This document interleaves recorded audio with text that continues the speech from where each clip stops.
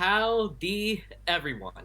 My name is Just Bacon, and I am so excited to bring you all the very first constructive Skyweaver tournament of the soft launch era. Joining me today is the illustrious Coulter Baker of the Horizon dev team, and also Zygote of Skyweaver Leagues. Coulter, let's start with you because I have been waiting since last year to ask this. How are you doing today? I'm doing great. So much for asking. How are you doing this fine new year? I am doing amazing because underage, I am thankfully not hammered, which would severely impair my ability to enjoy today's tournament. Zygote, on the other hand, I do not know your lifestyle. How are you doing today? I was feeling a bit sick today, but right now I'm okay. I'm so excited about this event. Like it's been like 6 months, right, that we haven't done any constructed event. So Oh my god, it's been forever. yeah, Yeah, the last ones we did were like the leagues that you did with like your website and team and all of that. And yeah, we've been waiting for open beta. It's finally here. And so yeah, we are getting it going. For those of you who are new to the stream, this tournament is being ran by my community server that I run, which is Fang, alongside in partnership with SkyweaverLeagues.com. They are a website which provides content and organization for Skyweaver events. They run leagues, they have guides and other content created by players like me, Alpha Sapphire, Ufrat, lots of us who've been around since like the closed beta, doing lots of things. SkyweaverLeagues.com is also where you can find the bracket for today's tournament. It will contain all information and be updated throughout this tournament. And additionally, one of the first things that we need to discuss is for our qualifiers. We are not going to be streaming every qualifier game for the sake of expediency and actually getting through these rounds, because Skyweaver games can go quite a while, even the aggro mashups. So, what we would like to do first off is those of you in the chat go on to skyweaverleagues.com. You're going to go over to the tournament section, check out the brackets, and check out these games. And we want to know what games you want to see streamed. If there are a couple that you guys would actually like to see, then go on ahead and just tell us in the chat. We will be checking that because we want to make sure that we bring you guys the content that you are actually looking forward to seeing. But we don't really want to spend too much time streaming every game because Axel Mirror's best of three can be quite disproportionately impactful on certain people's schedules, which I do not have a life, but other people around us do. Speaking of the Axel Mirrors, while the chat is figuring out what decks and what games they would like to see, Zygote, Coulter, why don't you guys just start us off with what decks you are really hyped to see in this tournament? um, yeah, go on, Coulter. There's plenty of interesting decks. I noticed one which is very cool, which is a Persian deck using Flame Phoenix and that I guess we lost Coulter's I think voice. Oh, it's back. Mac. Very excited to see. Sorry, did you catch any of that? We got like Flame Phoenix and Timber. Oh, okay. So Maxim Godov is bringing a deck that has Flame Phoenix and Timber and a lot of ways to recur them and make copies of them, which is very exciting. It reminds me of a deck we saw many tournaments ago that was using Timber. We haven't seen anything like that for a while, so that's cool. Beyond that, it's cool to see some Mountain Lion combo decks. Those are always interesting to see if they get there. And then there's just a wide variety of different things, different sort of aggro and mid-range lists, some control decks. It's just a really wide variety of decks. One of the best things today. See something different. It's very So HCM 1008 rated the stream with 20 viewers. Thanks a lot for that. So I put the brackets on the screen so you can see and choose the games you want to see for the last 16 rounds, and we can let players know and they can start playing. For me, I wasn't able to check the decks properly today because I was dealing with all the brackets things, but I'm very excited about the thing that XiaYu is playing, the city deck. It is fast, it is effective, it is very strong and brutal. It scares me every time I play against him, so I'm pretty excited about that. Is this the city cheat deck that I've just been railing against lately? Yeah. Wonderful. I'm going to just break this down really. Wait, you said XiaYu? Yes. Yeah, the XiaYu. Probably it's pronounced like that. I'm not seeing a city deck for him. He's not bringing that today? Okay, that's great actually. I mean, other people are. He's bringing some other mess. He's got an Axel Ether Whale deck with Ancient's Rise and also Hope for fun reasons. Kinda. Let's see, what all does he have in here? He's got the Prismata package, naturally a staple for Onus. You know what I want to see? I want to see Ether Whale out into like Hope and Amaru Wrap, followed up by immediately ripping Feronis onto board, to then recur the Hope, to then shroud the Amaru Wrap a second turn, and just like watch them wallow in pain. Your whole board is just impossible to interact with. Alright, I'm also asked the chat which demo I wanna see for round 16. Until after they decide, we can start the games. Yeah. Looks like for certain we'll be streaming XiaYu and GoodDog's match because there's been a lot of people who've already said in our little competitors chat that they want to see that game. Okay. XiaYu, like I said, he's got that Ether Whale deck. His main list, however, is a Rainbow Turbo build with Banjo. It's where you try and cheat out Grover very fast to just discard a ton of 1-cost units from your deck. It preps up your Sky Phoenix, it makes your Roll Tree a fair and balanced 4-mana 8/9. You can do some stuff with Prismata in here too because he's packing it. And it's just a very terrifying build because Grover is a 3/5 with guard. On the other hand, what does GoodDog have for his main? Ooh, he's got a Lion combo for his starter. Yeah. Again, for those of you new, you've got Mountain Lion. It will double your banners. Flock is 1, 2, 3, 4 banner cards, so that will become 8. Plus your 1 hero attack, so that'll be 9. Lion brings an extra 2 banner, so that will become 11 damage. You punch them in the face. Montage brings you up to 13 and readies your hero. You punch them in the face again. That's like 24 damage, and it kind of just goes to town on people. So I see that the chat is saying XiaYu versus GoodDog and ModWaifu versus Cardboard. So maybe we can let all other players to start their games so they can finish in time, and we can let the XiaYu GoodDog and ModWaifu and Monka that we're gonna stream their games. So shall we start with the XiaYu GoodDog first, and Waifu and Monka can go second? Yeah. Alright, you gonna let them know? Yeah. Perfect. Let me just message them all in chat, make sure that we are all on the same page. Probably ping them to make sure they see the message. Cardboard and ModWaifu. I'll get ready in Discord. Second. And who are we doing first? XiaYu and GoodDog.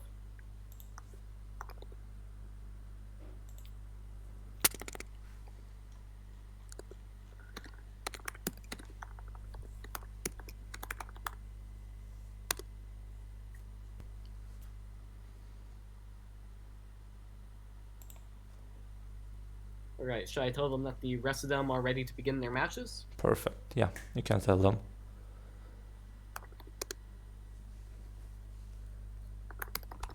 And please let them know the one with the better connection can join us in the voice call, and we can share their screen.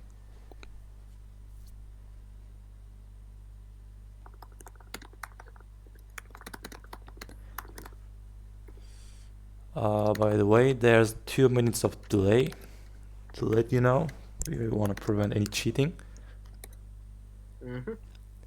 Yeah, don't try.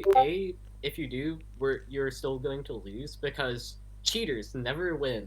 Yeah. And also, it's stupid because like you usually can't even take advantage of it. Pieces of my art is asking if there's a place to see the deck list. We were getting the deck list on the last minute actually, so we weren't able to put them on any website or something. But they are not.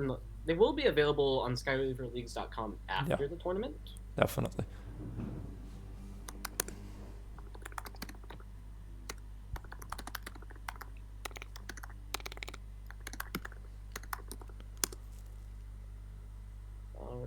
So now we are just waiting for ZiyaYu. Oh wait, ZiyaYu joined. Wait. ZiyaYu asked if he was supposed to join like the main thing, and I went, wait, No, no. wrong voice chat.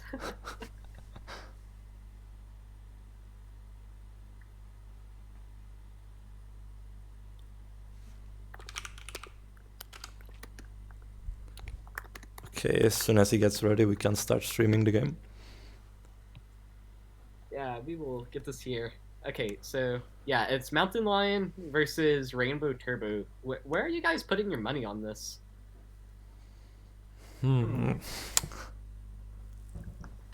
That's a tricky matchup. I would say that depends. It's like Mountain has the inevitability in the end game, but if Rainbow Turbo can get out in front, then that will be a very rough.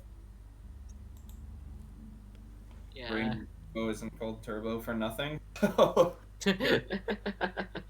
be interesting to see the wisdom and agility like sort of racing, but in a different way than wisdom and agility usually, where it's less about immediate life total for agility.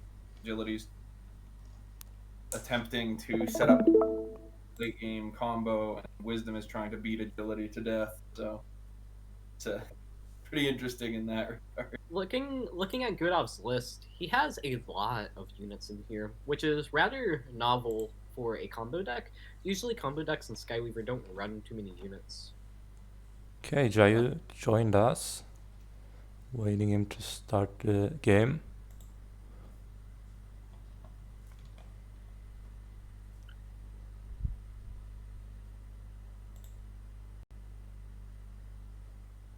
And look at that, he already reached like, which level is that? Let me see. What level is he? 804. Wow. Do you have a life? Like, that's absurd. Oh well.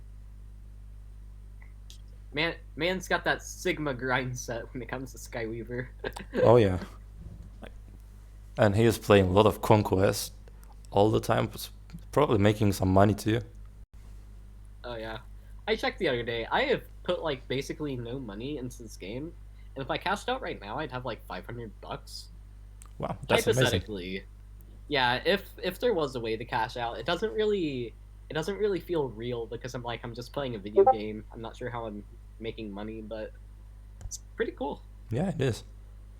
Yeah, you need to maybe use like a conversion thing. So Yeah. So maybe you can tell XiaYu to start the game. Are they ready? Yeah, I will message him. Euphrat is saying this tournament may shake up the meta. you definitely see people imitate.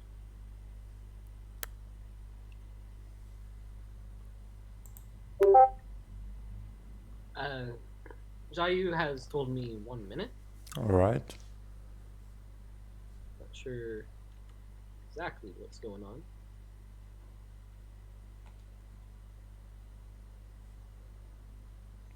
Let's see. Who all do we have in the chat? We've got Cardboard, Alpha Sapphire here, Euphrat, Hollow, Razam, Pieces of My Art, some fellow named Skyweaver Leagues, interesting. Antiven's here. Yeah, nice to see him too. Would you like to go over the rules, by the way, to let the chat know? Yeah, okay, so for this tournament, we are trying something a little different with the rule set.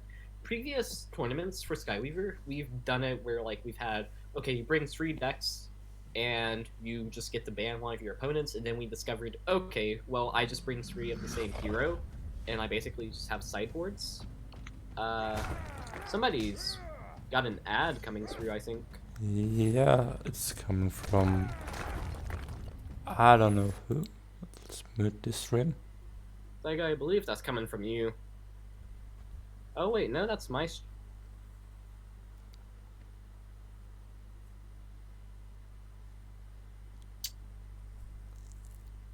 What in the world?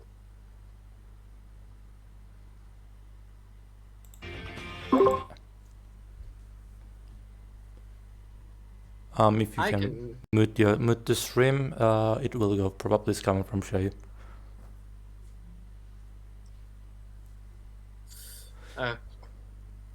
Okay, I'm going to start by.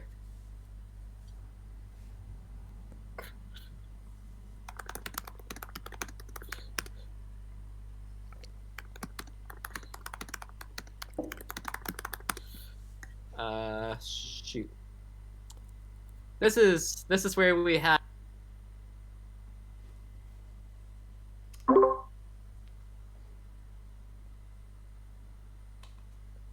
He's really got this freaking inspirational music going. Okay. Were you able to mute that? Okay, I think I got it. All right, great. I have never had to deal with that before, but okay. Right. Huh. Anyways. So, what do you think about? What were we even doing? Okay. Okay. Okay, let's get back to the game. Yeah, Cobalt's going to find the casting chrome, rip out that Grover, and now he has half a deck. Wow, instantly. Yeah, the cool part about that combo is that if you actually look at the one-cost units that were removed from his deck, he's now basically solved a lot of what he needs in his discard pile for his rainbow cards to work. He hasn't perfectly put it all out, because he still is going to need, let's see, he's dumped air, he's dumped fire, he's dumped earth, mind, he'll get rid of metal. He still is going to need light, he's got rid of dark. Getting rid of the light is actually very easy right now. Yeah, he's got that Giza. Yeah. Oh, it looks like he already had it from somewhere. Drop the world tree, and GoodDog will immediately respond with Doomsday. That's rather interesting. On one hand, yeah, he probably wasn't going to get too much out of that Doomsday later, but that's a big card to just drop like that. We can see that Lion is already in the GoodDog's hand. One of the main pieces. No, Cloud Sloth. If GoodDog just plays that Cloud Sloth, he would be set. Ooh, thankfully, he does not for XiaYu.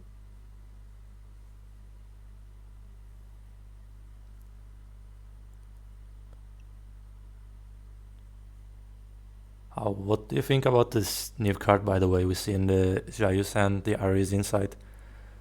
Oh, I love it. It is so good, and it is very, effective to use. Yeah, I'm really loving that too. Yeah. What can he find with it? He's on 6? 7. He cannot dig anything with that currently. Oh wait, he could Roots, then go for Secret Waterline. I think that's probably his best play here. Okay, he's and then he can dig for Nomad or Manage. Nomad, perfect. Look at that, it's a trap too. He's got an AoE spell, which will actually be pretty effective because XiaYu has a lot of units. Hey, we lost Coulter, by the way. Is he... Oh, great. I'm letting you guys talk. I'm still here.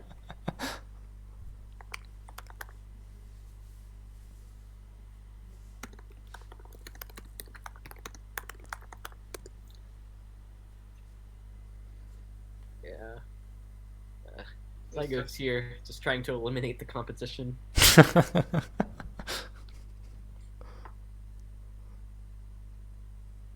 Hey, wait a sec. What is Sparky doing here? What? What in the world? How would you not consider using that?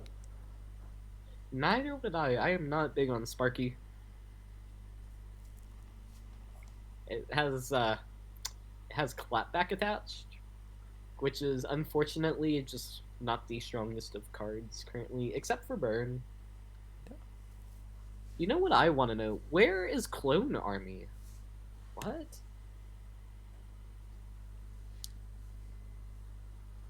Did he already draw it? Oh, I don't this remember. list is different than what he has submitted. Sparky is here. Clone Army is not. Huh. Wait, is this violation of rules? Well, I mean, yes. But, it seems much more probable that this was him selecting the wrong deck on accident.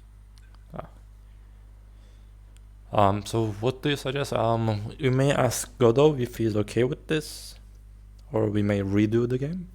For now, we will let them play out the match. Okay. I'll say because that card change isn't really going to. I don't think it really provides any material advantage in any way. If GoodDog wins, GoodDog wins. If XiaYu wins, we will bring it up for deliberation. Alright then. And while we were talking, the Sky Phoenix get blasted. Yeah. That's bad news. That's why you need Clone Army. You gotta get that Sky Phoenix copy. Yeah, definitely.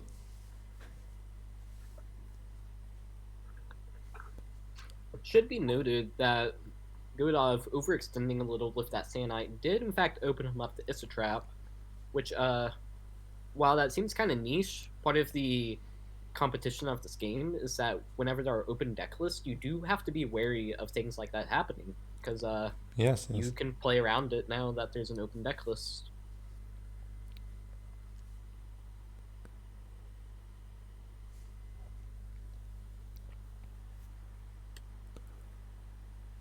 Here, I closed my Twitch earlier during the Chinese inspirational music track. Let's go back and check on the comments.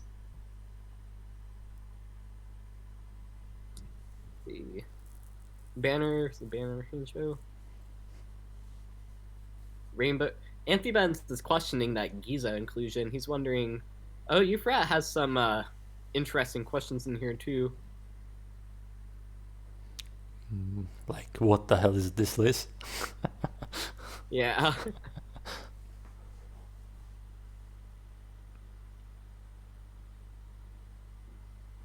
Yeah. Bfra saying unleash the net deckers after the tournament. Fact check true.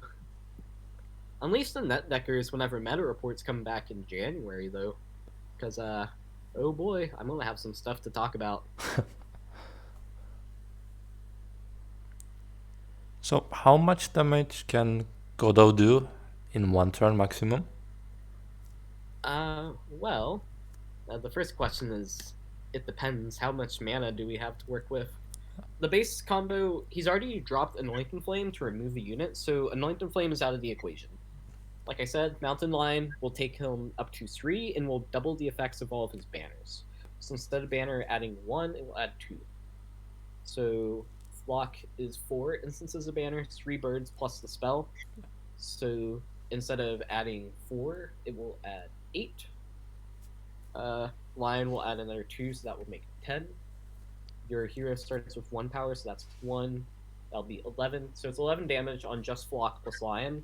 And whenever you montage also has banner, so that will be a 13 attack swing, doing 24 damage total.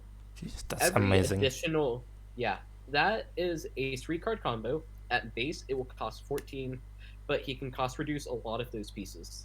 Flock and Montage can be brought down with Head in the Clouds, making the combo 12. Orchid can bring them both down. That will make it 10.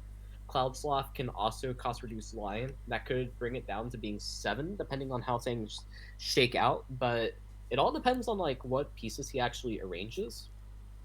But also, you might notice 24 is not the starting health in this game. Yeah. So he actually needs to put in a bit of work to be able to clean through all of XiaYu's health. Otherwise, XiaYu can just... Yeah, otherwise, though, if he doesn't get that, XiaYu can just tank the combo and keep rolling. So let's see, what was the top spells? Oh, Whelm! He was showing that a few minutes ago. Oh no, oh no. You know what's coming now. Iron Mask. Oh no. For those of you who are new, what GoodDog what XiaYu just did was ruin his opponent's hand. B, debuff a lot of those units. C, steal another free draw off of that Turdor again. And D, equip armor to his hero, which means for the rest of the game, all the damage he's taking is reduced by 1. There is an exception whenever he out-attacks, like you just saw there. That would not work, but it doesn't matter because Ka's Wrath on turn 15 will just wipe the board and dust it. Oh my. Oh my word. What an insane play. I remember similar thing happened during the summer, which destroyed the ZAM of like Spango. And now... Oh, no, it was me and GoodDog playing, and my hand was like full, and I had just a random casket on board, and I opened my deck and I realized that my only death unit left was Dracomantium, so I was able to sack my casket, and then I had to like do some flame, like Phoenix Plume thing to actually get it, or whatever, but I was able to armor out of my deck into a ZAM combo.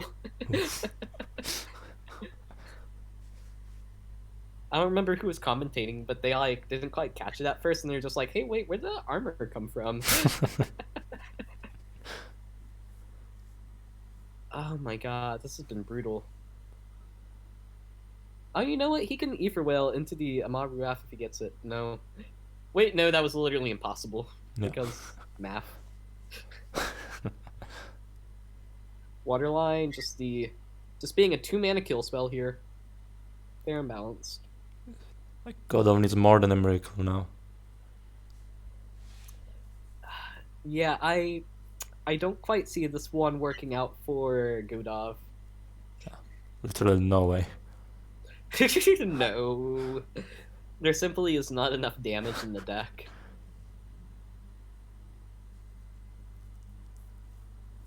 Let's see what the chat has to say about this.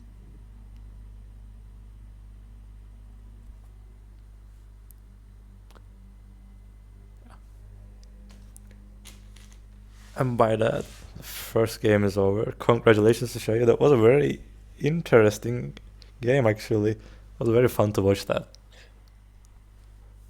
That was a brutal game, is what that brutal. was. That's the right word. Yeah. So, I guess right now we need to broad this to the GoodDog, like, if he's okay that XiaYu brought up the wrong deck. Yeah. Where did that... By the way, I lost track of things. Where did that comment come from? That... I don't remember, actually. Did that just start in his deck?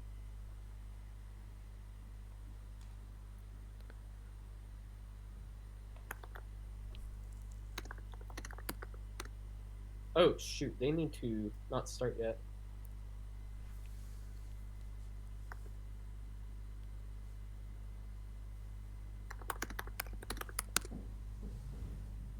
And like, the rule was like, the winner has to change the deck, right? No. The winner is not allowed to change their deck. Not allowed to, But, alright. yeah, we kind of need to make sure that if they play another game, that it doesn't happen with the incorrect deck again. Yeah.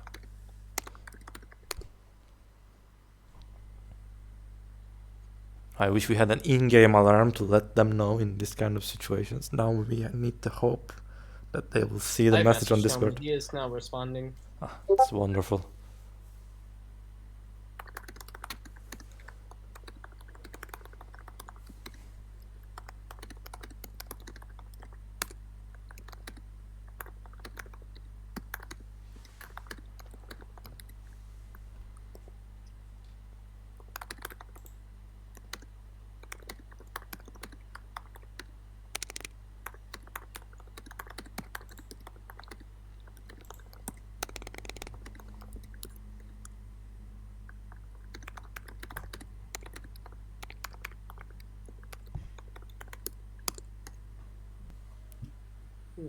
I'm trying to...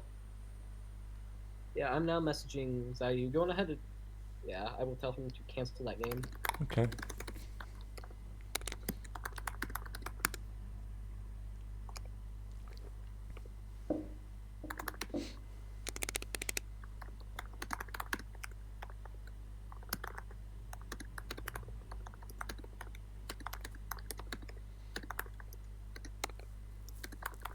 Seems like a pretty good opener here. Or Yeah, it would be. Yeah. But we doing a recall then? yeah, because I'm not sure if that's actually the right deck or not that XiaYu's on. Yeah, like Pieces of My Heart is asking if it was a major tournament, they would get the game loss for the wrong deck. But this seems fairly casual, he says. Like, yeah, if it was a major tournament, probably he would get a loss. Yeah, Are we just gonna mulligan the first game then? yeah, I think we kinda have to, because XiaYu did not bring that deck, and I'm also not sure where the hell that comment came from, if that started in his deck or not either. Did that come off of like the Elite? Like I don't see the first one. And on his deck list, yeah, that's just not. There is no comment in his deck list. There is no Sparky in his original deck list.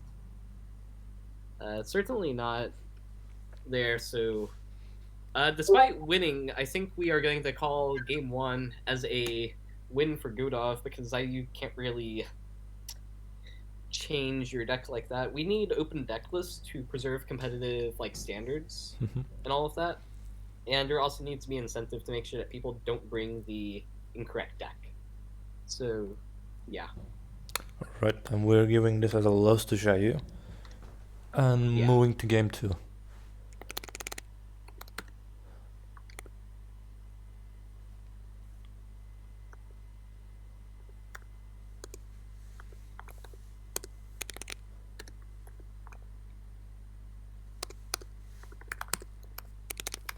And do you have any info about the other games, how they are going? Here, you check the competitors chat while I communicate to XiaYu and GoodDog what we have deliberated. Okay.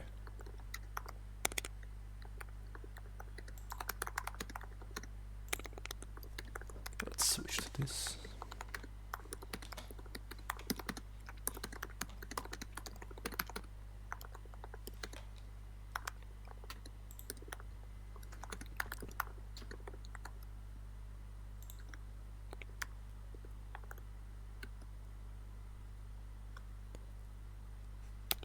I'm checking if any of the other competitors reported their scores for their games. As you know, we're gonna stream 2 games from the last 16 and all of the rest of the games for last 8. But right now looks like they haven't finished their games, so no scores.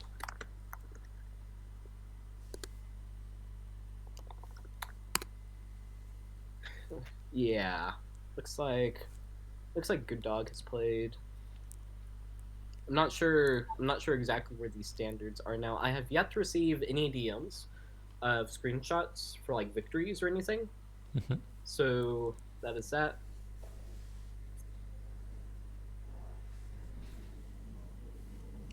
Okay.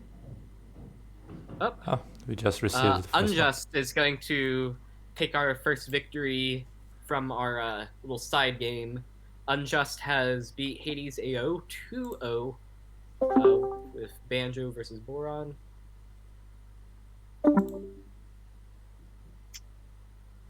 So that's taken care of.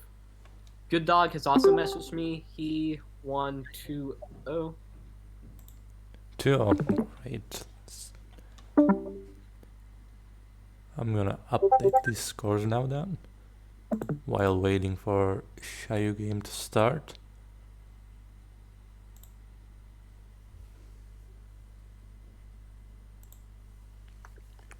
So I'm checking, they're searching for the game, but haven't started yet.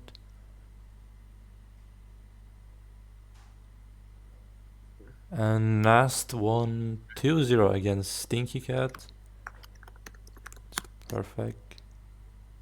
Yeah, Nasst is taking it. Nasst is a strong player. I was hoping to see him in finals, so I'm happy to see that. So by that we get actually our first game for the last date. Unjust versus Nasst gonna play for the first game of the last date.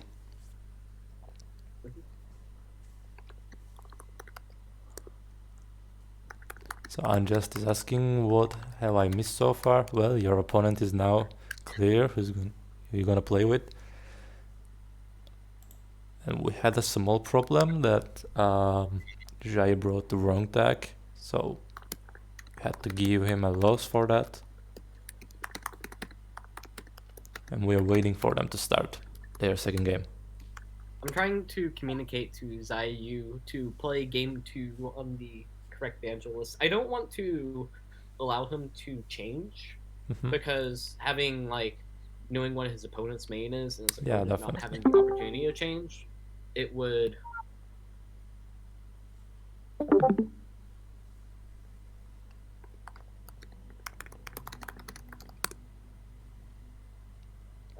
hang on, somebody keeps joining the call after I keep disconnecting them. You'd think they would get the message.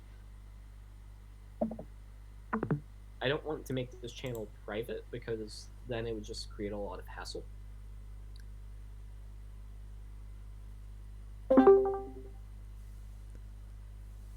Okay. How about counterpoint? You are kicked from the server. Just tag the person and let him know that he shouldn't join.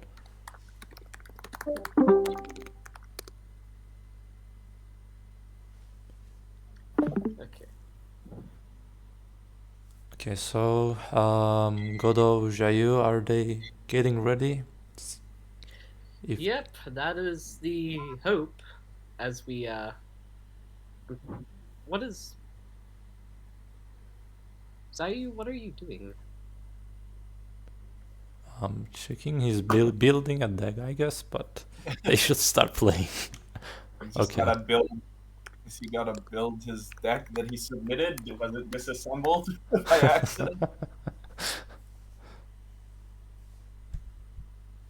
Okay, you know what? I can take the string and literally just direct message it to him. Yeah, that will be better. Or if they're gonna take time to start, we can switch to the other game that we're gonna stream and move to this one later. This is a headache.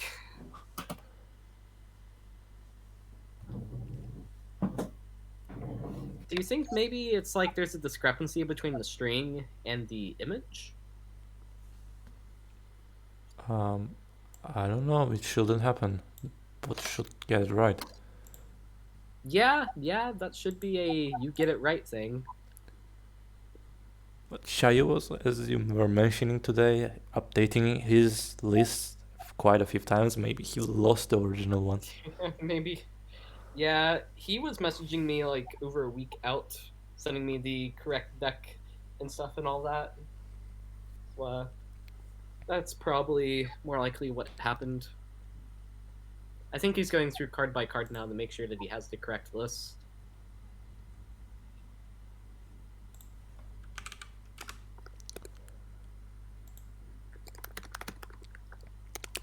Hey, wait a sec. What is this person doing in here?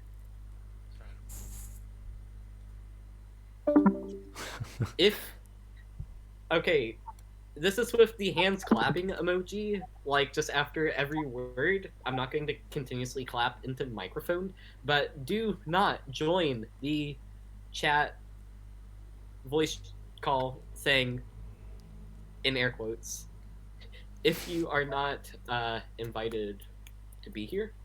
We don't want people like spoiling information ahead of time. We don't really want the background noise. We don't really want to mess with it. If you want to see the stream, you can watch it on Twitch. It is on Skyweaverleagues.com. Wait, it's not .com on the Twitch, is it? It's just Skyweaverleagues. It's just Skyweaverleagues.twitch. While we're waiting them to get ready, we can show the website the last thing you wrote. if you guys don't know, we have a website called SkyweaverLeaks.com. We are posting about game guides in there most of the time, some news and some text. And Bacon is like our top writer in there. And he just wrote an article about the new cards. As you know, 10 new cards were released. Very hot takes. Yeah. I was very wrong about some things.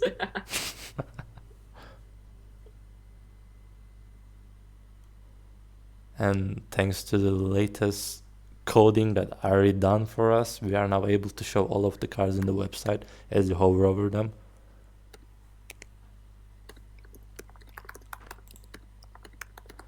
So I guess, shall you finish creating the deck?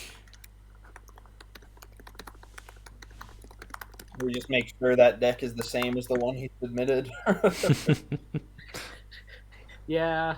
Okay. Whenever I have like a tournament, I always I name my decks very specific funny things so that I can just make jokes on the stream despite being muted. I remember I rolled up to one with the Fox list back whenever Rave Beats was an 18 damage combo, and it was just only fair deck. Oh yes. Yes. Good times. Okay, it looks like we have finally got our deck issue sorted out, so we are now queuing it up. And we should be ready to go any second now.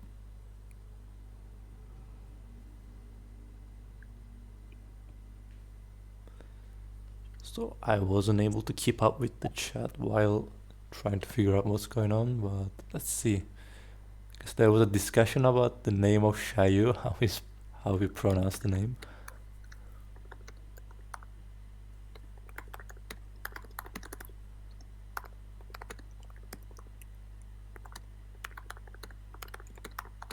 Alright, we're finally starting the game 2. As you know, first game was XiaYu won that, but we gave the win to the GoodDog because Xia brought the wrong deck. I hope this time is the correct deck. Yeah, sorry, but bring the correct deck. I think all we need to really say on the matter. Yeah. Okay, looking at this hand, we've got Nico here. The Gatto. This Gatto is my nightmare. Three cat. The three What? cat hand right here. No. Okay. Just going to take some breaths.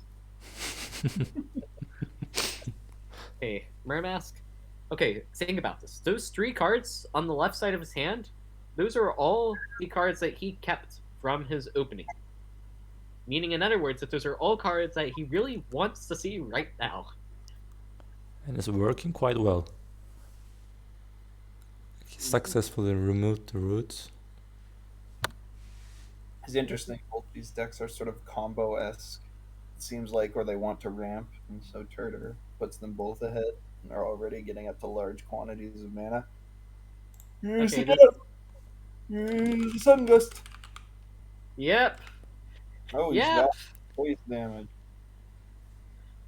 Huh. Interesting. Honestly, Turdor is one of my favorite wisdom cards because it's actually fair and interesting. Mhm. Having both players draw a card, but you get this really nice bit of board presence is pretty good, and it actually kind of moves the game along. No. No. He's trying to sudden gust down his opponent, but his opponent still has 7 cards in hand. So, I think the value. It's literally +5. It's a +5 play. Ah. There's definitely some back and forth here. If Now I was he- GoodDog, I would he's immediately got one concede. sudden gust. Oh, you're Sloth. Oh, darn. Sloth. Waterline. That's the answer. Quick, drop a 1-drop stealth guy. Nope. Nope. Hydrating first was probably superior there. Want to draw first, but wasn't too egregious. Play. He's going to sacrifice the Gust Loops, but he gets that Grover out, probably for the best. I find it interesting that he played the Manage Memory from his hand before playing the one on his hero. Wonder if that'll come back to bite him. Is a tad risky.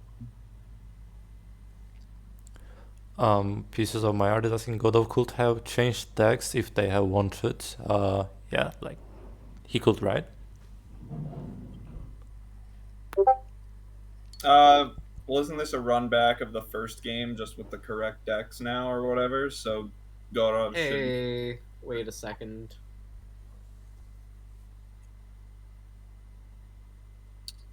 Let me, because GoodDog just messaged me saying that he didn't see Waterline in the In the thing. deck list. That would be correct. Let me check XiaYu's thing. Maybe I took the wrong images. Oh, please check that. Like, we don't want to give another loss to XiaYu right now. Wait, did the waterline come from? No, Murder Mask hasn't been drawn. XiaYu, you can't do that. No. How? How do you?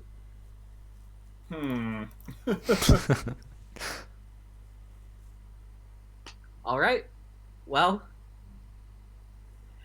we're off to a fun start. Definitely a very fun start.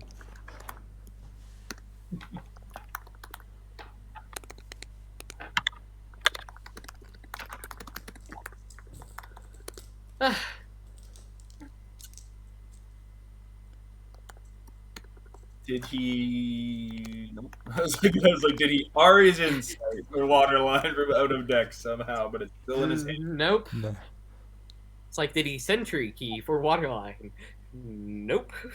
I'm not sure why he built his deck from scratch when he could have just pasted in his own deck code, right? He still presumably had his own deck codes, or could have gotten. I literally messaged him his own deck code. Yeah, I'm not sure what was happening. I don't know. What time is it in China? Maybe the man is just like losing it. It's probably very late in there right now. He somehow misunderstood the rules, something not outlined correctly. Yeah. Huh. Well, Alright, the tournament leave this up to you. I don't have anything. Nah. Okay. GoodDog is going to advance to quarters. Did Shai see your message about this game? So I am not going to tell him, so he keeps playing competitively. Because like even with the wrong deck, it will still at least be like a good match. yeah, But the viewers can enjoy a nice match. yeah, we might at least get to see like the lion combo pop off. Although I find that somewhat unlikely.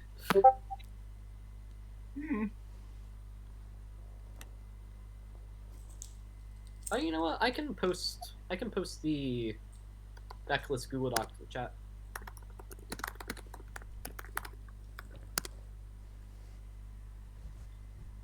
Should have done that sooner. That's the second turn that XiaYu is just going to leave that Zavi on board. And GoodDog is overdrawing like crazy.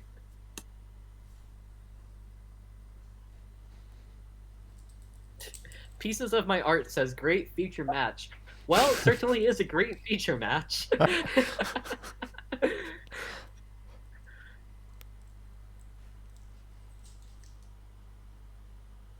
Well, okay, I've got people. that was a nice lesson for all of the players around the world.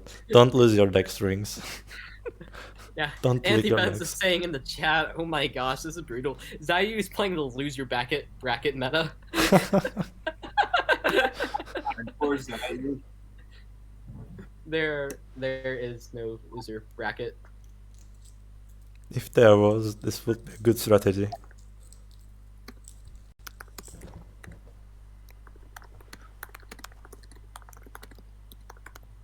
And he spent so much time going through checking his cards to make sure that like he had the correct build, it seemed. Well, probably it's because of the time. Like, he played a lot of Conquest today, and now it's like after midnight in there. Brain fried. Yeah. Was it really? Pieces of my Coulter, you were saying? I was saying that was just a really cool use of Gusto's disciple there, or disciple of Gusto. Oh To, yeah, Disciple and the Speed elder make a one great for it. pair. Yeah, for Yeah. sure. Yeah. Antimus is saying like he's just still drunk after party. That's possible Yeah, too. maybe he got a little sloshed for New Year's. What else was there? Oh yeah, Pieces of My Art says lost in translation.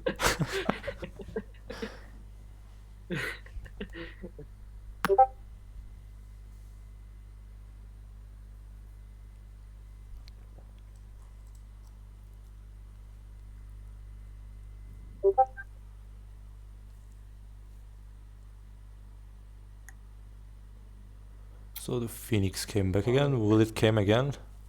Or it's already I done? think Yeah. there were cards that he only had one copy of. He should be able to get it back quite a few times. Although it depends on whether or not he's going to like drop that Prismata fast, or if he's going to try and manage memory for the second world tree, or if he's going to manage memory on the Prismata. He's got all options right now. Nasst is asking what's the next match? It should be Cardboard, right? The next match. ModWaifu versus CardboardMonka. We'll discuss those decks as they are preparing their games. For now, I'm really interested in what XiaYu has going on here. What happened to Phoenix? I was going through the chat. They killed it twice and traded over it. Oh, it just ran out of fuel. Yeah, it only had enough fuel for one reload. 4 now. I've got a feeling Oh, that he can put Phoenix back in his deck, which he can Ether Whale out immediately. I don't think. No, he doesn't have access to Ether Whale. He does have the clone army. He Though. just played Ether Whale. Wait, what? What? Yeah. Okay. I've been too Prismata. busy, apparently. He's a Prismata Ether Whale shenanigans. Oh, God, I know what I'm doing. I clicked over on the stream, and I was watching the game from 2 minutes ago. Oh my.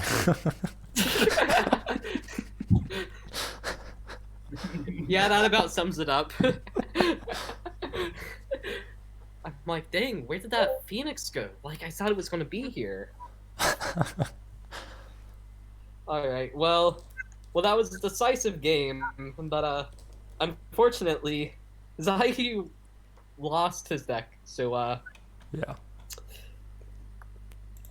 Here, I'm just going to give him a, smiley face, and see if he figures it out.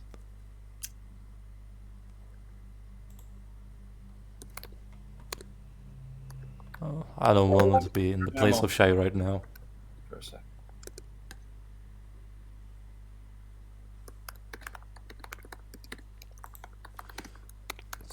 Let's move to the brackets and I'll check if anyone reported their scores to update.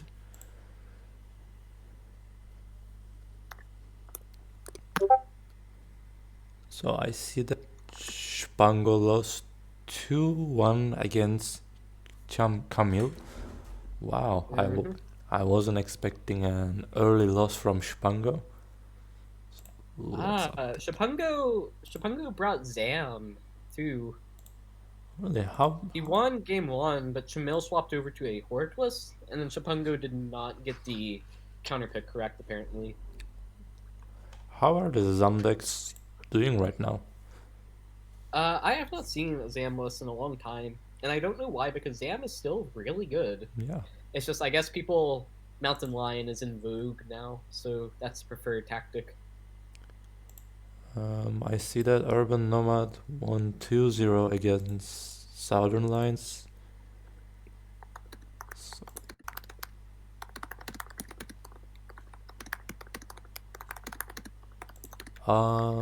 Did Diablo and Hanu played?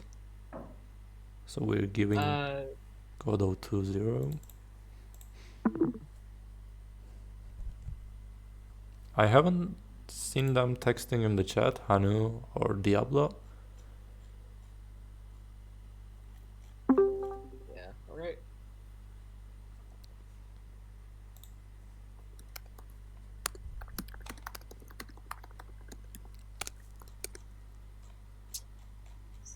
Yeah, let me go through. Yeah, okay.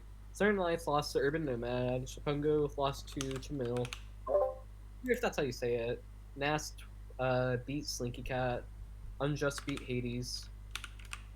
So our bracket is filling out rather nicely. Any other games we can visit? People are streaming before everyone finished the round. We are going to stream the game between Cardboard and ModWaifu. Very. This was another one that was requested. Oh, and also GoodDog privately messaged me. He won both of his games against Guranzi.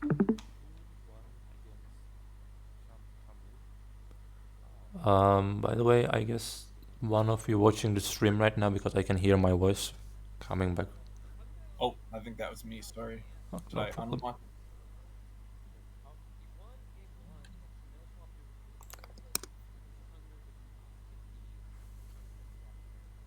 Yeah. Or I'm watching CardBoardMonka's screen. Okay. Maybe it was coming from Monka. I muted him now. I have muted his stream. I know how to do that now. I am a genius.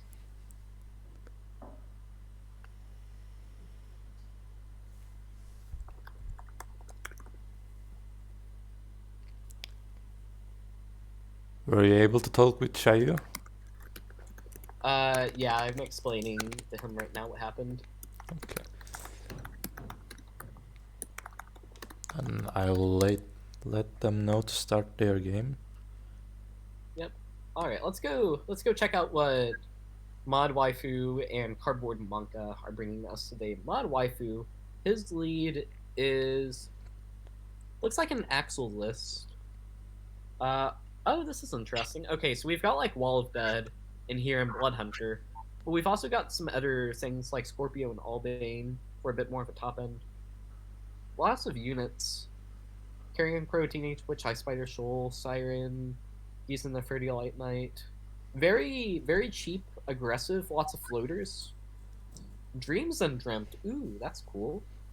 And he's also got a few minor control tools like Fire Noble, Chief Justice. Twisted Metal is an interesting option here. And then Cardboard, one below. He is Judging by the opening with name, my way to get Skyweaver on the PS4. Congrats. Yeah. Cardboard is bringing just a my burn list. It's literally just a lot of face damage, and the whole plan is go face. Seems like a plan. It is in fact a plan. It can go face. Good to see Deadbeats getting some rep again. I honestly disagree with it in this deck. I think even in a burn list, it doesn't make sense. Is it just too weak, do you think, or? Yeah. So first off, if you want burn, play like Flock Montage, because that's like 11 points of face damage if they have no guard. If you want to do like damage to units, like first off, even Stirred Strike is just a better rate, because that's 4 mana for basically the same thing, and like you don't get the flexibility, but for 5 mana, I don't know what it is about 5, but 5 mana cards just have to like really be impactful, or they just aren't going to be that good. Like, what are some good 5 mana cards? Like Earth Golem, Frank, Heavy Cavalry. Definitely not Blaze of Glory. That's 4 mana now, so it's no longer a bad 5 mana card. It's now a somewhat middling 4 mana card. It is in fact no longer a bad 5 mana card. You've got me there. Hive, Frigid Blizzard, I would say was actually good at 6, but like it was good at 4. Like I think the common trend is that 5 mana you really have to control board whenever you drop it. Ooh, that is a huge Ice Spider.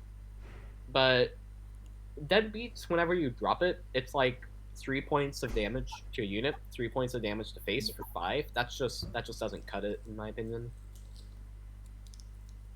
So the Unjust is asking Bacon when he can change his lead deck. So whenever we are moving over to our next bracket. Oh shoot, huh. I was going to have them update their leads before they knew who they were matching against, so that way we didn't have the deck. The whole point of this lead system is something that we are trying out, because in previous times, like, there's been kind of like these mind games, this rock paper scissors with, ooh, what deck am I going to start with? And that's not really, that kind of hampers competitiveness. So,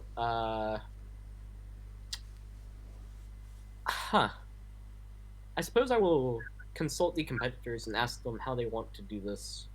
If they want to go on ahead and still have the lead change since we moved on to a new like tier of competition, or if we just want to stay this lead, okay, this is it for the whole time. Roblox certainly seems to be off to a really good start here. Oh yeah, this is damning for Cardboard. It's like, ooh, that Ice Spider, it did so much work. Ice Spider is one of those cards that I'll occasionally just rail at because it's just really good. But it doesn't always work, so I can't really complain about it too much. But when it works, oh my, it works. Really awkward resource. Yeah. Luckily, like, for Fox, at least, Shredder gives us a very clean answer to it, which is nice.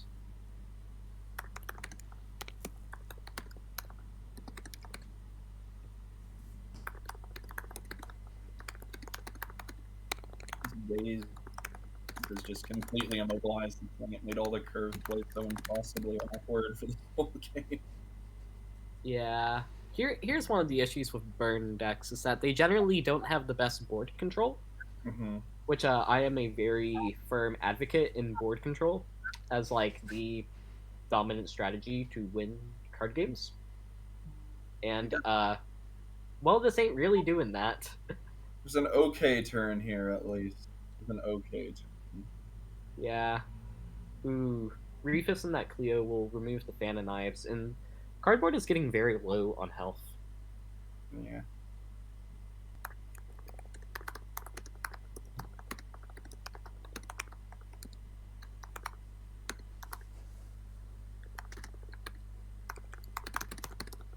There's an okay. Oh. Yeah, I guess that's fine. I was gonna say there's a. Yeah, this is an okay play, and you can follow up with the right knight to get back on board. You only got 39 health to get through. Yeah.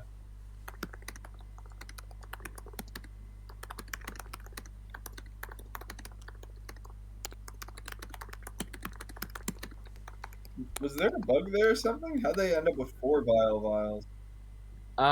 There was, they used Hextall on Dr. Oh, yeah, that makes sense. There were 2 Dr. Vials, yes. Yeah.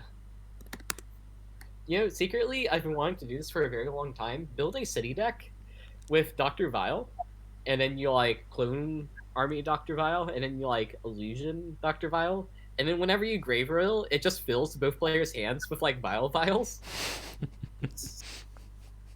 If you can find a way to get to be where you play that, and, like, you don't immediately lose from drawing nothing but Vile Vials, you literally lock your opponent out of their hand. That has to be good, right? Well, they can just cycle the vials. It's so late game, they can just cycle them off the base. Yeah, for 3 damage each.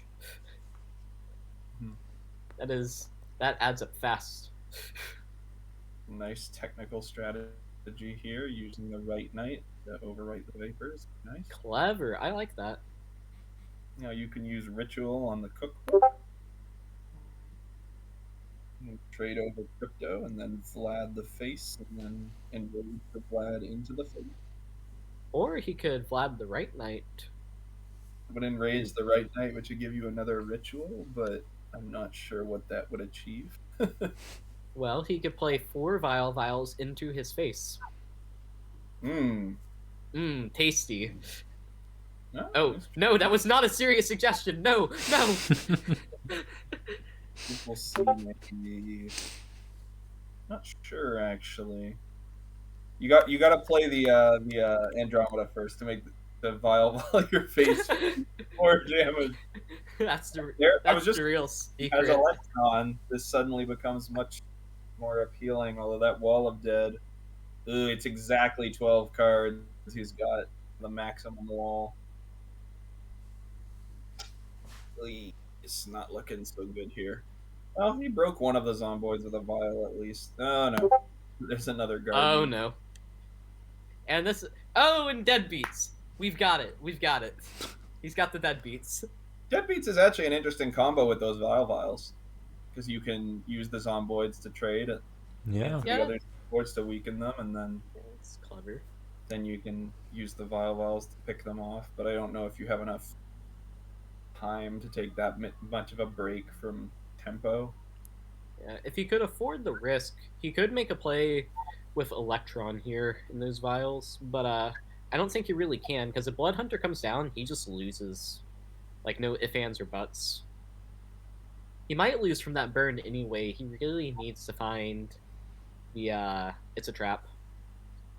Mm-hmm.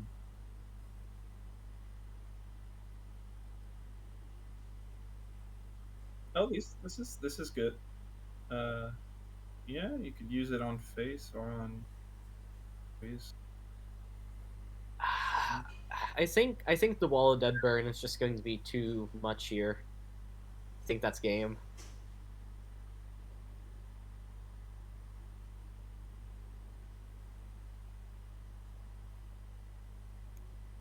You can clear almost all of it between the bolt, the right knight, and that final zap. Yeah. Let's look at the health there.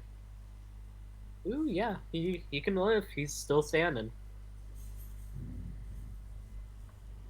That was a quick play, though, which makes me think he may have some plans set up. Or not. I was thinking, is there another Wall of Dead? Twisted Metal going to be useful there. Not a card I see very often. Healing up some more. Ooh, that is a lot of draw.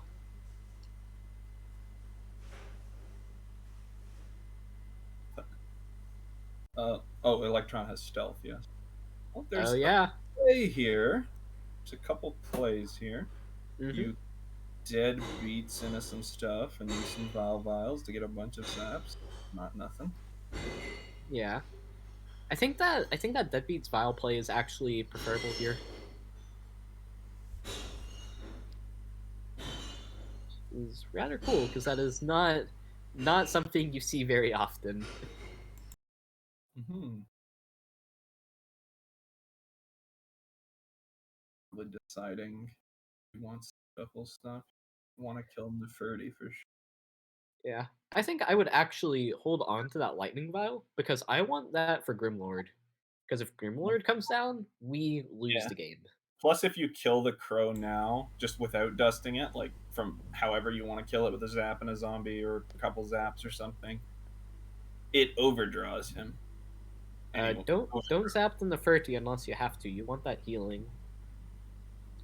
This is a very tricky play, though. There's a lot of questions, but yeah, I agree. You zap the face, then you poke Nefertiti with your guy. Yeah, exactly. You zomboid the face, I think. We've already hit face, so Zomboid could go into Crow, then... It could, but then you lose a Zomboid that you can vial. Yeah. Well, I don't think we were going to get peak file efficiency anyways. Alright, pop quiz. Does Cardboard have enough burn left in his deck to actually close out a game? 1, 2, 3, 4, 5, 6, 7. He's got 7 points of burn in hand. Meanwhile, his opponent is at 23 health and counting.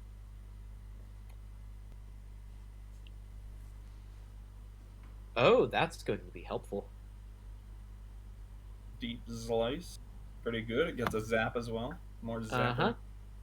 That will get us. Yeah, that will get us cleaning up. At this point, stuff like Fate and Chester dealing out of deck burn damage to the opponent also isn't a non-consideration here. Oh yeah, this is actually turning around for cardboard here. Wouldn't say that just yet, but it's definitely we're getting somewhere. It's going in his favor now. Getting somewhere. I think this is a bit of a slightly poor turn. Well, it wasn't a poor turn, but there's a poor usage of mana utilization. He's playing to his outs.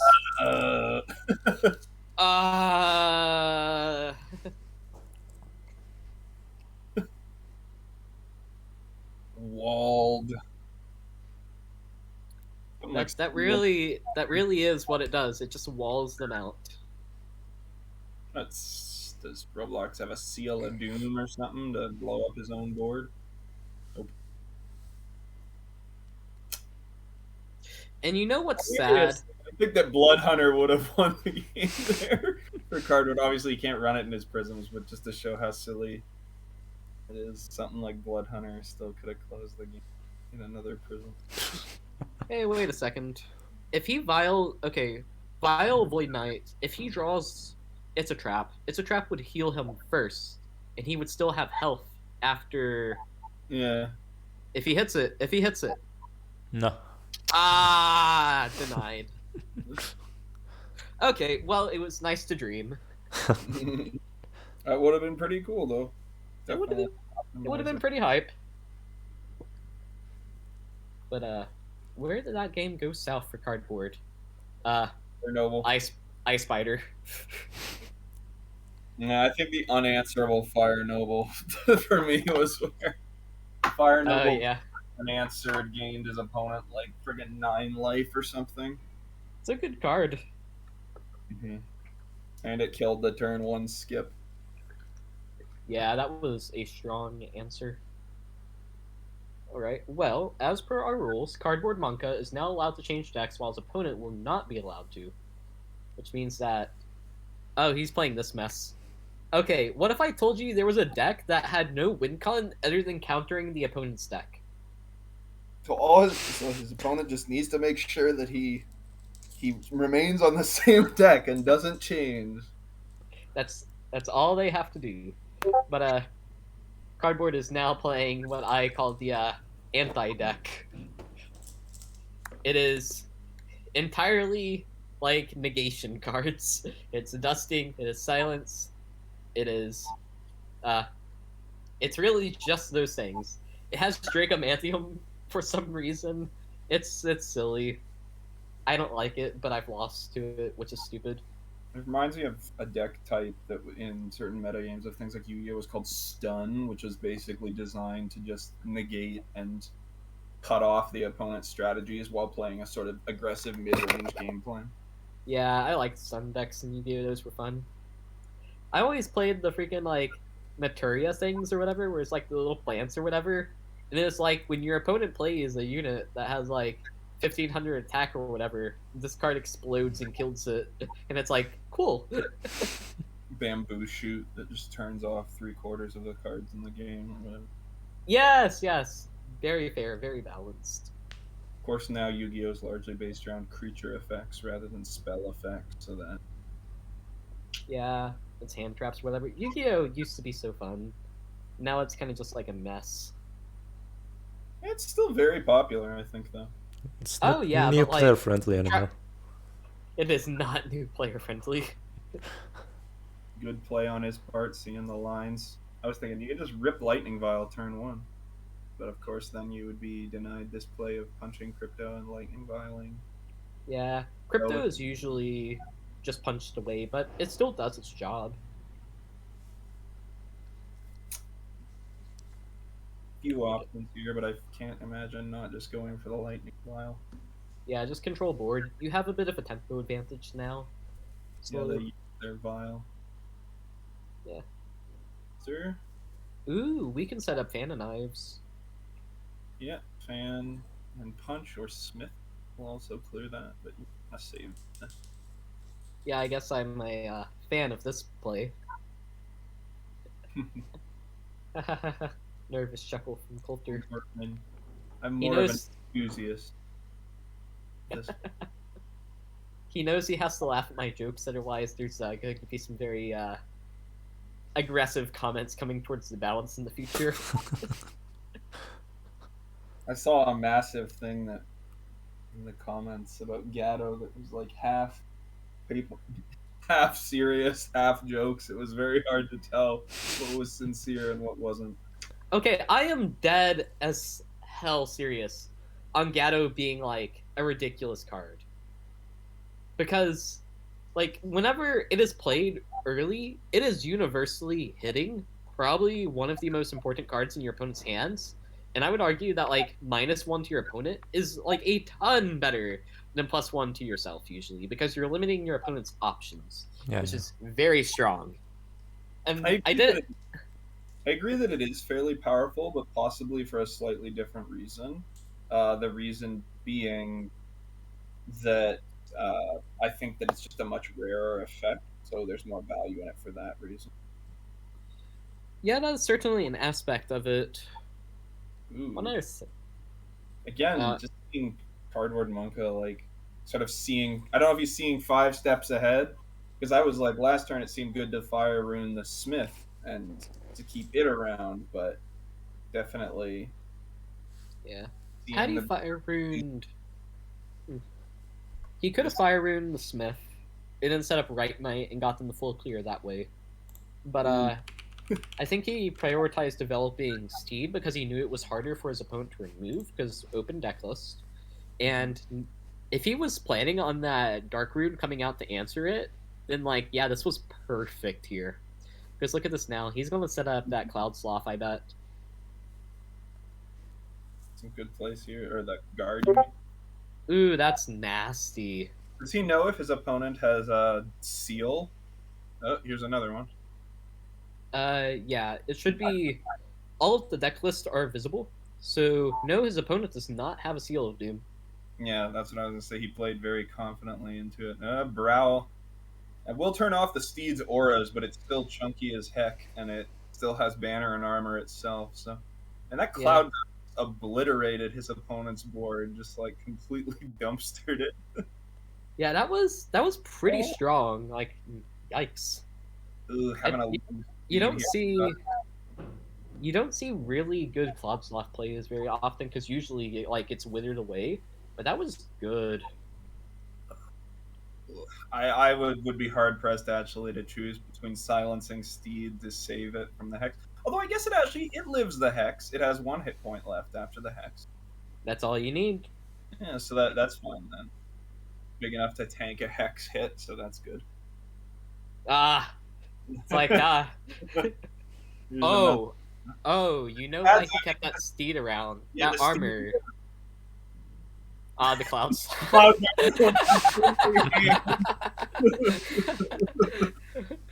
So many enemies, a little time.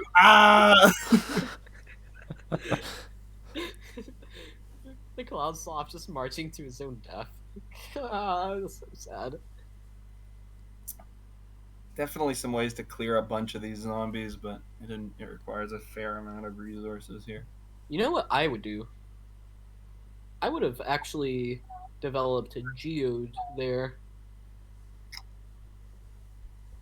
Does seem like a viable option, yeah.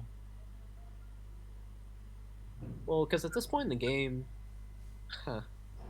or no, maybe it would have been better for the fan. But I was thinking that, like, if Blood Hunter comes down, we might just want to tank that damage because we can recuperate it. Okay, hot take, Void Knight right here. Yeah, I think Knight to clean another zombie is fine. Yeah. Depending on what removal his opponent has, I would have been tempted to throw out Skip there, but maybe he's hedging versus an AoE that he knows his opponent has in deck. Light Knight. Oh, there it is. Yeah, Light Knight or any other banner. Chief Justice. He already came down. Fire Noble again. Giza. A lot of things are around to answer that. Very surprised that he didn't kill the Steed there. Same. That Steed is absorbing a ton of damage, and it free trades over the spider, and because of the speed, he can now just punch down the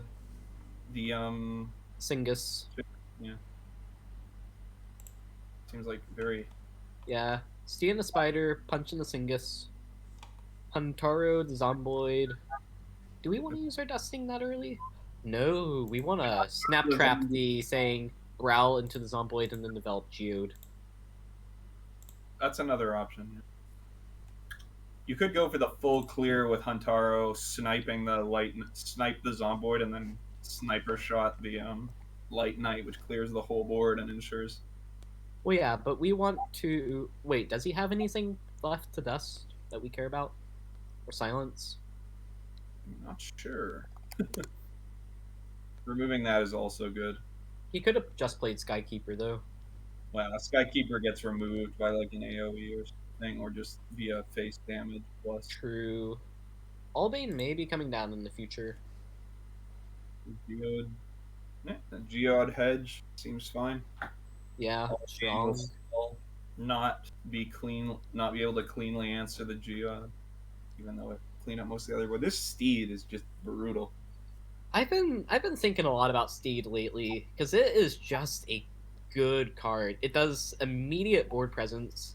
It has that armor, so it's going to heal you. If you're alive. Yeah. Ah, you fool! You fool! You could have cleared it. How he has got all the ways in the world to just smash his opponent in the face. You can actually trade your face into whatchamacallit here.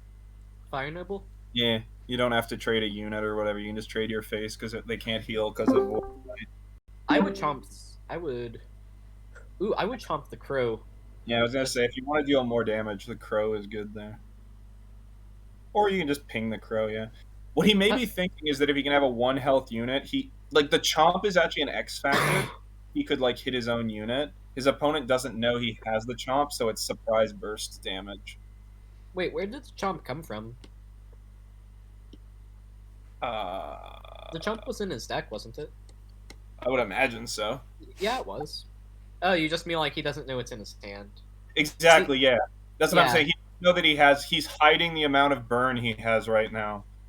Because if he played Chomp that turn, then that would automatically cash in the damage, but his opponent doesn't know that he's got like 7 points of burn max in his hand between the Chomp and the Sunder. Oh no, wait, he actually does know about the Sunder. Yeah. Hot take, I would have played Sunder there with Righteous and punched it. Because he doesn't really have too many armor units we care about. True, although now he gets to push 1 damage to face. True. And yeah. Maybe the Sunder is less scary looking than the burn to a crit. Yeah. Let's see here. I mean, I think he's just got him. I think he's got it. Yeah, he's got it. If he doesn't have other plays, he's just dead. Oh, he's already thrown it over. Wow, and Cardboard runs it back. Game 2, we're going to a best of 3 now. This means that either player is allowed to change their decks now that we have come to here. This is basically counterpick city. Bring whatever you want to. You don't know what your opponent's going to run. It's running back the Fox deck again. Definitely seemed like a good pick there. He really was able to answer or counter a lot of his opponent's stuff and just keep retaking board there. I would have liked to see how that game had turned out had the Steed been killed as opposed to the Fan of Knives. I think that it would have swung much harder in his opponent's favor if the Steed had been taken care of a little sooner, because it absorbed certainly so much damage and allowed him to take favorable trades from numerous turns using his face. Yeah. It is a strong card. I love Steed. Steed is cool. Mm-hmm. I like it better now that it's been buffed with the banner on your hero. It makes it kind of like a double banner unit, which are pretty cool. Getting that double banner is really important because 3 is a huge breakpoint for this game. Like, the vast majority of the units in the game have 3 health. They will just die to double banner. So it allows you to convert free resources. So, by the way, I received the message from Hanu as well. So he won 2-1 against Diablo. So Sick. we know that for the last 8, we're gonna see Unjust versus Nasst, Urban.Nomad versus Chamil, and GoodDog versus GoodDog. And now we're trying to find out Hanu's opponent for the next round.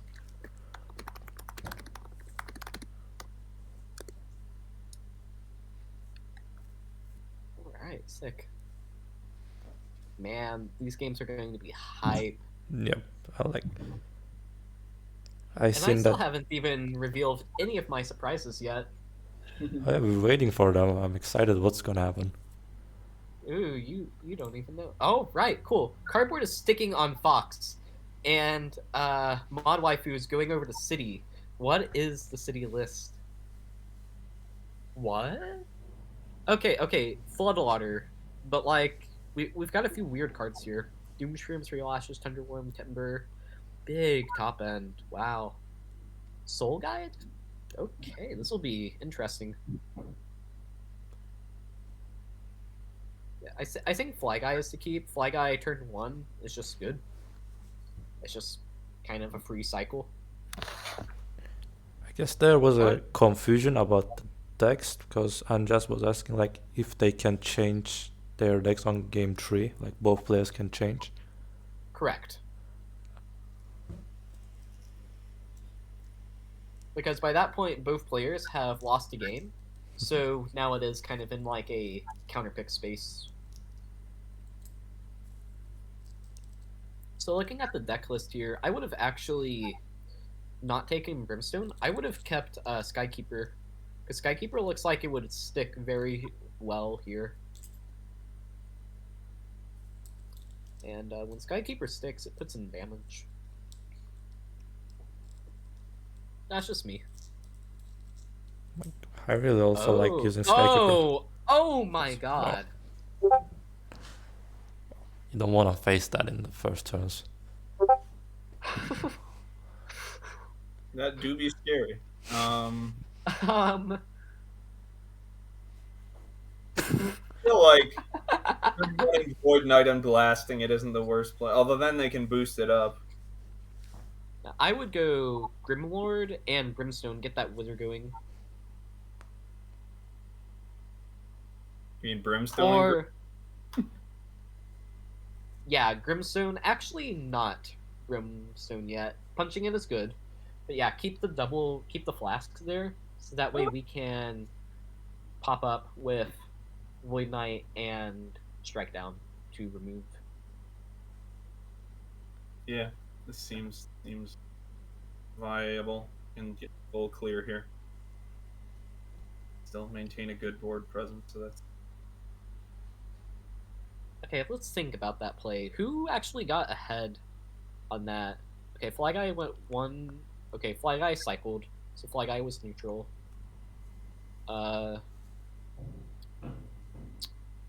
Bubbles cycled, and then Seashore was a -1. But then Cardboard dropped Strike Down, which that would kind of effectually trade 1 for 1.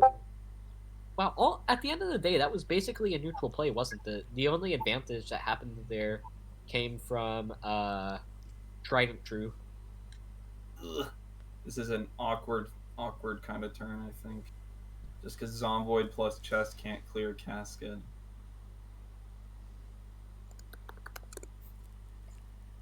You got a treasure chest first, or you could play Sabletooth, and... I would Sabletooth.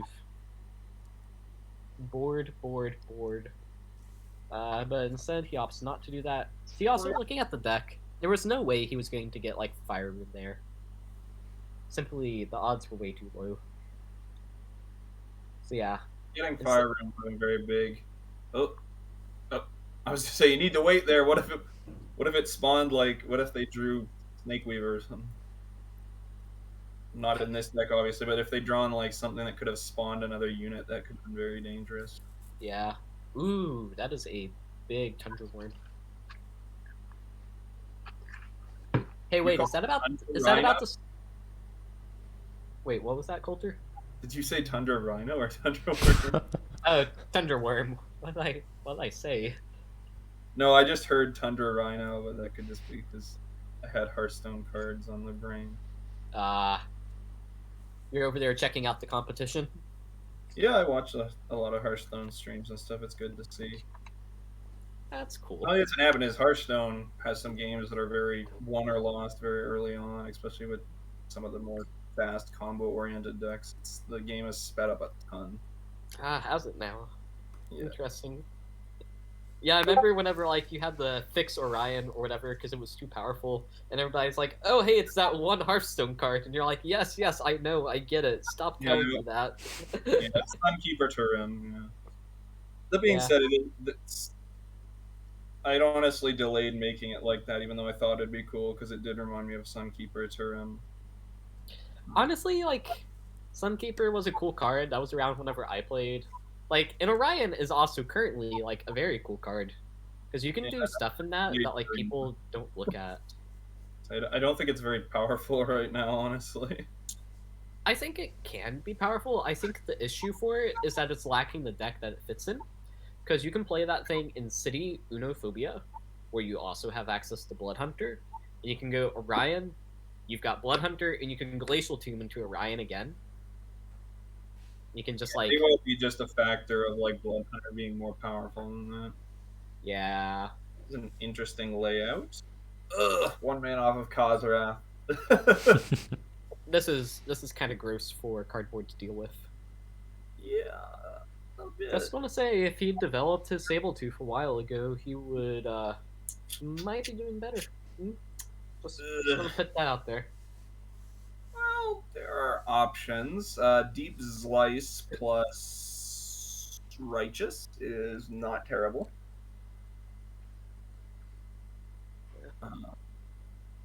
Righteous will allow the mummies to be dusted, any mummies that you trade overs, and he could just drop Steed. Punch. Another option, yeah. Sure. Ooh. I don't know about that one, Chief. Yeah. If you played Righteous, I felt like you needed to commit to slicing to make it worth. Because you could also slice a mummy to like remove its lifesteal, and then punch it with your hero, and then you could use Ranger to kill off the Shiva or something. Whereas now you're just taking a ton of pain from these. Yeah. Although, well... He might be able to get board control depending on what stays after the Wrath. Yeah, I was going to say Wrath here. I mean, there is just the argument that you just sort of, like, accept that you're taking a million this turn and then you Wrath and win board back. Yeah. But even really winning board back necessarily. I'm surprised that the sprite wasn't actually traded into Righteous there to protect your investments with Vashiva and stuff. I don't think he cares about his health too much right now. That's true. He does have a lot of it. Well, now you can trade over Krakus. Ugh. Yeah, and that Skip. Skip is getting the costume. It was a good response, but everything turned out really awkwardly. Yeah. The curve was just a bit too high. And now you know you're staring down Zyth, and there's that thing. Oh, and it got buffed! When did that happen? Last week. Coulter, how could you do this? Card was really bad. I don't know how, but its stats were just really terrible, and I played it in Discovery and some other games and stuff. And it's very easy sometimes your opponent just use an Ice Spider or something to just tank the 5 damage onto a barrier guard unit, which there are a fair number of. Just totally no-sell the damage. Too risky, I guess. Yeah, for 5 mana, it just really wasn't cutting it, even though Int's supposed to have weakish units. It's very interesting to see that how the game is evolving. Like, the card was very strong back in the day. It was strong specifically because it was once a 2/5 with Anima, which was kind of nutty. That was like when it was Chrome. Yeah, it used to be stronger than it is now, and then because I was like, well, let's try Anima, and it was like a 0/5 with Anima, and I'm like, what if we just give it +2 power, and then it was good. So then we were like, what if we just give it the +2 up? Okay, I like the Steed play here. Steed, Ooh, Potion, Chomp the Phoenix. Getting there. Ish. Health recovery. These health break points are just terrible, though, unfortunately. Like with the thing is at 4 health exactly, which means that it can't be effectively killed. Oh, that's an interesting. I don't know about that. I guess it's better than Nessie becoming like a 12-6 potentially. Oh, huh. Deep slice.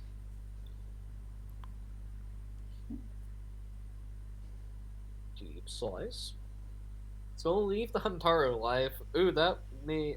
Oh! Sunder first. Deep slice it. Dive bomb it. Yeah, it seems good. Yeah. It Like also brings Ember down into range of like Hantaro's attack or your attack. Yeah. Whatever you do, do not deep slice onto the timber. Mm-hmm. No. It's like, no, buddy. We ain't doing that. We ain't doing that. Ooh, that life skill is going to be helpful. Yeah, Skykeeper. Okay, he has Frigid Blizzard that can answer. He can also answer with potentially a Feronis. I don't know if Shell Officer has come down yet.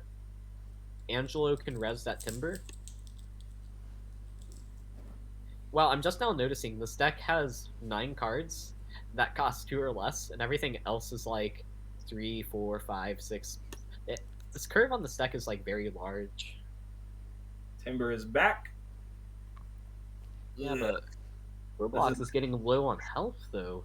It's a very awkward board to try to deal with between the Timber and the Glacia. It's like you got to choose which one you want, or the Timber and Glacia. You got. Oh, that is a very good draw. I will say right now. I think that might have set up lethal. Glacia can be cleared with your face. You want to clear that Glacia before you develop. I don't think there's lethal yet, but we're getting close.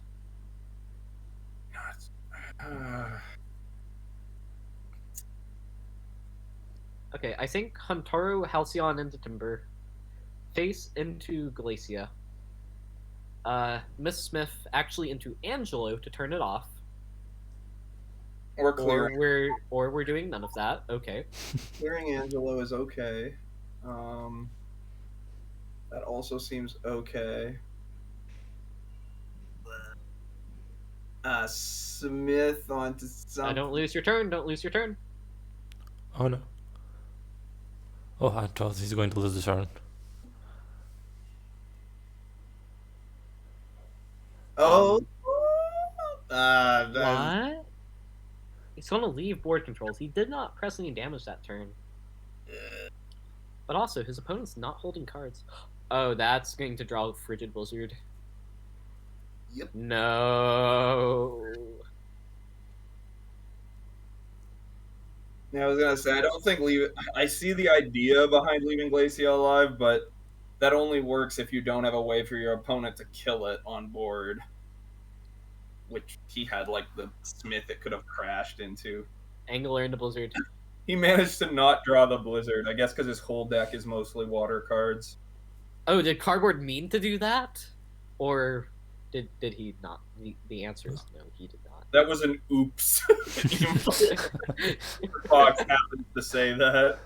Okay, high key though. I meant to do that, like, completely unironically. Just like to dunk on people. Some of the oops quotes are multifaceted. Dracomantium? Ah! Dracomantium would have been too good here. Okay, here's how Roblox gets lethal. Play a unit, it dies to Cloud Sloth. Play another unit, it dies to Cloud Sloth. Punch. face with Soul Guide that is now a 5/4.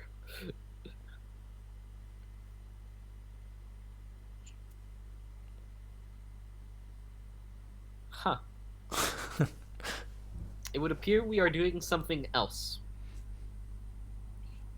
It really looked like they were on the ropes for a sec, but that like Angelo into Glacia play with the thing really pulled them back from the into the game. Versus It the Frank, was. like, super dangerous board. Oh, and he got it. He got it with the zap. And that is game 3 going to be taken by Roblox. My man, what a player. And with that game, we now have our quarterfinals bracket. We're going to be taking just a short break, but before we do so, I'm just going to run through what we've got coming up. Starting off, game 1 and round 2 is going to be Unjust versus Nasst. Afterwards, it'll be HanooStreet versus ModWaifu, followed by Urban.Nomad and Chamil. And finally, we will have Maxim Godov playing off against GoodDog. So we're going to be streaming all of those. It is going to be amazing right after the break. Zygote, you want to mute the stream? How many minutes of break shall we say? Just 5. Just 5. Alright, everyone. We will see you in 5 then.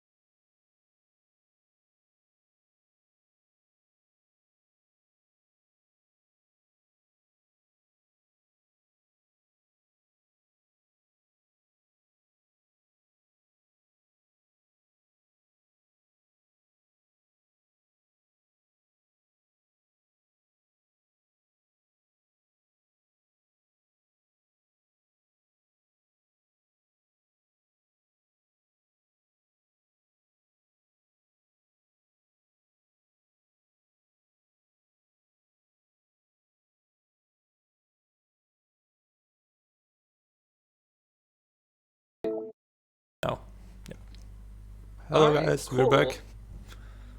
Yep, we are now back.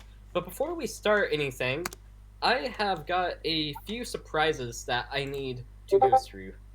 So, first off, this is not our full roster. Oh, come on. Okay. A secondary surprise, as I problem solved with somebody who did not get the memo. We have actually gotten some surprise donors for this tournament. Oh really? Wow. Yeah. Full disclosure, whenever I was trying to organize this was going to be like entirely just a casual event. But, well, I got a message from not just one, but actually two separate people independently messaging me saying that they wanted to help contribute to this thing and help like just give back to the community in some way. So I would like to give a special shout out to not only Antibes, but also another person, ETH, who they both independently have contributed $100 UDSC for a prize pool of 200 total for our tournament that will be distributed to our winners. So shout out to them. Secondary shout out, Ashavari, welcome to the stream. Hey, how's it going? It is going so good. I have finally gotten myself into a voice call with Ashavari and Coulter at the same time. Today could not be better. Super exciting. I didn't know you were coming. That's so great.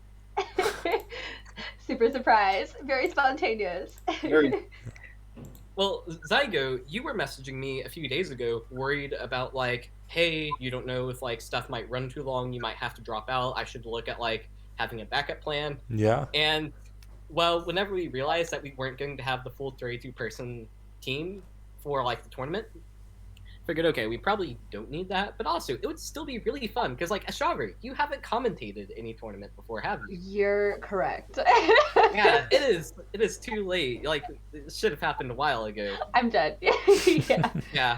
But also, Zygote, you were freaking messaging Ashavari earlier today talking to her about the Twitter. And do you remember what Ashavari, the freaking slyest player on the dev team, messaged back to you?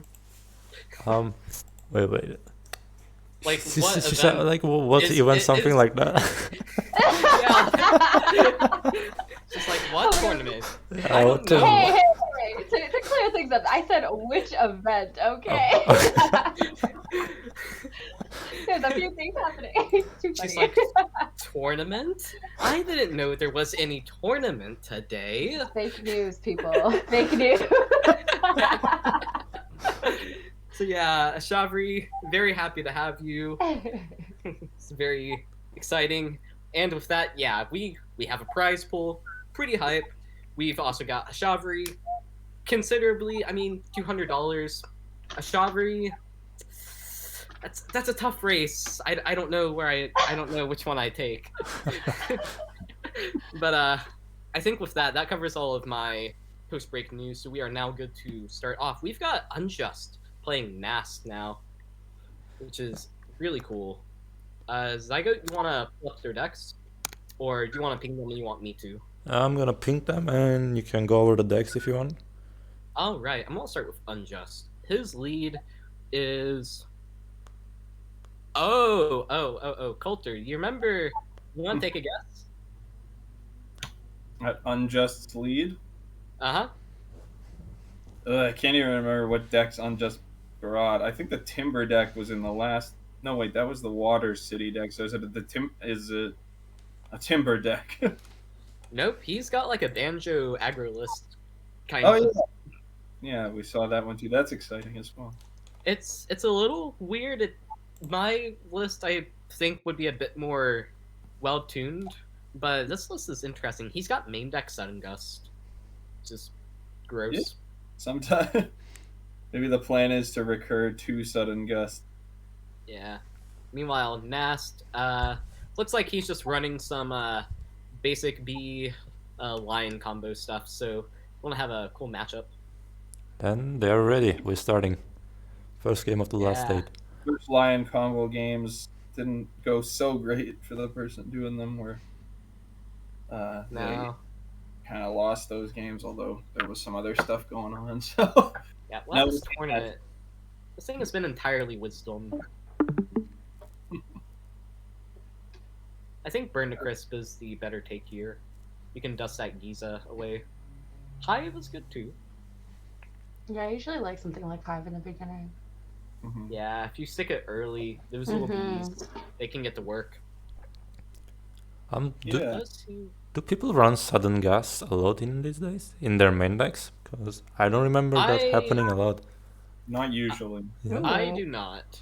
My Banjo aggro list, I'm running an Unophobia version of it usually whenever I'm playing. And I basically have tried to just jam my Unophobia. It does like 25 damage. But also just try to really have an answer for basically everything. So a card like Sudden Gust I can't really fit because it doesn't really answer a problem.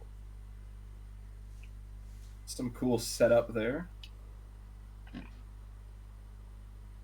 Yeah. Nice. I would probably do the same. Salvage the setup there.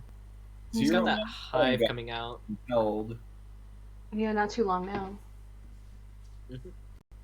Although I think I see what he might be going here with the, if he can Cygnus, then he can reveal what the leftmost cards are, which will give him info, and maybe he can gust a combo piece or something.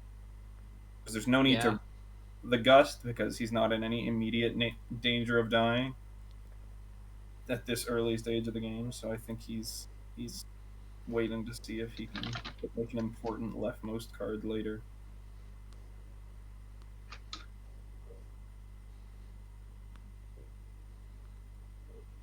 Yes. Oh, there we are. Top deck, Burn to Crisp. Okay, I would Burn to Crisp and then pot into Reefus. Suddenly mulliganing makes so much sense. You just need to be like a god, like Unjust, so you can just draw it exactly when you need it. What even keep it in your... There we go. Yeah. Nice. I'm not sure how much I like Sudden Gusting there. Did he opt to... Oh, he didn't burn to a crisp, he just traded. But he did develop the Hive, which does present a huge annoyance. Yeah, that is true. That can put in a lot of damage. And whenever we start creeping... Oh, no. Oh, that was earlier. Okay, I'm calling it now. Nasst is... Unless that Starfield sticks. Oh. Ashavari, give it your energy to help it survive. It doesn't look I'll too use my good. telepathic powers. Oh, there we go. Yeah. Oh, no, sorry. It wasn't it. Not today. Ashavari's telepathic powers were insufficient. Yeah. And he's just going to raw drop that. I would have dropped Singus first, and at least, like, I spied the face. Because, like, that Curious, if it doesn't go off, you're just stranded. You've got no draw. You've got a weak unit. You can't even remove his dangerous cards he's going to play. I don't think this is very good. This is Unjust, though. That's true. Luck is on his side. He already top decked the burn to a crisp right as he needed it. He has the power of the cube. I think maybe saving could have been justified, though, just because now you can't play as many cards in one turn. Yeah, now he just gets it for free. Okay, cool. Yeah, you can do this. You can use Cygnus and burn to a crisp, cycle them to clear Jikinsu and draw 2. There's the I Spy. Ooh, and this is his whole hand is fucked up now because of Cygnus, although it doesn't matter too much, honestly, because... Now, imagine if he played Gato. It would be a +5. I don't think that's how math works. What is this math you speak of? Yeah. None of those cards are that urgent, so I don't know how impactful that is. Ooh. That's a lot of banner. It's the Phil Swift meme. That's a lot of damage. Yeah, I'm not sure. Is he burning? Well. Okay, Unjust might have kind of just won. Yeah. Because, like, Fire Noble. Well, dual boot first. No reason not to. Yeah, really not enough damage coming through, I don't think, potentially. That was a good dual boot. And Unjust doesn't have too many Oh. dual boot targets in his deck. So like that was kind of lucky.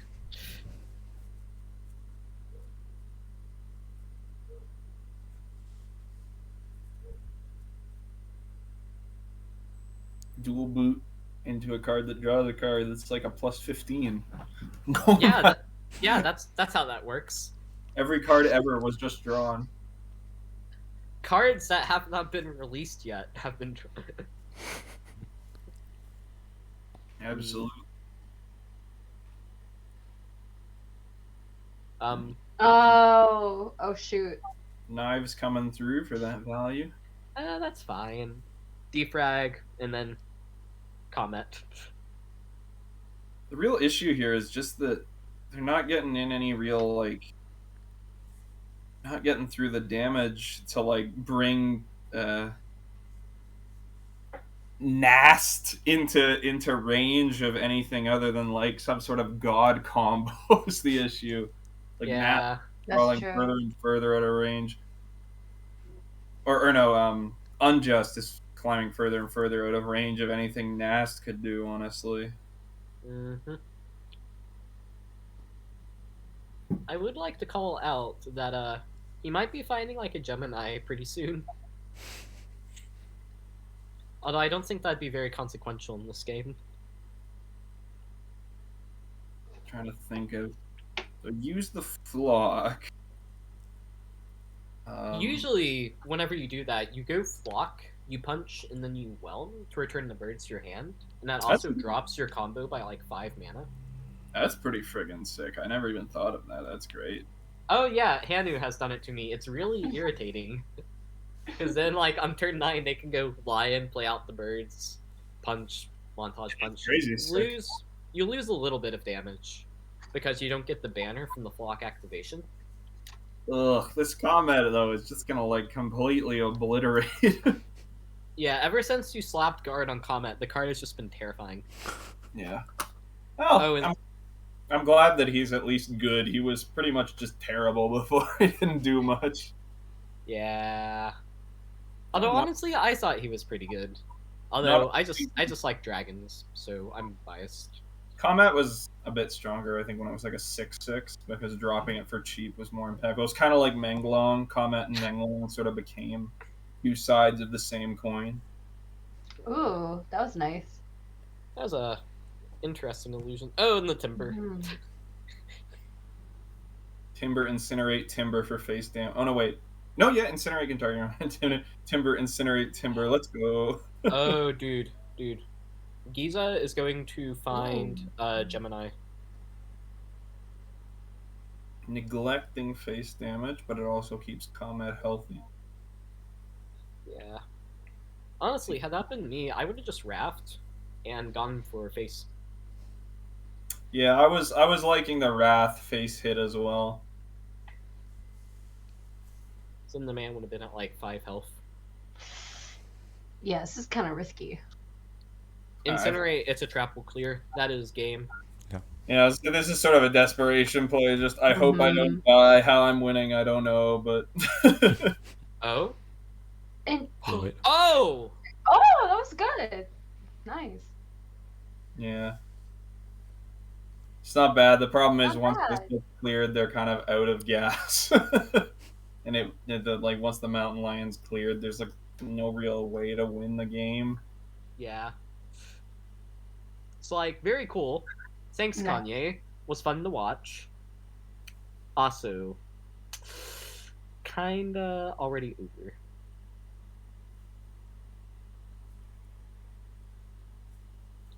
You know what I find interesting about Unjust's build? This just occurred to me.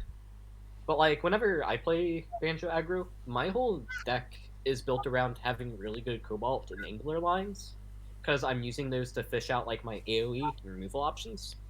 Like Angler will be Insight or Water Rune, and then Cryogen's Ire, which is very good for dealing with Zoe or Fox. And then the out of deck is Hydrate, so like I refill when I get my Reno. Whereas Cobalt will go Ice Spy, then Salvage, which is just so good off of Cobalt. And then the other option is It's a Trap, obviously. Oh gosh. Teleport. The Fire Noble's cost was reduced, so the teleport yanked it directly into play and just. Cool to see. Okay, Trinketeer Timber, because I don't think Nasst has really any more AoE. Nope. Yeah. Dang, he just got brutalized. Yeah, instead of going for spell searchers, Unjust has gone for like a much more aggressive strategy. And he's not really playing around with like Unophobia as a win con at all. No, he's just going in. It's pretty cool. I mean, that's what like makes sort of like Banjo mid-range aggro decks good, is because they can sort of change roles depending to a certain extent. Although this game doesn't seem to have too much AoE, which could limit its ability to play defensively if it needed to. But Nice. I think that there's a good number of AoE in this game. I mean, there's not like a ton, but like not necessarily mainboarded in the deck, though. That's all I was saying. Oh yeah, very true.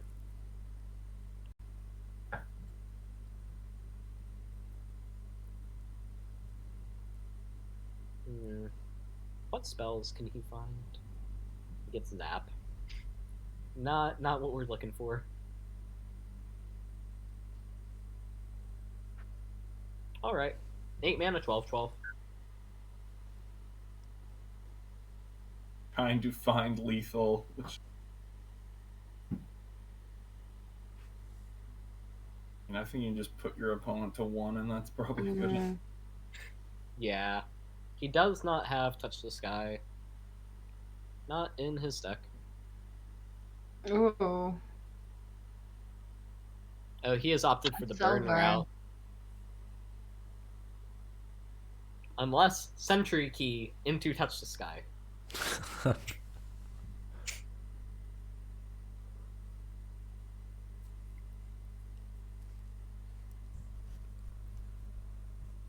Oh? There you go. No, he doesn't have the mana. Oh, Wish deck! Ah! He's like, there's the Touch the Sky. I've seen crazier plays happen. Usually to me. That out of deck damage is coming soon, though, so. That's if the game even gets that far. Yeah, let's see. I mean, it's just his turn, right? That's a lot of discount. I'm on the edge. I'm watching Nasst right now.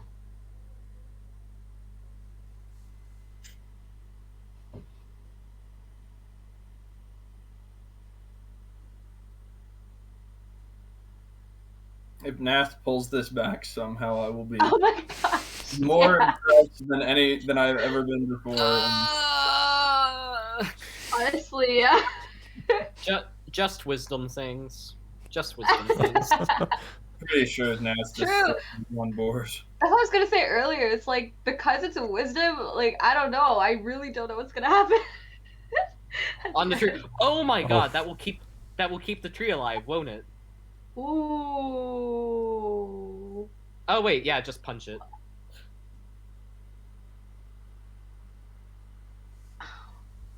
Show the tech. Alright, check this out. Ashavari, have you seen this? It will roll over onto the next unit. Yeah. It used to be that what would happen is it would crash the game. The game would freak because it would be like, the hero's dead, but I'm being moved this boulder. Honestly, I think it's That's such like a cool. cool. Yeah. Banjo aggro, when it's not completely broken, is pretty interesting. It's very fundamentals based. Got a ton of like flexibility though, is the thing. It can sort of go in a ton of different directions. Yeah. I've got a Banjo removal pile list that I actually forgot existed, but I was going to start putting it back together. I I only recently realized the name of this, but I'm calling it Flash of Brilliance Banjo because it's literally light and mind synergy. That's so cool. Yeah, it's I was thinking, how can I like start grinding people out with Banjo decks? Because like I've played Banjo aggro, and I'm getting bored. I've played like Banjo Ether Whale, and that just wins, and I'm getting bored. What can I do? Like, oh, I know. I'll do like the freaking Prismata things. I'll like clone Army, Jikinsu, and Libra, and Menglong, and I'll play around with like all these mind attachment synergies. Because mind synergy in this game is actually like really good. It's just only Banjo can do it. Yeah, Banjo has access to the two like most flexible prisms in the game, so that definitely gives him a ton of diversity plays he can make. Yeah, Hork has like 3 decks. Iris has like 2 decks. Banjo has like 15. Perfectly balanced. Banjo with an infinite number of decks. More Banjo decks are actually made every moment that Banjo exists in the game, so it's at an increasing rate too. It's exponential, right? Mm-hmm. Yeah. Right, Mad Hat, Incinerate. I would go on ahead and drop the. Well, does he? He does not run Fly Guy, so I would have gone ahead and dropped that Nico to get maximum board presence. Because like you're not really going to potion up into removal anytime soon, anyways. But this is the control, well, air quotes, control Fox build. It's kind of weird. I'm very curious to see how this plays out. Yeah. It's like a Banjo aggro. Kinda. Do you have access to the deck list? No, I do not. Alright, I will message them to you so you can be checking them along with us. Yes. Basically, what this list is it runs a fire package on the bottom. So at its base, this is a Firefox deck. On the top end, however, it is running like Coswrath, Maelstrom, Burninate, Mighty Steed, Chomp, and then Mountain Lion with Flock for like a huge burn combo that can whip out on like turn 12 to 14, depending on how Head in the Cloud shakes out. Cool. Thank you. Personally, I'm not very big on this deck. I feel like it kind of is pulling in 2 separate directions. I feel like it kind of works against itself in some ways. But what I will say is that right before the tournament started, and by that I mean last night. What is this? What is what? I was kind of just listening to Bacon, and then I'm like, not just. Oh my gosh! It's the power of the Starfields. Let's go! No! Why? Yes! I love this. I love this. Shout out to Unjust for harnessing the Starfield power. Let's go. Okay, it's been a long time since I've said Starfield was busted. Because it's been a long time since I have evidence Starfield was busted. Oh, it's okay. One of them died. That's fine. Coulter, explain.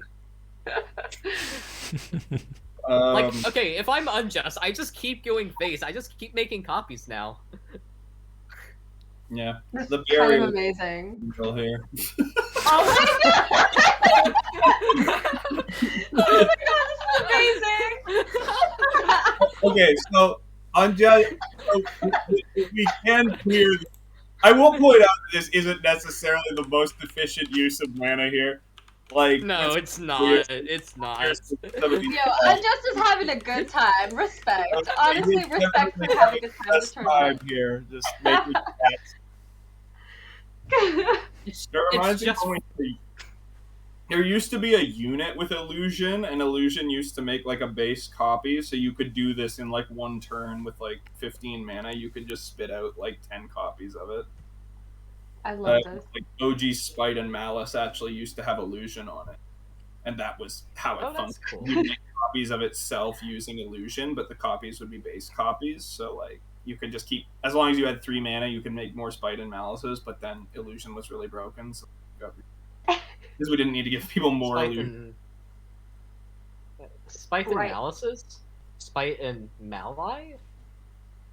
I don't know. No, it's not. Sprite and Malice? No, it's not. Sprite and What rhymes with malice? Maliciousness. Chalice? Sprite and callous, yeah. That's Okay. it. Okay. We're done here. I don't know what's going on. Look at all the Neither do I art anymore. you could play, dude. Amazing. Someone needs to just highlight this match, honestly. Like, please. Because it's quality. Yeah. This is quality.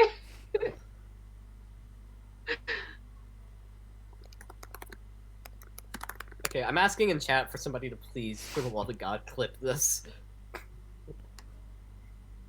I'm not sure if it's like okay to say this is the important life lesson on why you need to like take your pet to the vet or else cats.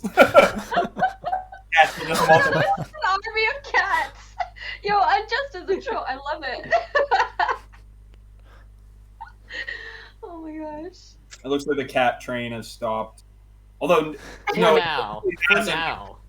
because Illusion is still the top card because Insight is actually on the cat now, so if that cat dies, then Illusion. Which cat? No, I'm kidding. Okay, it's cycled around to like the mainstream now. Looking at the comments, the cat clone army begins. Then Yes, now my somebody family else. is on stream. 14 million stars. Yeah, Ufrat says, okay, what is this? I left for 2 minutes. That's the musical. Oh my gosh. No! No! Oh, this is just the crying cat meme. Where it's like, just the one, it's like progressively more of just a JPEG with 5 pixels just like screaming. Oh god, that. Alright, Okay. that's fair. We cat. Like, We still have the Gato. We still have Gato. The no, cat. not a cat gang, here. but not a gang, you know, like a cat something. A cat alliance. I mean, for how cat Kitty alliance. to actually have that big of an impact on the game, it was just a goofy mess. Cosmic I mean, Kitty it was- Gang, let's go. I think it was pretty impactful. Nasst had to use his montage and flock there. Yeah, Unjust just definitely killed a ton. But considering how many cats there were, you'd expect him to be losing more. Would be honest, considering there were like 4 creatures on the enemy board for like 10 turns. Oh no. Oh no. Beautiful. The Gato. The Gato. It's back. And he doesn't get the sudden gust yet, but if he doesn't kill it, No. yeah, killing that Pandora, quite crucial. Torched.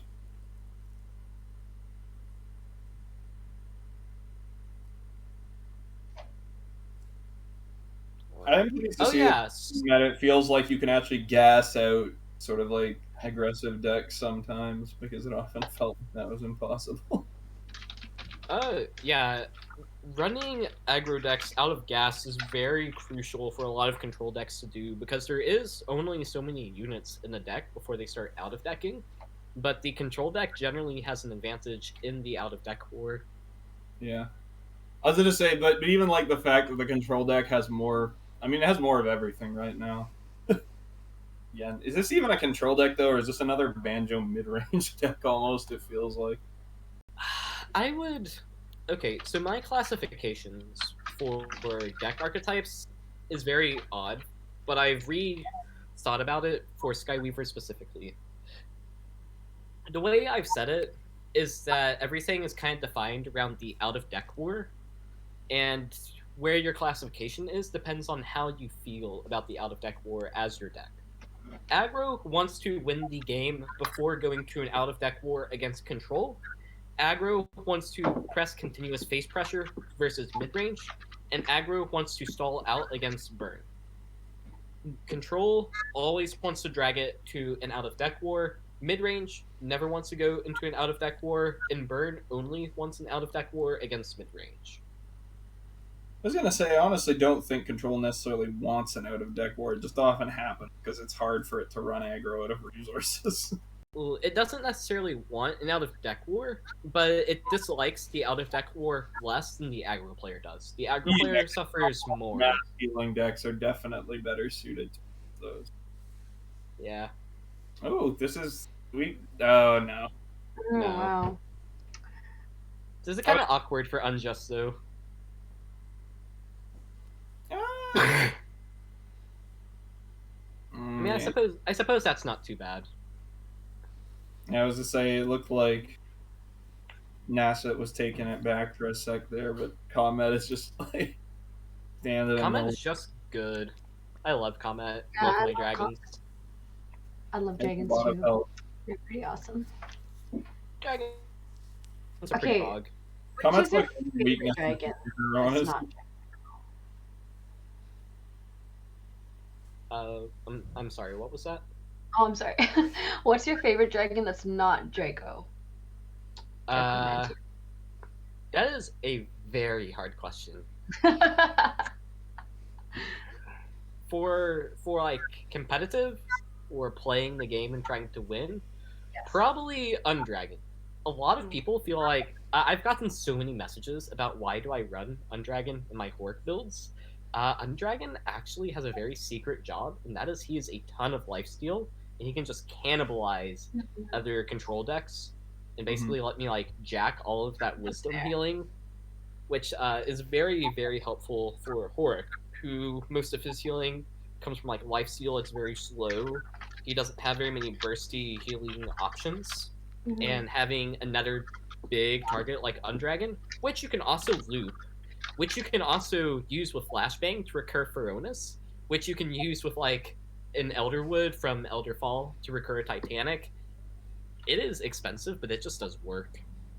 So that is one of the best things about Undragon. It's just it's the biggest, one of the like largest 2 lifesteal units in the game, up there with Phoenix. It just like you cannot afford to let it live unscathed in any capacity, or the life swing is just too huge. Yeah, especially versus like say like a Titus removal pile. Undragon is crucial because Undragon can res a Doomshroom, which is one of the only things that can evenly trade against the Titanic. GG. Yeah. Well played. Unjust kind of just chokes out Nasst. That was dirty. What a great play. And shout out to Nasst. These were some good games. Really fun to watch. Yeah, those were tight. I think the last tournament I came to, or one of the last, I was told that Banjo Aggro was going to take the whole thing, and it didn't. And now in this one, no one will give this, and it looks like Banjo Aggro is coming out on top. Well, the last tournament you came to, what ended up winning was City, which was basically, it was playing all the same Banjo broken cards, but it was just on Heart for unknown reasons. I was playing City during the Banjo aggro meta because I would rather take like the Opal Golem off of the teleport so that way I get to turn 7 Gemini. Opal Golem's like high key. Like the sheer like discounts that Opal Golem gives for 2 mana is like comparable to something like friggin' Octobot in Hearthstone. Like I've mentally prepared myself for the day that you nerf Opal Golem because I am entirely ready for it, and I've been just every patch I'm like, this is going to be the patch. This is going to be the patch, and thankfully it hasn't happened yet because Opal Golem like it just makes my entire Horik deck work. But Opal Golem allows for some very silly things, but I haven't seen it get truly out of control yet. Although every time someone plays it, it looks like it's going. The metagame yet to be dominated by Opal Golem. It's just such a good fundamentals card, especially whenever you start doing it with like Phoenix Plume, Undergrowth, Temple Watch. I think the thing is that it's not that good versus Control, because Control will largely just let it sit there and not deal with it. Yeah, it can become a -1. Or it like just discounts your hand and then you play it into a board wipe, and then and then it didn't matter anyways. Yeah. Oh yeah, but Ashavari, go back to your question because I love talking about myself. and I also love talking about dragons. Yeah, Undragon is Pog. Love Undragon. If I have to pick, like, not for just like mechanics though, Yes.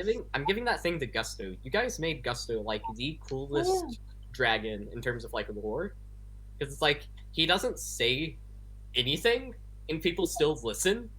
Like, that's just metal. That's sick. He says single things. It's just like he just screams or bellows a single word. And it's like, and it he's fully it comprehend. changes people's outlook on the world. Or you might say something like freedom to something or somewhere. How come Amaranth gets no love? Amaranth gets plenty of love in the universe, at least.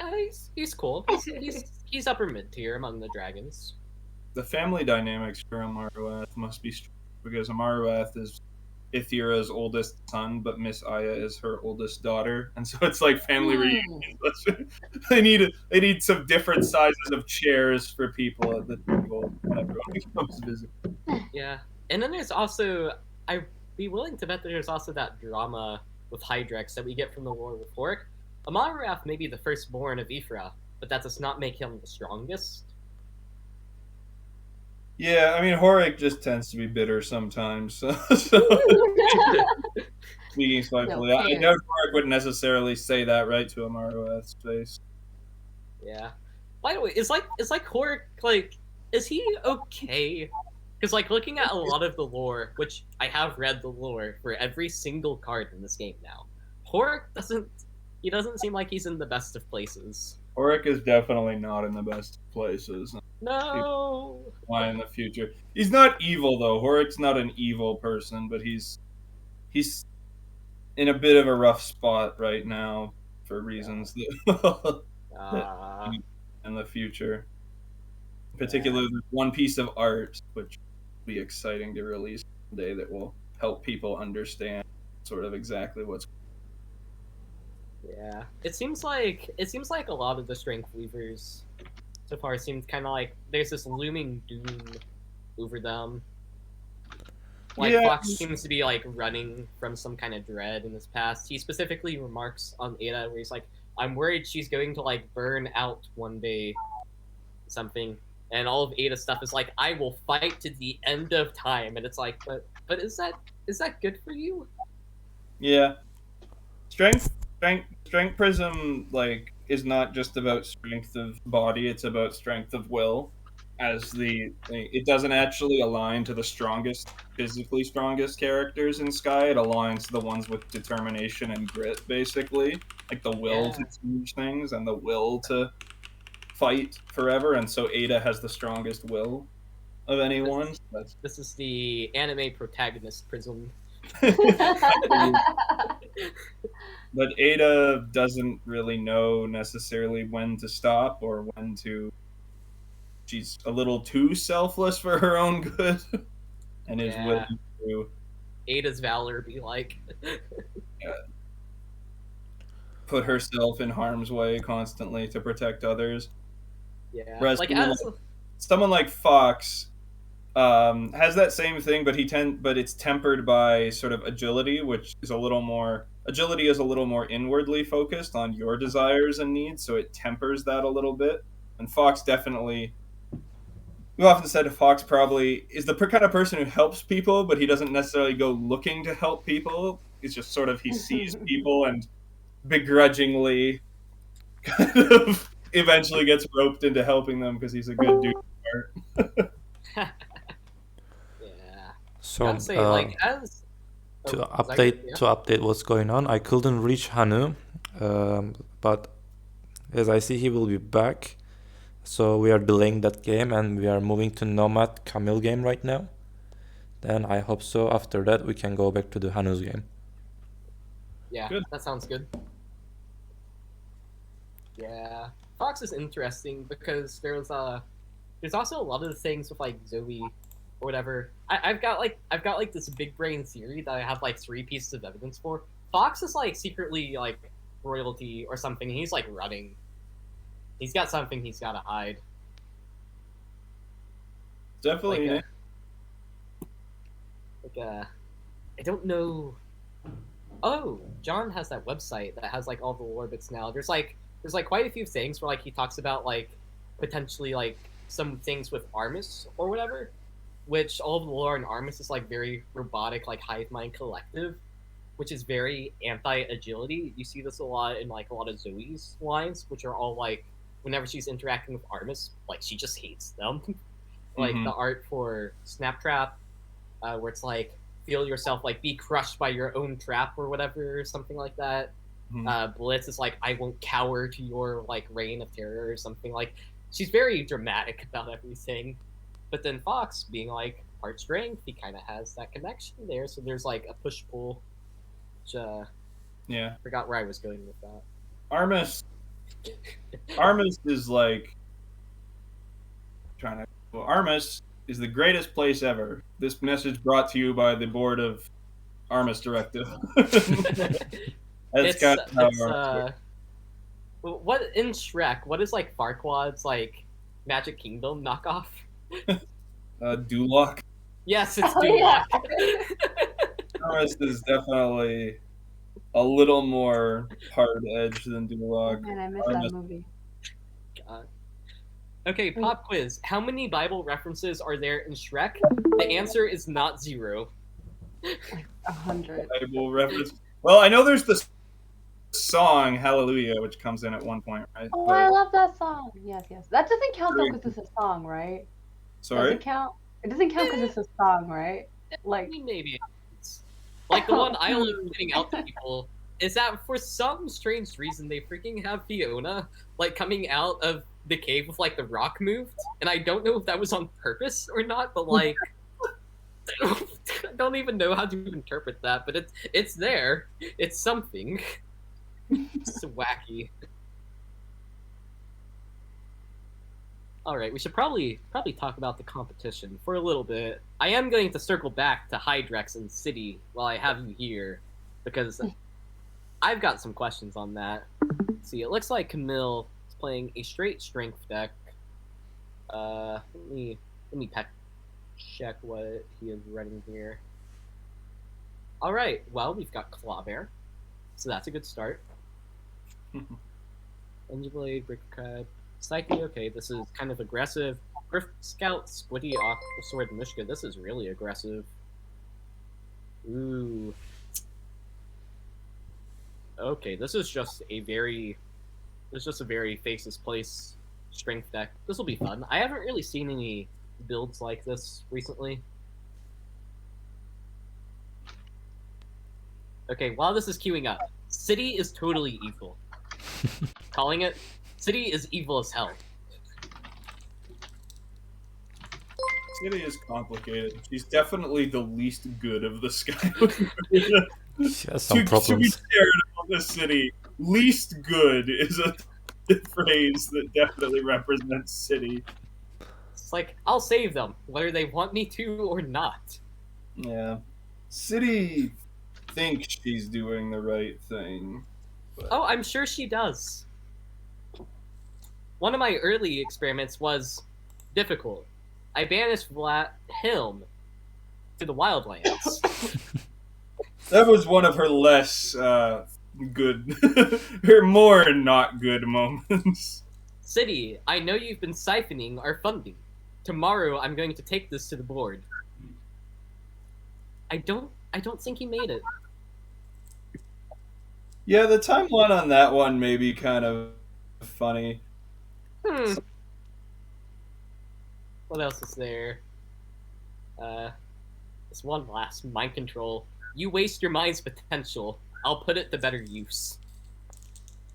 Yeah, that one's just supposed to be more edgy than anything. It just is a very literal description of mind control that City will use someone else's mind better than they can. She's going to cut herself on that edge. She'll probably cut somebody else on that edge. Oh dear. For sure. Alright, let's look at this here now. Turn 1, Squiddy. It's cheap, it's free, it's easy. Pouring river water on your opponent's socks.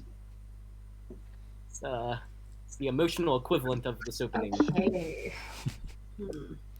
Mira can raise you. Yeah, there's not too many good things, but something like Yeah. Mutate. mutate. Yeah. Do you have answers? They do involve taking 3 to the face. Yeah. To punch Squiddy to finish. Thing is that if I love Squiddy. Yeah. Not playing Squiddy here is a little weird, but at the same time, if just because I was gonna say I can definitely respect saving the vial because if it misfires, it can be really bad. But at the same time, you didn't really have a great turn 2 play if you didn't play Squiddy there. Yeah, personally, I enjoy turn 1 Squiddies. I think tempo. it's more value. Psyche is an interesting play. I mean, I guess you can go turn 3 Root Hog here, which is pretty good. Or turn 3 Root Hog is strong. Or you can save the mana vial even longer and go for a Squiddy now. Yeah. The thing is, playing Psyche so early is just that then you're not going to be able to use its spell really effectively. No. The hope with Psyche is that you're able to go +1 with the body to negate the -1 that the summon effect causes. Ugh, that's a painful lifesteal hit to be taken. You're giving your opponent so much life gain. Yeah, I guess they're preserving their mana even longer. Curve is weird though. Like next turn, you can't really use the mana vial effectively because 6 mana is a weird breakpoint. 4 mana is also not a good breakpoint. If he gets the Squiddy off, he can get a 1-cost unit. Yeah, I was gonna say Squiddy actually helps with that. So if they can get Squiddy off, then yeah. Still playing Hammerhead or Root-Hog into an empty opposing board isn't that great. But if the opponent doesn't develop a board, then I guess that's good anyways. I really want some calamari right now. Okay, calamari is hype. So I was so sad. I'm just staring at that Squiddy and I'm like... I was so sad that they were out of calamari at the Christmas. Oh yeah! I was so upset. I was like looking forward to the Squiddy bites the most. When I was they didn't have them, I was like, no! I've been waiting for this all week. Horizon Dev's Christmas party. Massive disappointment. No, it was wonderful. It was really fantastic. We'll do something like that again. Like if we're able to ever start doing conventions and going around the world, we'll definitely have fun things like that happen for everybody to participate in. Hey, bring them down to Texas. We're open. Yeah. Oh yeah. This was just a really bummer turn here, but at the same time, they've got like Chamil has double the health of Urban.Nomad, so they're in a really good position here. They're in a good position for a while. One thing that I was thinking as I was going through Urban's deck list, he's got Cavalry and Geode in here, and those things are not going to be affected by Root Hog or the other thing. He has answers in hand, though. Yeah. Like, if he goes wide with something, he can go, like, Hammerhead plus Stomp. Yeah, I was gonna say Hammerhead plus Stomp's good here. Nomad could take a turn off and just develop because he's not in immediate danger from this board necessarily. Although the Urban just keeps drawing apparently. Yeah, I'm wondering what his plan is. Overall, what his long-term plan is. Brimstone is something. Although this I feel like Urban does this. Oh. It's like yeah, the mouse over immediately. Indicating the thought process there. Oh, Aqua Sword isn't bad either, although you need to probably be Hammerhead.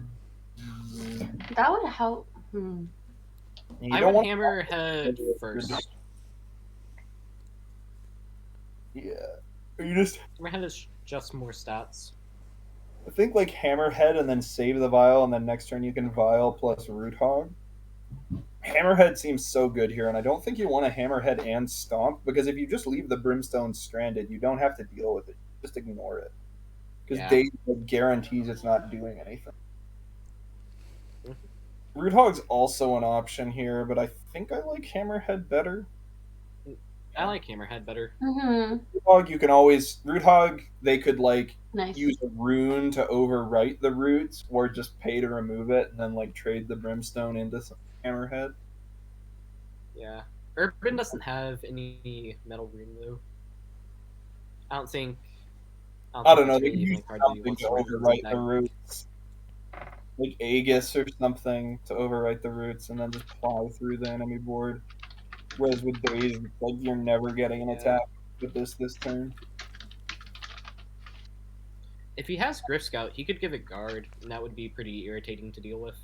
Oh, there's a decent play. Although Pretty good. That's a recent addition to Urban's build. He added it in because you buffed it up. Yeah. Honestly, I'm pretty pleased with the removal changes. I think that Mass Confuse is still pretty weak. Hey, wait a second. Wait, Root Hog plus Soul Taunt. How does that? Is there a 2 clause on it?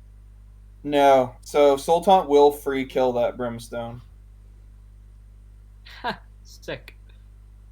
Although I feel like I don't know if you want to do that this turn or you want to get Aqua Sword up. Yeah, I would. Oh? Chamil is kind of running out of units. Ooh. And he needs to close out this game. Yeah. Interesting. Neither. Well, he's fixing to start losing his ability to produce damage. That grind is gonna. Yeah, if the Aqua Sword would have let it live that grind, but that's a pretty clean. If he had Aqua Sworded up, he could have just gone into Brimstone. Like, take the roots off onto a Brimstone. This is an awkward turn now. A little bit of an awkward one. The Beast is strong here. Yeah, the Beast and Soul Taunt the Brimstone. I'm just wondering if Chamil is wondering if it's going to work or not. That's the only thing. Like, it's not immediately clear that it's not a 2 clause, so it will just kill it. I have been dumpstered by that numerous times. It is intended that it will kill it without it ever hitting your face. But Ground pound. I think Ground Pound's a good one. Ground Pound is not preferable with the Fate, though. Yeah. Ground Pound is awesome with Anima, though, because it actually, the buff applies before Anima, so it gives +2 damage to the Ground Pound. Or the buff applies before health is checked. Yeah. Like Speaking of Anima, you know what the Root Hog buff secretly did? Nope. I know that it made Hork Unrise like strong. Oh, nice. I was saying I know that it made Root Hog good because Root Hog, I've been bullied by that card so many times in Discovery. If it comes down, I thought it was already a good card. Like, it's just a huge tempo swamp for your opponent, but getting that Anima on it too gives it a lot more safety. Yeah, it's a tank. Honestly, it's very strong. It's a Pog Hog, is what it is. Mr. Pig. Why does that feel like the name of a Hearthstone card? They would just name a Hearthstone card just Mr. Pig. They would do that. Oh. Oh. Nice. Very nice. He's got that combo. I thought that was a misplay, but no, the chains will overwrite the Fate before it kills, so that's... We're pulling it back. This is not looking the greatest, although if Chamil can top deck like a 3-cost unit, you might be in business. Ooh, that's so friggin' close.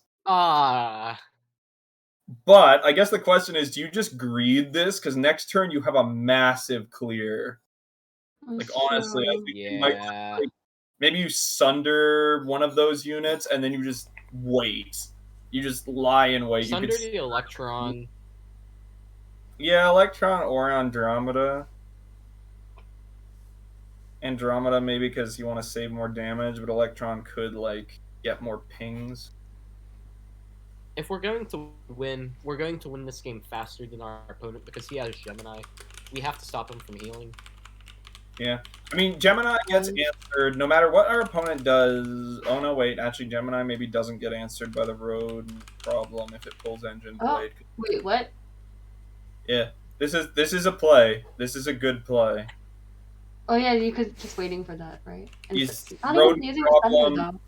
Yeah, this is bad, though. This is the punish, because now if Rodent Problem doesn't pull Claw Bear... Bad. I would have used Thunder on that.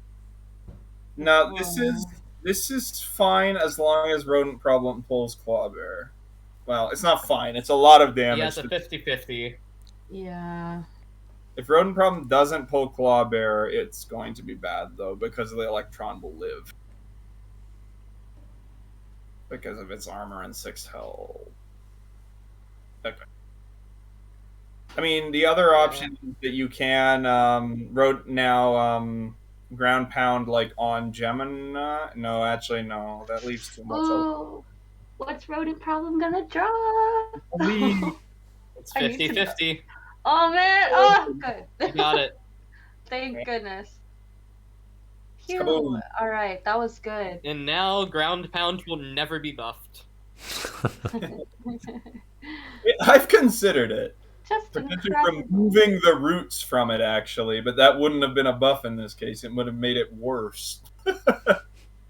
Like one of the buffs that has been considered in the past would be to remove roots, but it gives it worse synergy with Anima. It wouldn't have cleared anything.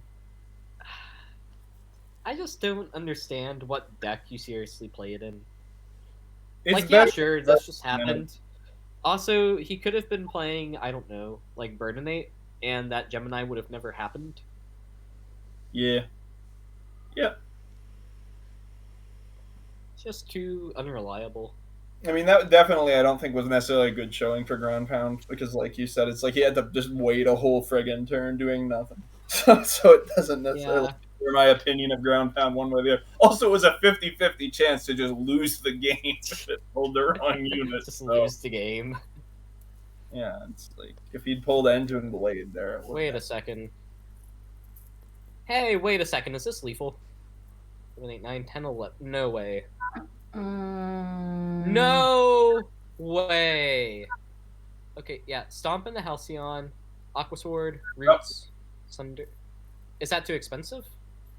No, the Bobble's in the you way. can play. Oh yeah, Roots is in the way. Yes. Oh, you can definitely The Bobble and the Roots. That might, yeah. You can definitely punch Nomad this turn, but I don't for a chunk of damage. But... Yeah, that's under his clutch right now. Maybe. Tricky. You Sunder, swipe, remove Roots, punch face, but then you still get cleared next turn. And then the sword, Aqua Sword. Difficult.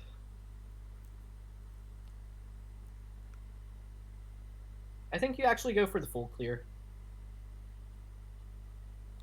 Nice. You can full clear, but it uses like all your resources. Oh. Well, I think that's the only way that we're going to pull out a win, is if we full clear. Uh-oh. I actually think that we could. I think that was a misplay. I don't think Sunder should have been used on Halcyon, or maybe it had to be. I'm not sure. And I suppose if you're doing, fine. Because I was just thinking, Halcyon could have been cleared with like Chop, and then that would have left you with a tiny bit more face damage, which would have allowed you to get them down to 1 health next turn at worst. Still seems pretty like. Oh, you frats in the chat is saying that we need to nerf Claw Bear.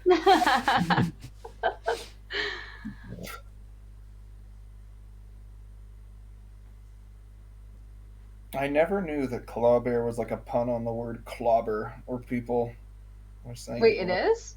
I never saw that, but people were saying, huh? What Pardon? is that even from? Clawbear? No, Clobber. Like, To is that like a reference to anything? Or Or is it just like, yeah, just the verb? Clobber, to bludgeon. I think that's unless that was like on purpose and like we know that, I think that's an overreach. It's no way Yeah, like I that. think Like we called Yeah. their that name. reach. Just That seems meant like it's to be- reaching. Oh, whoosh. Whoop! It's gone. Dust. Glorious main. Glorious main. Oh gosh. Glorious main help. Oh, that's good. The Gatto! The Gatto!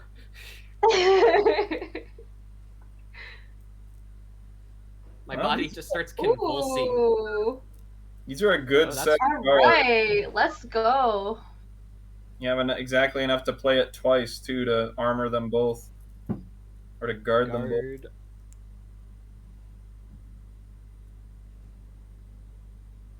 It's a bit tricky, but I can't imagine that it's correct to play Chop here over 2 bolsters. No, it's Yeah. not. You want Even it to if, clear. like they can't use their face, so they can't really make use of Gatto's banner to like trade over Griff Scout tandem with like even Duster. Like they can't go like Duster face or Duster attack with hero to clear That's Scouty. dangerous. Yeah, he just wants.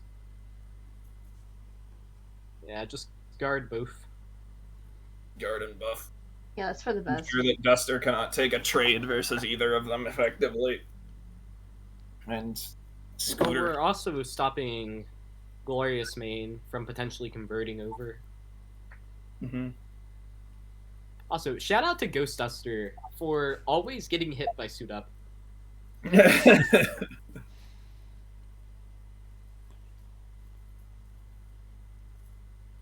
Let's see what's even left in his deck. Chamil still has Duster was hit by Mushra, Mortal Blow. then hit by a heavy cavalry. Because the Duster has +3/+3. Oh dang, Mortal yeah. Blow would be good. Some pretty good cards. But they're neck and neck now. They're pretty much neck and neck. Yeah, this is a tight game. Yeah. They did have a Gemini. pretty big advantage, but no. Oh wait, Gemini's already been played. Ooh. Cool. Oh, there's some sort of 3 damage. Daily. It's a trap. Ooh. Yo. That's brutal. Ooh, that was nice. Urban.Nomad. Ooh. It's come down to this. That's game. Not necessarily. That's gotta be game. It's over. The Gatto! The Gatto! Oh, Gatto. Gatto. Oh no! The Gatto! Oh! Okay, literally anytime I see Gatto, it's just the meme No. of the guy from Ancient Aliens just going, Gatto. Oh my gosh. That draw. Technically not dead That- yet. That is the power of Gatto. Everybody always ignores it, but having to redraw a card is a -1 in its own right. You lose a card from your hand, you lose a card on board, and you lose a draw down the line. That's just rough. Oh, he has to have it. He has to have it. Yeah. Yup, There yup, it is. it's done. GG. Wow, well Ah! played. That game, that was a good game. That early lead. That was crazy. Ooh. The fact that Mira managed to claw, because I've forgotten who was playing, managed to claw their way back into that was really impressive. Claw against the claw bear. Ada That was tried game to claw. 1. That was game 1. I feel tired after that. Yeah. Man. Yeah, that felt like a third game. I don't know. That was a knockdown drag out. I'm gonna go Jeez. check the chat.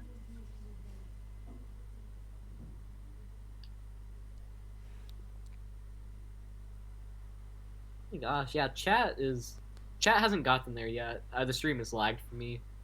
Yeah, same.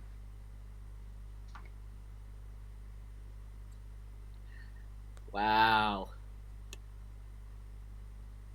Oh.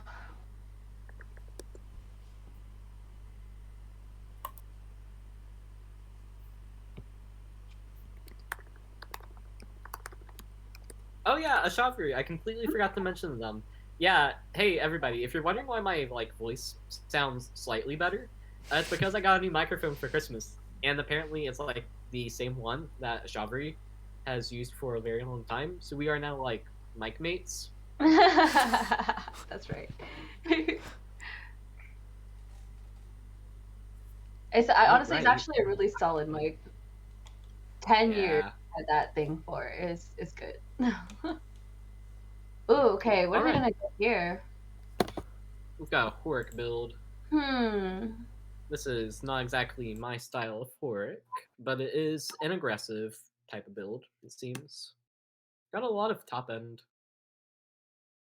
Or not really top end, kind of like mid-range. Vishava over Pudo is really interesting. Yeah, I'm surprised they're not going for Oh, I keep saying Pudo. But I actually don't know if it's Pudo or Pudo. I think it's Pudo reminds me of pudding. I feel like I think if it was Pudo, you guys might get copyright sued by Disney. There. It was originally called Padu because it's actually named for an artist. Oh, that's cool. Yeah, some of them, like Zavi, is named for an artist. Oh, cool. Others. Oh yeah, Zavi Henriquez. Yeah, one of the artists who did the artwork for Zavi. Yeah. And a lot of other cards. And then Pudo was originally called Padu, which is the name of the artist, I believe, is Padu. Or the person who did the original Pudo art. But I think it may have been replaced or retrofitted, so it may not be credited to Padu any longer. Fun facts. Psyche? I think Stefano. No. I think Breaker Crab is the play here. Just trade. Psyche is just getting the trade 1-for-1. They played Psyche last game too, right? On turn 1? Yeah. Psyche is really interesting. It used to be very bad, and then progressively it eventually became a 3/5 with the new and improved Nemesis. And it's kind of a gambly card now, but it can pay off very well. It's really just a question of your opponent gets to draw 1 card for free. So can you go +1 with the body? If you can, the card is very strong. If you cannot, the card gets worse, and if your opponent plays Whisk Away, the card is very bad. I was playing a build in playtesting, and I always kept friggin' Hunters striking or something, this thing into play. Oh yeah, off of Huntaro. And then I lost the spell, and I was like, no! Yeah, that's why I kept subtly trying to coerce you into making it a play effect. All it was that and Run Wild as well. That can Yeah, just let me run wild a 4/5 guard lifesteal, please. Fox is weak. Fox needs help. Fox just he's not doing hot Coulter. He needs a bit of love. Fox is the most played deck in the game, I'm fairly certain. Yeah, as he should be.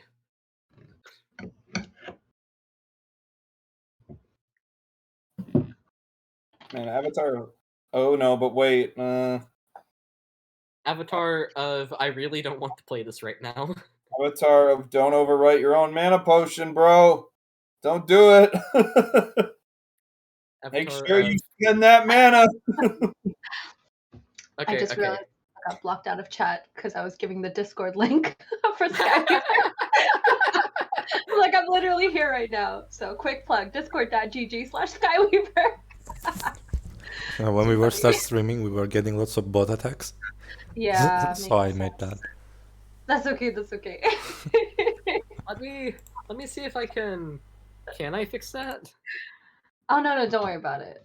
Oh wait. Am I a mod? Yeah, I am in fact in moderation mode. Yeah, you are mod, but this is from the stream element, something like that. That's okay. No worries. Chamil. All right. I'm sure they'll find it. I have I have removed you from the timeout corner at least. Thank you. Chamil does have a really solid curve going here, though, with Padu Oh into yeah. Fang and stuff. So that's If you something. can get that Frank to Little- stick, little- that'll be dirty. Ooh, no answer to Gladiator on deck. Yeah, Padu challenges okay, although it gets killed by burn to a crisp. But Yeah, but like if it dies to burn to crisp, we don't care too much. yeah, Chark doesn't exactly challenge. It's pedo time. What Or we not. really want to see is we want to see Frank stick board. If Frank sticks board, Chamil can run away with the game. But that has to happen for him to really get anything going with his current hand.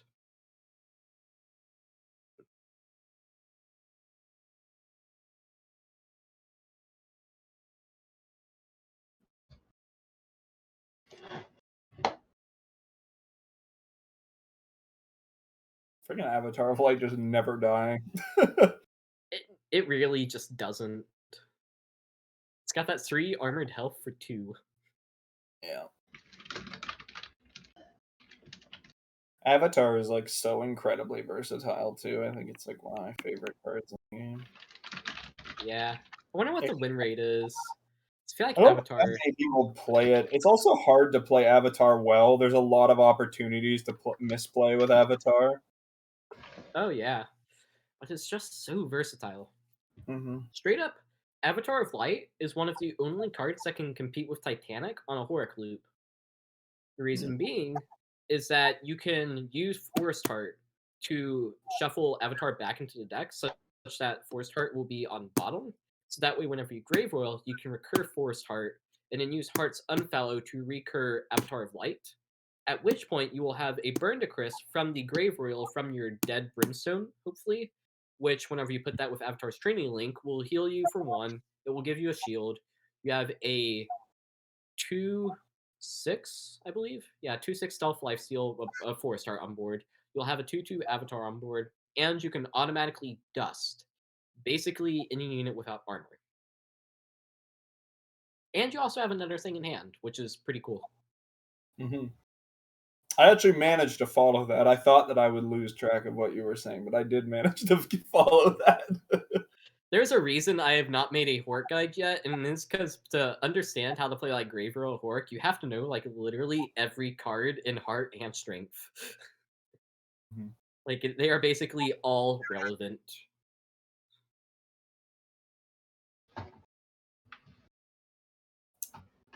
Two sides challenging each other pretty meaningfully here. Yeah, this is cool. That Psyche has kind of hung around for quite a while. It's funny. Mm. It's creeping in the subconscious of Urban. Horic has the board and life advantage for now, but Nomad has the is on the play now and can remove Frank, but it would cost him both his units. Tempest Brew, big setup. Some sort of plan, because taking a whole turn off tempo there to draw feels kind of risky, but yeah, that Frank is going to start really setting up now. That is kind of scary. And maybe they have Mortal Blow or something, so they're just taking a turn off. They're just like, I can afford to let Frank do whatever because I have an answer for it, no matter how big it gets. Yeah, let me check the deck list for Urban. Light Knight offers some good options here. Oh dear. Urban doesn't really have that many answers. He has Sunder. Mm-hmm. But his other hard removal is like Encapsulate. He's already played Deactivate. Uh-oh. Encapsulate doesn't work well versus Frank. Frigid Blizzard. That also versus Frank. Uh-oh. Oh, but Bobble just died. I bet you he has it. Deactivate? He's already played Deactivate. No, I was going to say he'll get Sunder. The options are Crossref Electron, Suit Up, and Sunder. All right. Oh, and Chakram. Urban.Nomad's on the back foot a bit here, but got lots. They got 8 cards in hand. You could also find Strike Down, maybe? Has Strike Down been played? Not sure. I don't think so. But also, last game was disadvantaged until the end and then turned it around. So, like, Funny how few cards are in Horik's graveyard. Like, Frank ate some of them, but they also, but it also ate some of the other ones. Funny how like few cards are in the grave right now for Chamil. Let the zapping begin. Sunder.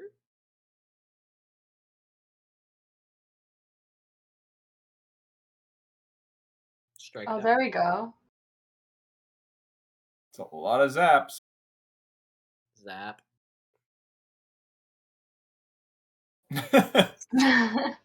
It's the cat! It's the cat! It has a zap now. Zappo.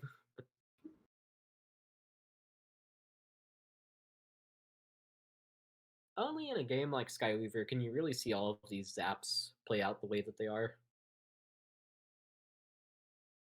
Like, you have kind of this, like, interesting with, like, the attachment mechanics.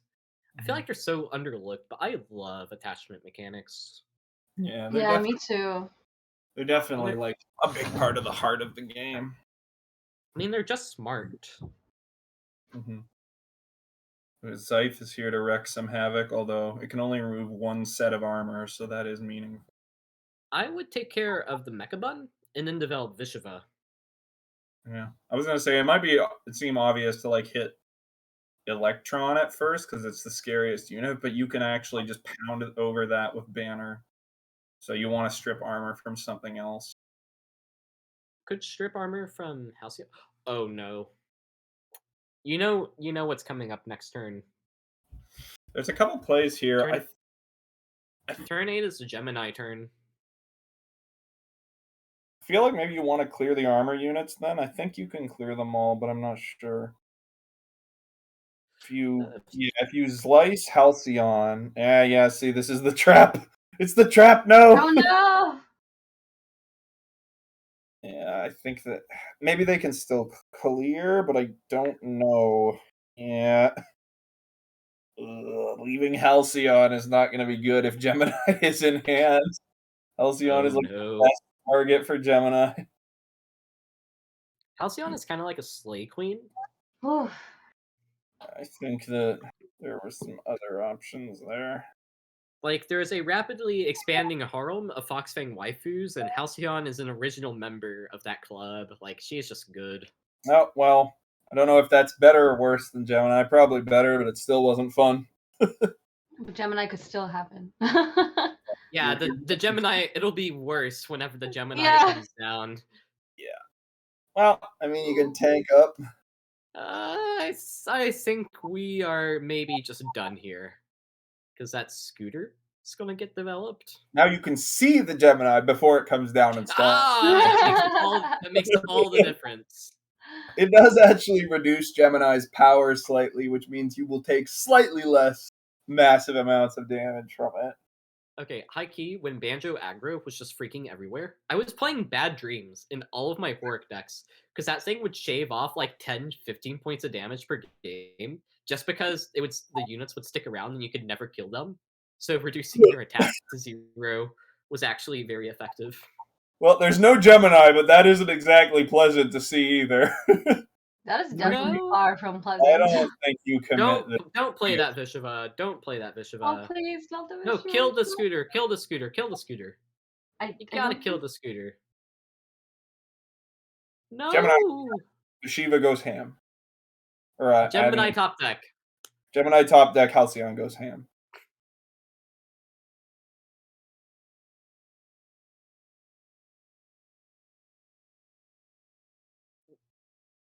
Yeah, this is not looking up for Chamil.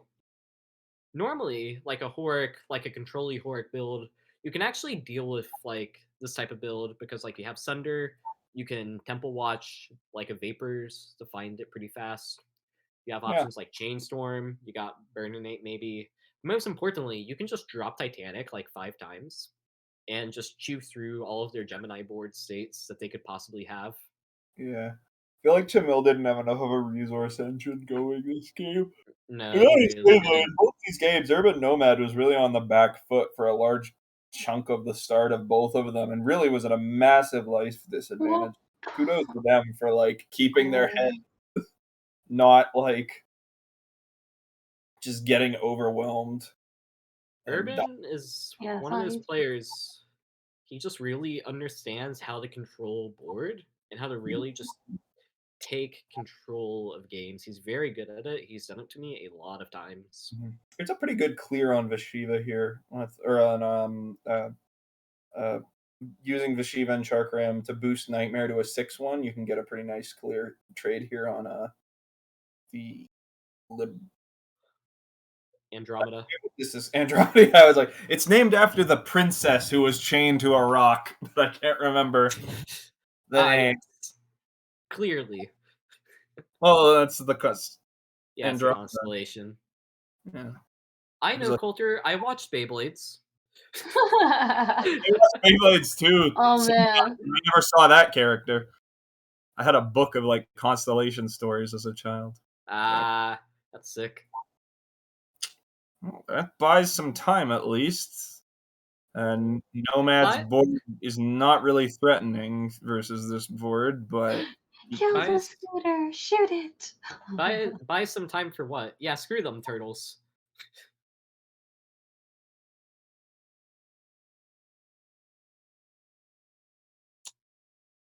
Okay, Urban should really be playing like something.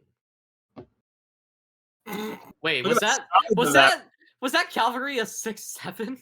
Look at the size of that lad. Absolute unit. And he leaves the mana for Scooter to draw a card. Scooter is so good. Yeah. It's just Scooter is a +15. Yeah. Clearing that cavalry is not rough. which is going to happen. It's rough. I wonder what cavalry drew. Ooh. Do you just desperately clear the other two units then? I guess, because you're right. And the answer is I don't think you can clear the other two units, so then... Are these best of 5s? No. Okay. Finals. Okay. Are the finals best of 5s or the semi? Finals are best of 5. Okay. Yeah, if we keep... Perhaps it would be better for the stream time if Urban was disqualified. I was to say, I think Urban is about to get the 2-0 victory here unless something goes horribly wrong. Oh no. This is the best play you could make, I think, here, but you are still going to get be staring down a bunch of dudes. I mean, his opponent either has Gemini or Griff Scout at this point. And all of his metal units are buff. The scooter is still alive. The scooter! About to lift. Oh my god. In 1 second. Turtle engine. Oh man. If that is in fact a Gemini, this scooter. That's so much value from Scooter though. Like for Urban. Scooter can really carry aggressive builds. Oh, I just realized why he's running Frigid Blizzard over other options, because it only does like 1 damage to his units. Yeah, they're all armor. Yeah, that's clever. I mean, Blizzard is just really strong at this point. I feel. Yeah. A 5 mana, 4 damage AoE that with the caveat that it is bad versus lead stuff is pretty good. Yeah, but it also like it just annihilates like barrier and armor. Ooh, this is not a happy time. Not a doom shroom here. Oh my gosh, I would scoop. Yeah, I'm not sure what Chamil can draw to get him out of this. Maybe an Ancient's Rise. I don't know if he has that. A Grave Royal. Oh no. No Grave Royal. There's a Titanic, but like Titanic. Even if Titanic clears like a board, it dies. It's like it doesn't even clear a whole board if there's a Gemini here. It clears like 2 of the 3 7/7s that'll be in play. Yeah. Doomshroom can't even. Yo. How many cards? Oh, yikes. Oh my god, the scooter! Just came back with a vengeance. The turtle! Jeez, this is an army of rock. Like, honestly. Although, I will call out the slight misplay from Urban. He should have attacked with cavalry first. That's true. Now Gemini is only a 7/7 guard. Mm-hmm. Only.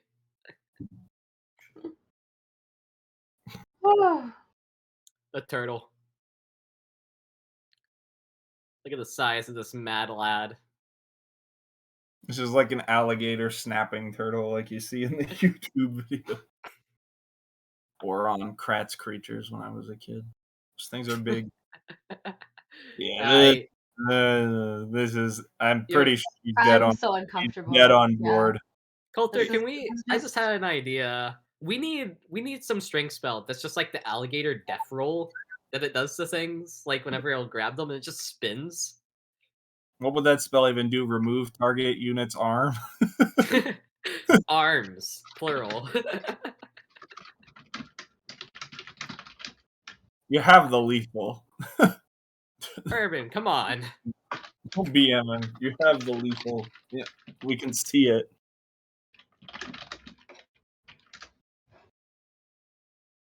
What? That just attacked. What?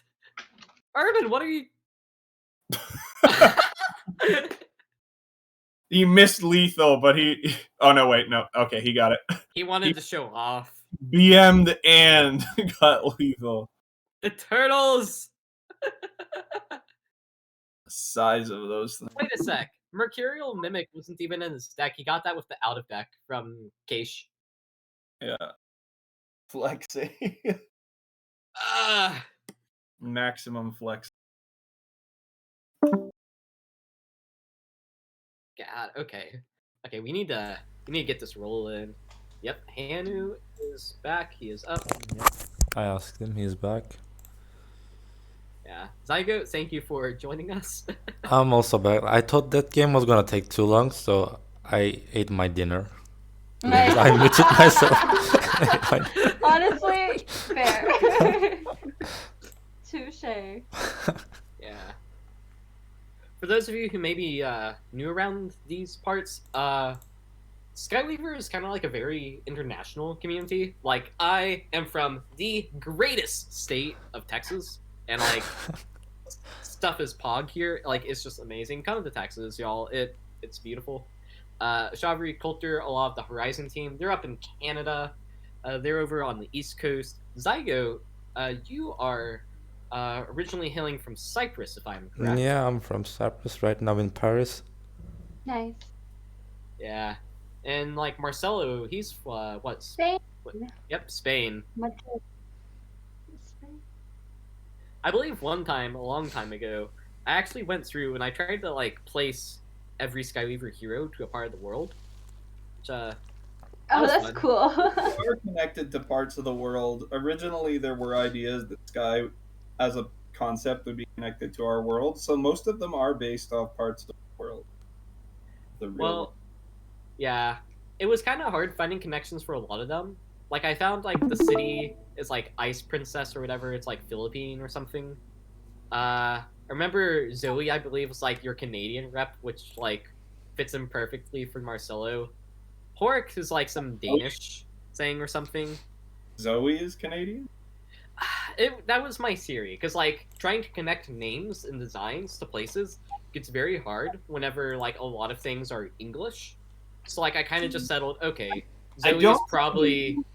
I think I got something for that. I don't quite recall. Am I allowed to mention what any of the original ideas were? Ashavari is a community manager. Wait, what? What happened? Sorry, what did I remember what some of the original connections are, at least for a few of them, like what countries they were meant to represent. The characters? Yeah. Oh, don't know this. Wait. I was asking, is it okay to tell anyone them? Was more the question. Oh, it's up to you. Like Mira is India, right? Oh, I've seen yeah. That one's Yeah. that one's out. That one's pretty obvious. I think for like Canada and the United States, Banjo represented Canada, and the United States was Ari.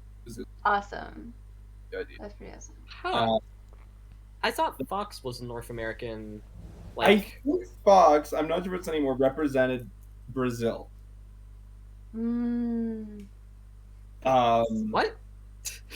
Yeah, it's like Daniel Racca's from Brazil, and I think Marcelo lived there too. So and Daniel really likes Fox, so Fox represented Brazil at one point. I'm pretty sure. Bro. Again, all of them just hail from Sky now, but there was ideas at one point Skyweaver would represent, like, it was going to be a thing where people visited Sky. That was a thing at one point, but that's kind of the idea. But I think you can see, like, in the early. Yeah, no, totally. It's pretty cool. We have very diverse characters in it. Mm-hmm. Oh, yeah. So they still are meant to represent, like, people from around the world visually, but not, like, obviously they're not from Earth, because Sky is a different place. Yeah. You know what? In my headcanon, Fox speaks with a southern accent, so I will take my mental victories. Yeah, there's fan fiction for everything. Like,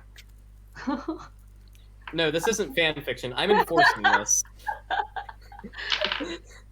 I'm afraid to ask which country city is representing. Sorry, what's that? I'm afraid to ask which country city is representing. Like, she's the evil. The evil location of Earth somewhere. I mean, again, city's not evil. City, or not like. City is the most not good Skyweaver, but everyone has a story. Yeah, I really like City. She's a sick character. Yeah. I want, like, whenever hopefully alt art gets rolled around for this game, like, I want to see some of the old City arts come back, because you guys, like, came up with a lot of good art for City. Yeah, City had a lot of arts from Moldover. Wait, is this about to happen? With the feather boa around her neck, I think it was the second one. But the first one was good too. She just looked kind of like Samya, was the only issue with that art, really. That visually, her face looked, and she had glasses and swept sideways hair and stuff, so it was like very similar. Visually. Yeah. I think peak City design was whenever she had, like, the holographic skull and, like, the fan thing. Yeah, because that, like, second design. Yeah. Also, shout out to Hanu for forgetting that Touch the Sky was in his deck, and completely goofing up his turn 4 Ether Whale. This game is going by so fast. Yeah, that's what happens when you forget Touch the Sky is in your deck and you miss the turn 4 Ether Whale. Bit of a bruh.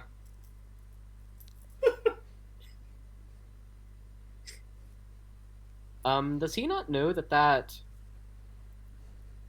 Fate is about to just get ripped away? What is going on? Oh my gosh. Just Banjo things.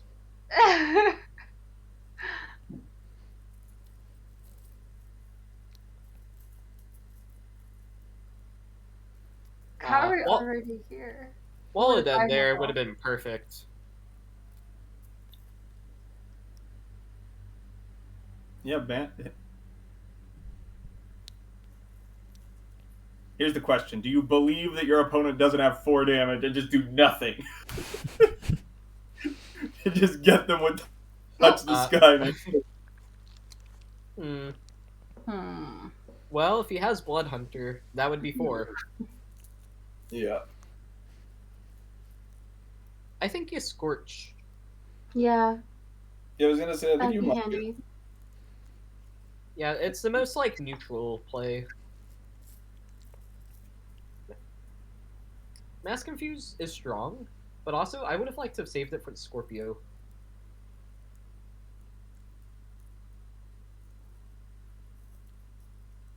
Ooh, he's just going to recover the value. Ugh. Well, this still isn't a terrible touch the sky, honestly. But yeah, you can greet it more, definitely. Yeah. Yeah, just pop that Chester open. Okay, what do you think of Chester? Because I've seen a bunch of new players saying that like Chester is too strong and Chester's overpowered, and I like very strongly disagree. I think Chester is definitely... I think what makes Chester strong is probably that it's in heart and it can be recurred for a lot of value. Because compared to like other spells like Treasure Chest, the value of the immediate draw is often likely superior to Chester's 2/2 body, or the value of like something like Mermask or Think Twice or something that draws cards immediately. But the fact that you can recur Chester does give it a lot of appeal, absolutely, I would say.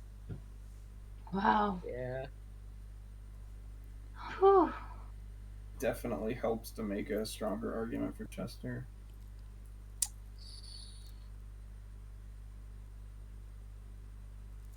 Honestly, that's just Sky.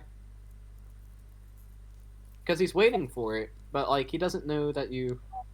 Oh wait, yeah, no, you need to be able to manage with the Touch the Sky here because you don't have Ether Whale.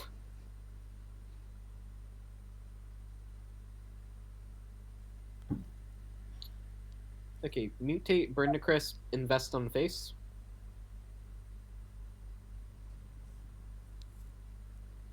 That's good too. You just believe that they can't do anything. They believe that they don't have 5 damage. I think is the question. No. Intriguing. I wonder. Roblox is in for a rude awakening. Has touched the sky because this is sort of a thing that it's a good play, but it also feels almost like he's like trying to force him. Oh, he does know because it's revealed. Never mind. He doesn't know about the managed memory is the issue. He does actually. Well, again? Yeah, he should be looking at it because open deck list praise, but That's true, yeah. Oh, the Wall of Dead nerf is coming into play. Yeah. Neat. It did something. We got there. All right, guys, game is balanced. Pack it. Yeah, that's good to see, though. Like, multiple Wall of Deads are considerably harder to set up because where before one would just pay for the other with the zombies, now it's like Man, intriguing. Half of the cards the first one took, so.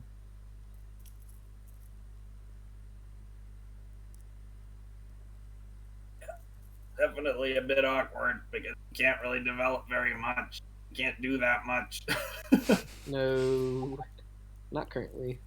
He's just seeing if he's not gonna die to damage, and he totally will. He'll take like 3 damage from Floodwater.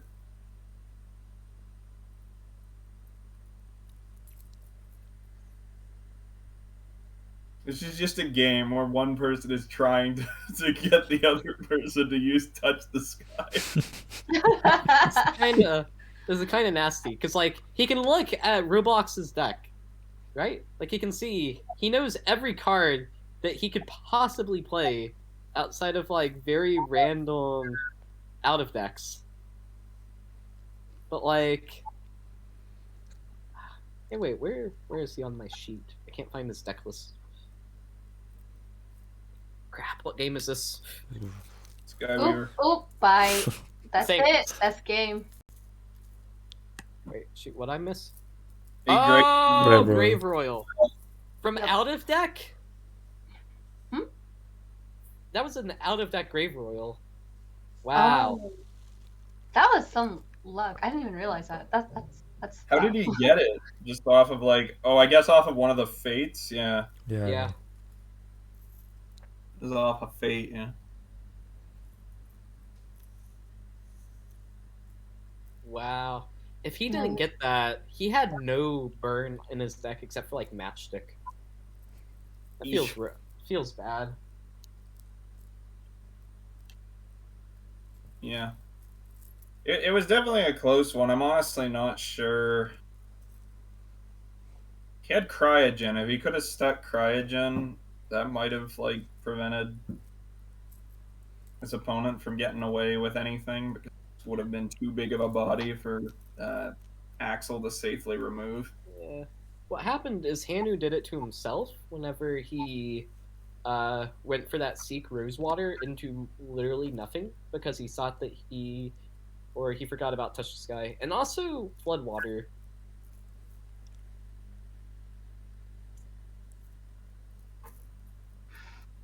What's going on? Something's happening. I can't tell what it is. Game load. Why does it... What?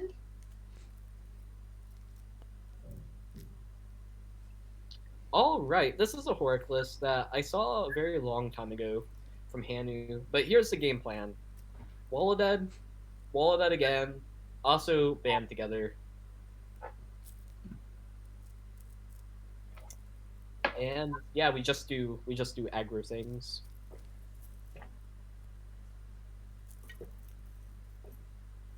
Yeah, there he is. He's showing it off. I have to say, it is so nice to have the like little deck tracker tool like built into the game. Just makes life so much better. Yeah, I do think some of those things. I do sometimes, from a design perspective, worry about them simply because it creates a lot of mental load for players who don't care about that stuff as much. But I mean, considering that like every Hearthstone tournament like ever, people are using that kind of stuff, it does feel like for the more competitive side of things, it is very important. Yeah, Even if it does prevent a little more mental strain for newer players. Yeah. Could also put something in someday possibly where we make it toggleable so it's off by default for a newer player. But it's like, if you want, you can turn it on once they reach like level 10 or something, so they don't have to worry about it. But I mean, the tutorial mentions like the graveyard and stuff that you can check them. All right, are we gonna see a comeback here? Let's see. I don't know. I think Hanu's hand is a little weak. And also, Light Knight is just a really strong card. He's not going to get the armor up, though, so yeah, that thing is dead. What? Hanu, that's a bit greedy. You don't know if that thing might die. Oh. Womp. Wah, wah. It can take a trade on the Witch or something, but the new opposing Ikaru is pretty strong. Or it's pretty annoying. A new challenger approaches. I don't know. I feel like taking the trade on the Witch is just better there, right? Yeah, that's what I would have done. Because even if you're worried about like that thing or whatever, you have Elderfall. You just ping it. By the way, that Polar Bear Seek, that is going to dig for Coswrath. Ooh. I can toast an Axel board pretty well. Oh, especially after he plays Scorpio or Wall of Dead. Oof, this is some value here. Like, he's going to get the ramp off of Witch. He can play that with Trident True. Yeah, there we are. Called it. Synergizing really well, although he is losing a chunk of health there, so... He's got a good bit of healing in the deck, though. Yeah, Axel. I think Axel has the highest per capita healing of any possible Prism, because both Heart and Wisdom excel at it. That's true. That's true. It is very true. I enjoy that quite a bit. I love Axel's healing is such a great part of this game. It's interactive. It really helps diversify the meta. It brings forth a lot of interesting strategies you wouldn't normally see, like me playing a Titus deck where every spell is dusting so I can deal with it. Tricky thing is that off of that healing isn't even enough versus hard aggro decks. No, that's why they have to loop Albane with it. Because it also works as insurance against their units getting destroyed and dusted. Allbane's great. I think it's one of the most iconic Skyweaver cards for me. Oh, it's cool. There's also that lore connection with Boron now, Mm-hmm. where Boron is apparently just like some little orphan kid or whatever.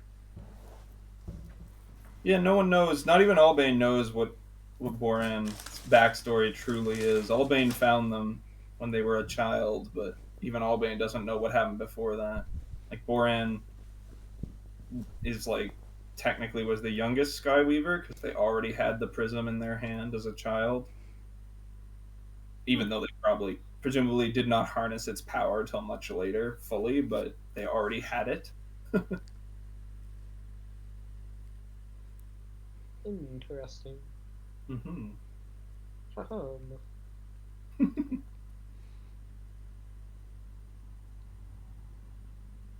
Getting all these lore reveals for Coulter Well, I mean, I think feels like Christmas.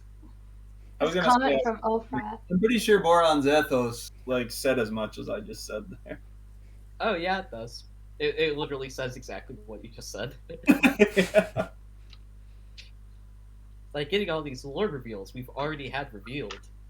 It's the best kind of lore reveal because it's the ones I can say without worrying about getting in trouble about it. Yeah. What keeps happening? I guess the screen keeps getting desynced or whatever. Hanoo's stream has reduced quality. This is not the real Hanu. 1 O is missing anyway. Was sus from the start. I love that. Euphrat says this isn't the real Hanoo. He's missing an O. It takes one to know one, Euphrat. Someone stole Hanu's account and unrolled. Who is it? Oh wait, it's Freud. Everyone is Freud. Is Freud around? Is he playing?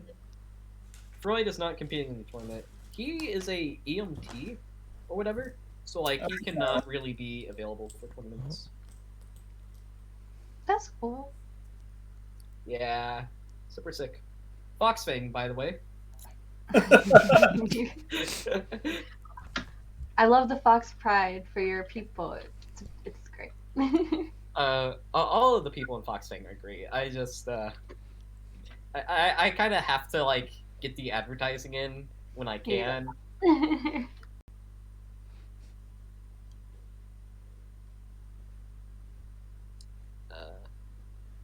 Oh yeah, so sidebar conversation. Coulter, have you been listening to Save the Sky with me and Gina Reno? Save the Sky? Is this a new one? It's a podcast. Gina Reno approached me and he's like, "Hey, I want to make a podcast." I'm like, "All right, sick." So we are making a podcast now. That's awesome. Yeah. Quick question. This came up on the podcast. So Hydrax is a Hydra, correct? Yes. So why does the Hydra, and Hydras are known for like regenerating limbs, right? Mm-hmm. Why does the Hydra have like a cybernetic head and like all these weird augmentations on it? I think the idea is that it's almost like sort of a Frank, like for the newer art, because the two previous arts for Tridra and Hydrax look too similar. With the newer art, I think some of the idea behind that is it's supposed to be like sort of undead, where it's like it was resurrected from literally being dead by the cybernetic enhancements. Like it was sort of like probably not. It's like not like undead, but they like similar to how like you might like we can rebuild it stronger. Yeah, it's like it was resurrected, like its heart was restarted and stuff, and its body was rebuilt after it was like kind of destroyed. So that'd be the reason why it is the way it is. Maybe that's why Horik is so bitter. Horik's bitter. It's like they took my Hydra and they rebuilt it with cybernetics. Yeah. But I always felt like it was kind of odd that it has like all these cybernetics on it, because like Hydras are like generally in like the mythos and stuff, their whole thing is that like they regrow their limbs. So like, if the Hydra has like a cybernetic head, you would think that like where the head is, it would just grow back. Hanu, what are you doing? Why are you not raffing here? Oh. Yeah, see, this is why I don't play. Because I would not have even gone for that. I would have been like... This leaves him open to like a counter Wrath or something. Even Axel can't counter like a counter Touch the Sky or something. Albane. Albane. Although Albane wouldn't really clean this. No, not really. He would also sacrifice his board and pretty much all of his turn. Looks like that's what he's going for.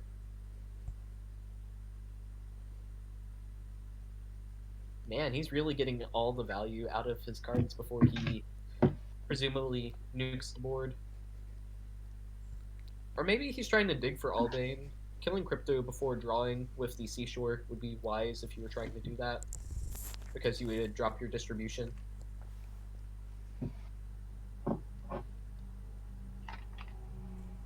Don't tell me you don't have Albane. You've got to have it, otherwise you would lose. Okay, we're Ooh, fine. okay. Blood Hunter. Take all of that.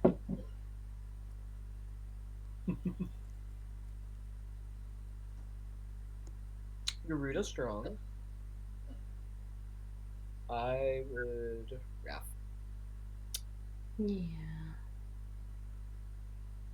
Okay, Garuda is still At strong. a certain point, if you keep throwing your creatures into a grinder like this, like I get he's trying to save Wrath to make it as impactful as possible, but if you keep throwing like if you'd Wrath last turn and then had the zombies plus thing available for this turn, I'm just like wondering like he wouldn't have been able to clear away the zomboid board as well had he Wrathed on the previous turn. Yeah, it's just like force your opponent onto the back foot creature wise before, because I get wanting to save Wrath, but at the same time you potentially you use up all your creatures, forcing your opponent to trade into them just because Horik doesn't have the best Eclipse. That's cool, but I feel like you almost want Eclipse to die at this point is the thing. No, you don't. I mean, I guess so long as... I would not have done that though. But he has literally no way to kill that thing. Well, Doesn't need to. About that. It was in fact a way. Huh. Interesting. I was gonna say if he has like Gusto or something. I thought Soul Sprite had already come down. Yeah, look at this Wrath. Of all the times he could have played it throughout this game, he really could have gotten a lot more out of it. Okay, he can develop Crypto and Shade, which get more value and are decent. Yeah, but I find against like these heart decks with all these little token units, it's better to shut down their draw early before they get rolling, because then there's a cumulative advantage with consistency. Like, the sooner you stop your opponent from drawing cards and the sooner you slow them down, the wider their distribution for possible draws is going to be throughout the game. Oh, and that's game. Oh, wait. Hanu has no answer.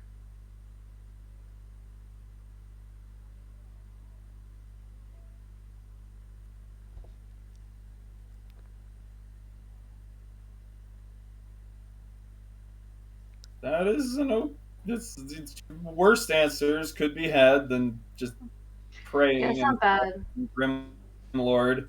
If no Blood Hunter. If no Blood Hunter happens on this turn, and Hanu draws Blood Hunter, he might win. It's tight. This is like a 1 in 6. That's Woo! Really needs that Blood Hunter right now.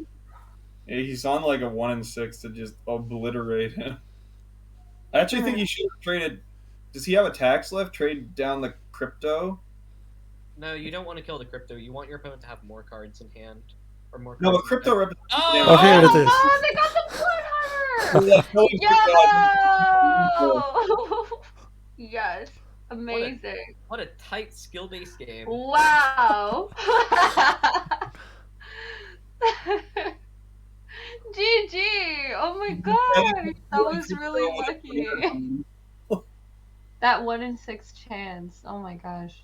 You know, if he had killed the crypto, he actually would have had 1 health left. That's what I was saying. Killing the Yeah. crypto prevented lethal. I think he could have like traded down Ikaru and stuff too. Like, although I guess he couldn't have. No, he could have traded. I don't know. I think there were some ways.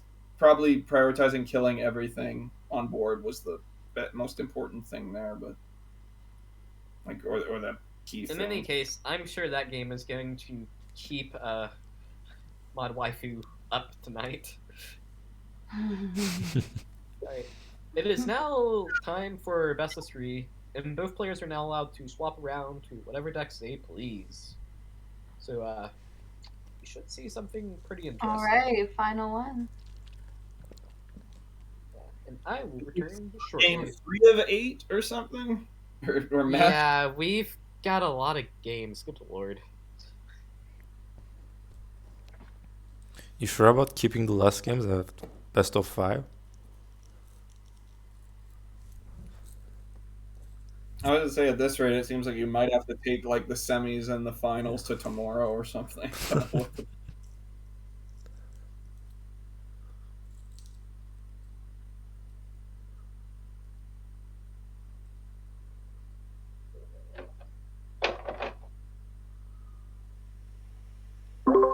Okay, Coulter. Ooh, Stitty deck. Policy proposal. You buff aggro. We have shorter tournaments. I'm dead. None of these games have actually been that long. There's just a lot. No. Yeah, it's just there's a lot of of games. them. They're not long. Policy proposal. Buff aggro. That's the full proposal. Yes.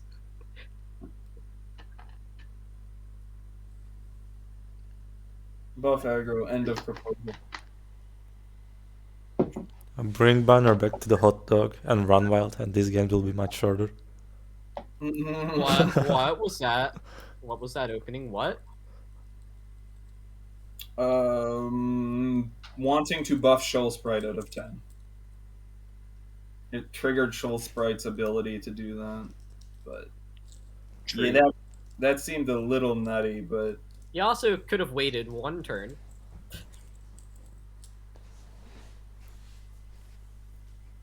I would have whisked on that. There's a lot of banjos in this tournament, I feel. Uh-huh. It's almost as if he's really good. You know, I'll go through. I'll go starting at like our out of 16 decks. We'll look through. Okay, we've got Iris. You know, if I count it this way, we're going to have no clue what it actually is. I will slowly catalog and see what our hero distribution is for all of this. So, you know, I like stats. Stats are cool. Like 12.5% of Wartlock plays, resulting in Wartlock into Puppet Master, into Feronis, into Puppet Master, into Hydrex. that is pretty wild. Yeah, I didn't even think about that with the Feronis. The Feronis, that thing is pretty nutty. That's the funniest one. I knew Feronis would be good in City Cheat. I definitely was not lost on me just before I knew this, but that particular play is probably the absolute strongest play possible. But this is City Aggro, so We're not going to see that for now. It will not be in my dreams tonight, hopefully. But this isn't City. Yeah, anytime I get irritated with the balance, I'm just going to say 12.5%. That's our new fun statistic number. Ah, shoot, Coulter, you know what I just remembered? It'd be the. Where's the one copy pasta where it's you explaining the decision for like balancing teleport? I don't know. I thought the new copy pasta was just a bunch of commas. I mean, it is. We could probably put commas into the teleport balance patch. The comma after every word. Yeah, just add comma. And then it just ends with me, and then it just ends with a link to the clip of me. Saying, I want the person to punch Grandpa in the face. You really shouldn't have mentioned that. I was hoping you'd forgotten about that, because I've been waiting for Fox to get nerfs, so that way I could go dig up that clip, and then, like, just...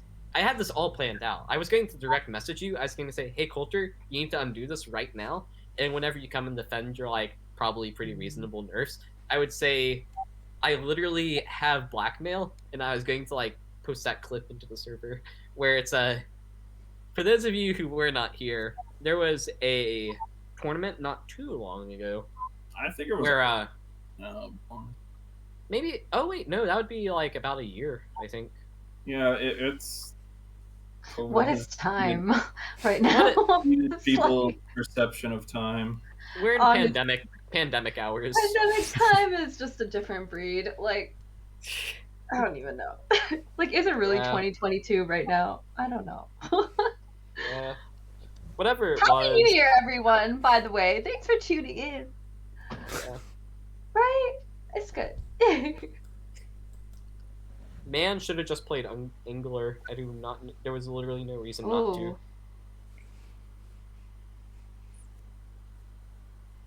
Yeah, manage memory, waterline. What was I saying? Oh yeah, there was a game where like it was Urban.Nomad versus a guy by the name of Your Grandpa, and somehow Coulter just managed to string together the phrase of, I just feel like Urban.Nomad just isn't doing enough damage to your grandpa. He's just not beating him up enough. Just something like that. No. Just like the most unfortunate phrase. The line was, if I just really want to punch your grandpa in the face right now. Yeah, if I was Urban, I really want to be beating your grandpa in the face if I'm Urban.Nomad right now. Yeah, it's just like the most unfortunate phrasing. Nomad was at a point in the game, which no one really noticed until I pointed out, if I recall correctly. Man, that sounds bad. Don't clip that. Yeah, and then we clipped it. Because, like, what else were we supposed to do? Not clip it?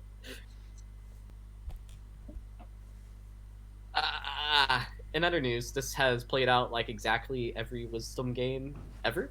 With, removal, we wait, removal. And, you know, that's a lot of trading card games. Like, I've watched trading card games a lot, and it's like, in every game, it's like, the first 15 cards you play get removed almost instantaneously. Oh, that's steal. Oh, there it is. The 4 mana versus the 4 mana lose the game. 4 mana 9/9, or what is it? 4 mana 7/7. Well, actually, this is at this point in the game, it actually doesn't matter that much because that's just gonna happen. But yeah, that's just Sky. True. Fair and balanced Wisdom removal. Another touch to Sky now. It's amazing how it went from unplayable to like really decent, or really good, just because it gives 6 more health. I think it actually was already good. It was just that people weren't really thinking about great ways to use it. To be honest, I don't really agree that it was good when it set you to 10 health. That's just too little. Maybe. But it could be strong.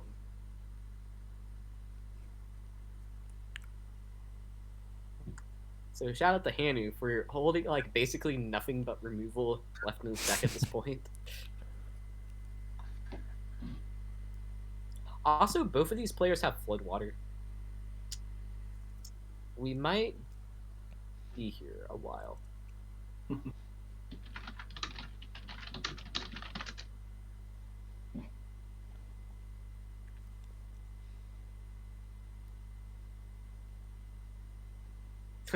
Top deck. Oh, there we go.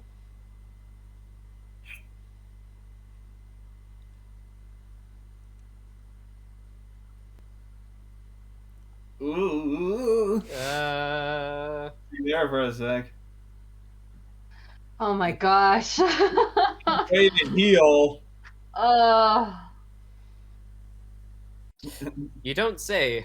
You don't say, Hanu. Oh my god. Yeah. There's a way to heal. Wait. A little. A little. Just a little bit. Perilously Just a little bit. people there. Oh, yeah. Oh, yeah. Okay. No, I'm gonna do it. Oh, man. Isn't that scooter kind of a danger right now, though? Just being that low, you know, just a little bit. Just a little bit. I'm getting anxious watching.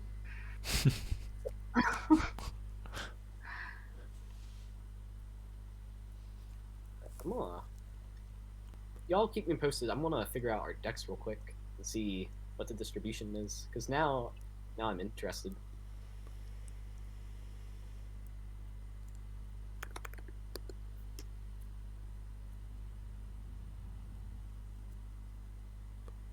Interesting.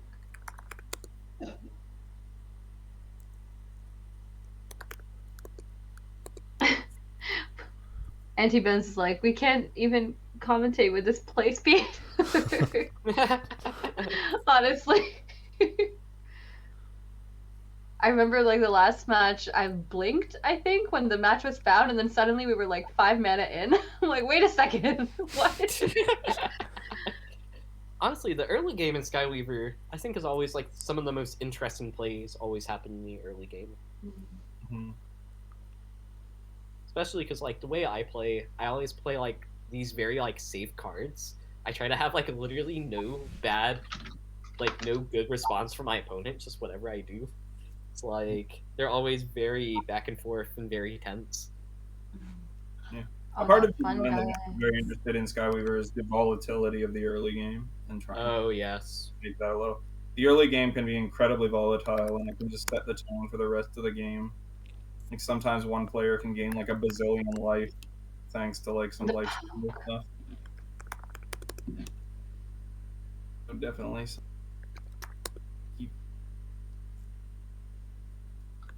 Wait, why Frigid Blizzard over Doom?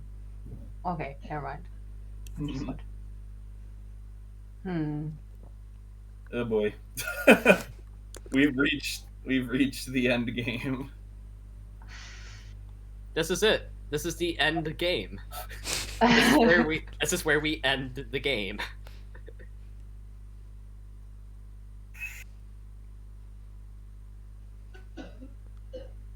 Nice.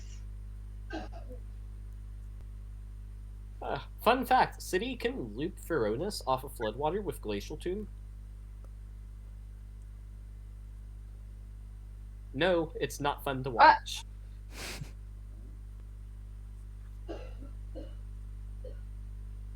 You say it's not fun, but it might end the game faster. True. That is a dedicated win con right there. Scooter Water trying to reach next level Lotus Enlightenment by playing it. I just imagine City's voice like, how unfortunate. Like, just, I don't know. Yes, that's exactly it. That is exactly her voice. Yep.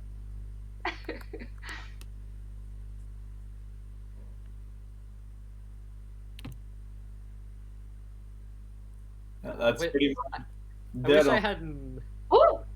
2 Doom Shrooms. And the Oh Floodwater. gosh. Prepare for No, trouble and I'm make scared. it double. Look at, yeah, I feel like even with the hero armor, Street Hanu is just. Yeah, he's done.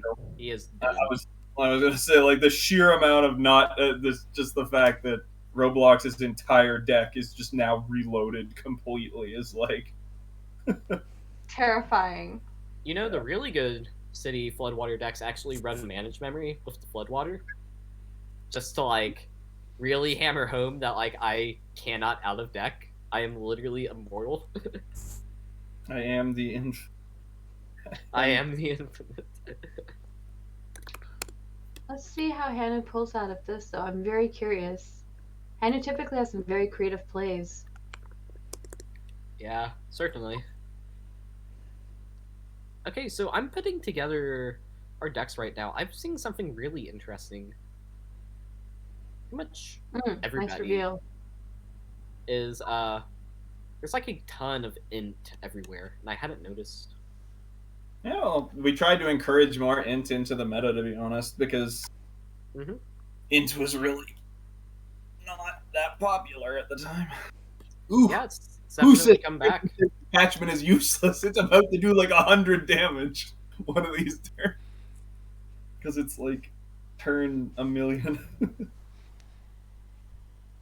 Ah.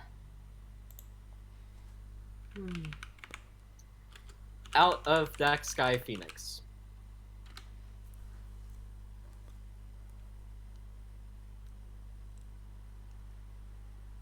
Ah, we didn't get it.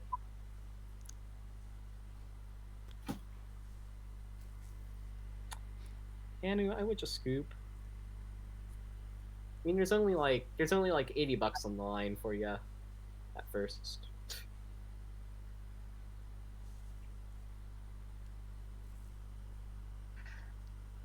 Roblox is wow. He's still going. At 33, like unscathed, you know. Wait, unscabbed? Well, you know what I mean. Because now it's over 33 again. I mean, now it's over 30 again. 32.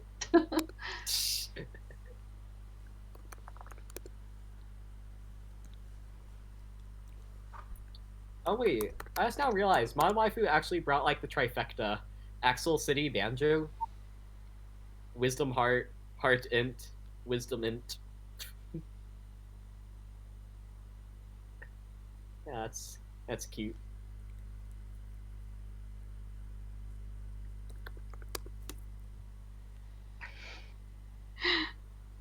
Oh, Fred's like, I decided not to play Wisdom ever again after I had a 30-mana match against Hanu.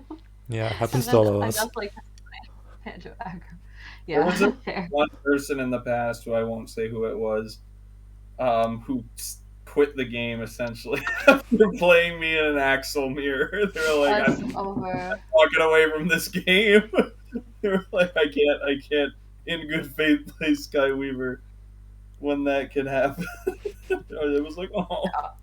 Wait, how is it not over?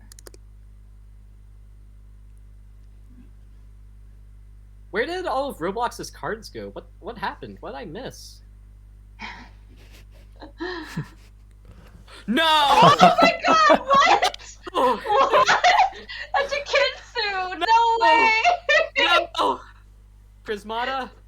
It's ridiculous. Sparky, no! No! So funny. No. You just want it to end. Fake it. I can feel that.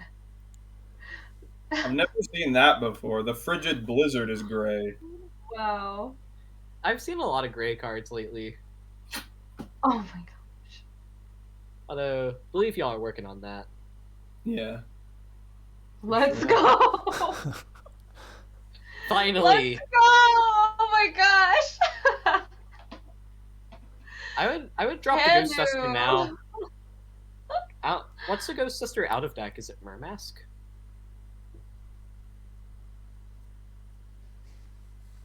He's counting up his 1 cost.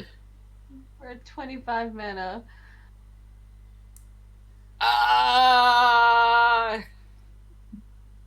We need a Skyweaver theme song. It's like, I don't want to be here anymore. It's gotta be that moody lo-fi, you know? Nah, I'm thinking this is in like the spirit of like Aha's like Take on Me. Like we need that 80s synth. We need that like in the background. Alright, Bacon, you gonna make that? Nah, that's not my composition style. Oh! Oh! That hurts. I don't know why he's holding the Ghost Duster, but okay. Oh my gosh. I'm sure he knows the out of decks better than I do for Banjo. What? Whoa. Oh! That's game. That's game. That's got it. Done. He Wait, didn't what? play the zap. He didn't play the zap. Oh, he doesn't care. He's done anyways. Yeah. I didn't play this Oh, that's too bad. That was good. That was fun to watch. No, Ashavari, do not encourage that. Why? I enjoyed watching that. I was on edge. 30 minutes later. Hey, I don't mind. I'm like I also play games, you know, those last forever. So That's it. We have reached the end of Sky. That is it. Definitely oh did. my gosh. Yeah. Thanks, Hanu. Never do that again. GG, well played, both of you.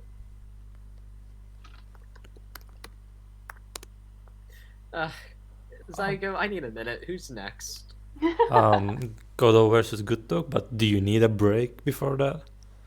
And no, I just need some aggro in my system. Okay, GoodDog is playing aggro, I guess.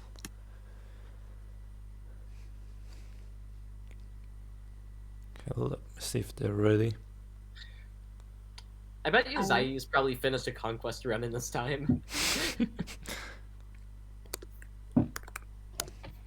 I may have to step out for a bit and come back, but I'll have to see. Everyone's always leaving me. I see how it is. I'm sure it's their fault. It's definitely not mine.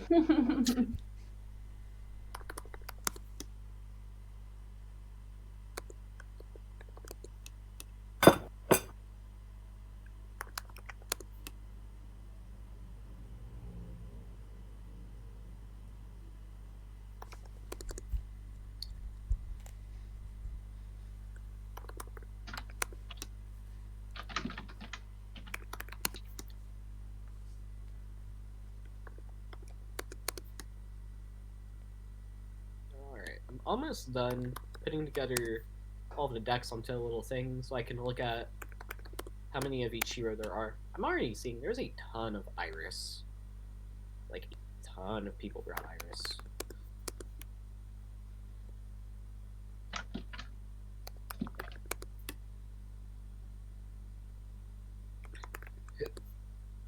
Which is funny, because like, it's just Lion combo, but I guess people really like Lion combo.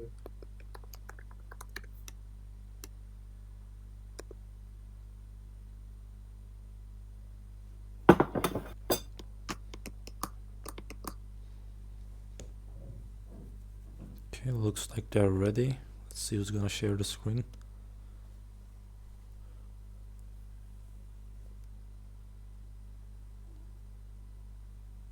Maximum is going to share. I'm gonna go check on the chat, see if they're still with us. I'm surprised that they're still with us. That game Yeah, is there's really- like 38 people. Yeah. That's great. You've had that consistently almost the whole time since I first joined until now. That's awesome. Yeah, like I need to thank you guys for that. You're doing a great job. You freaking said, why is Hanu playing this anti-game deck? that killed me. I thought these Unjust. I thought these matches would be faster. I've had too much beer at this point.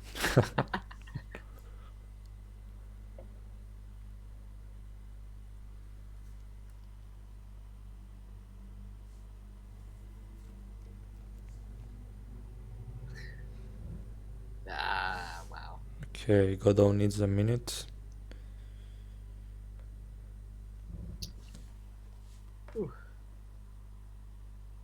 All right, I've got all of our heroes together, itemized. Now I just need to count.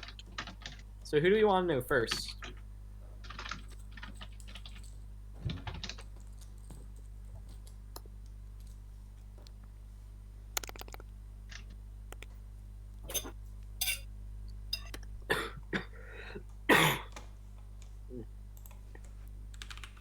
Fun fact, my dad got COVID on Christmas. Oh no. Nah, it's like Omicron or whatever, he's fine. I think my mom has it right now, actually. Ooh, she okay? I think she also got it on Christmas.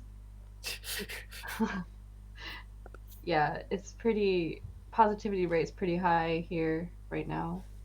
Yeah, I guess in everywhere it's like that. Yeah.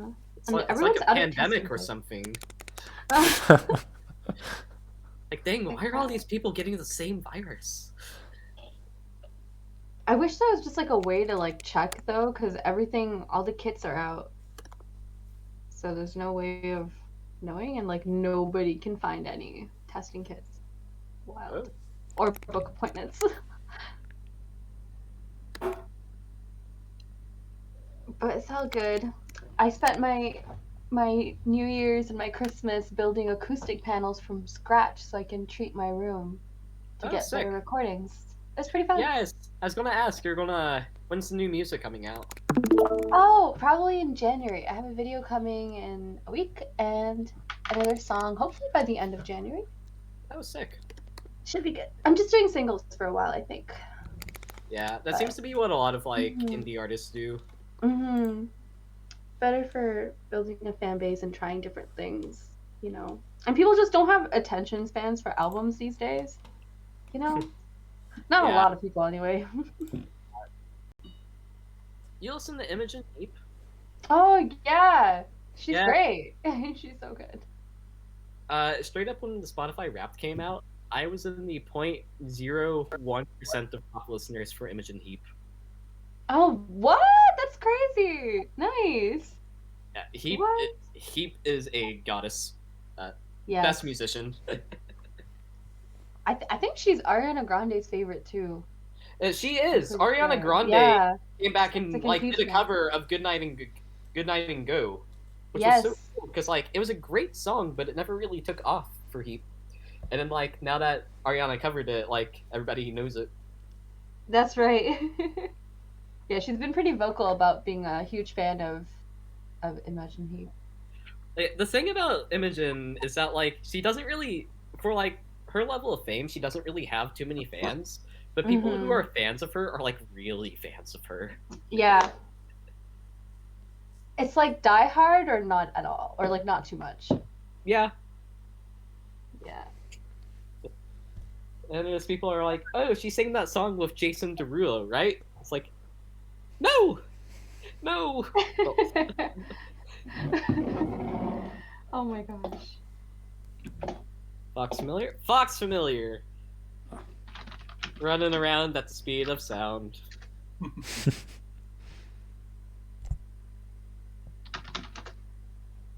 Alright. Puppet Strings is a bit of a weird inclusion here, in my opinion.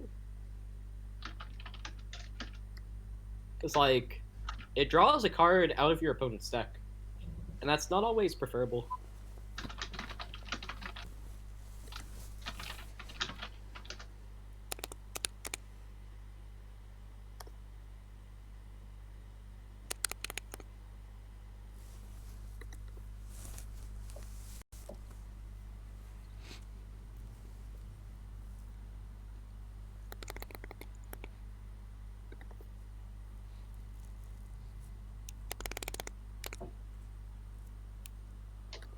What kind of banjo is GoodDog playing? Let me go check. GoodDog is playing. Here we are. I'm so glad I made this on Google Doc. Makes my life so much easier. He is playing a Phoenix Turbo build, but a very different build from XiaYu. And probably also the submitted build. Yeah, that's the GoodDog strategy. Yeah. You discard half your deck. GoodDog seems to have a pretty good answer though. He could set up Anoint and Flame if he wants. Oh wait, Speed is not in hand. Never mind.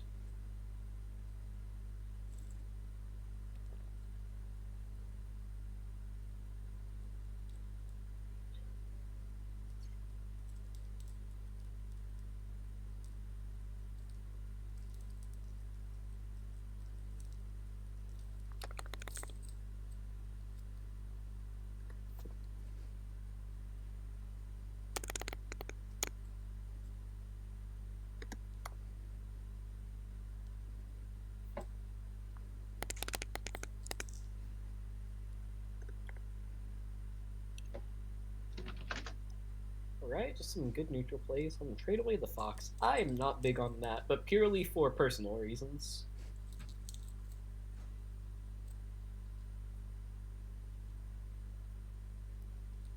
Up, overdraw. It's going to set GoodDog back a turn at least. More like 2. And the fair and balanced 4 mana 8/9.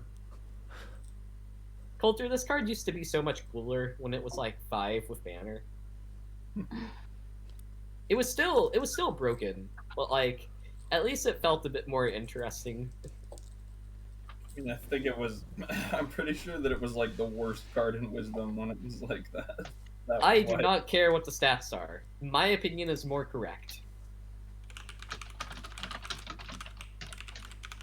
I will stare into the face of all competing facts and narratives, and I will choose to disagree. Oh, we're on the hacks.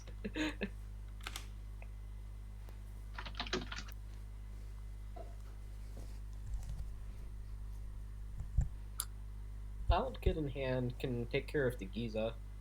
That'll be handy, because that will slow down GoodDog another turn.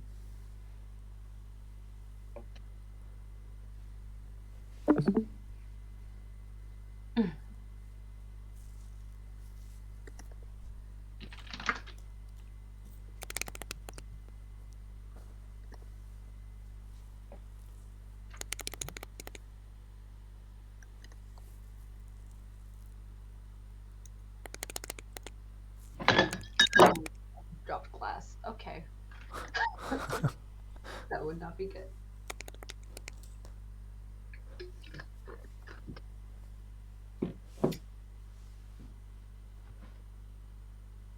More wisdom.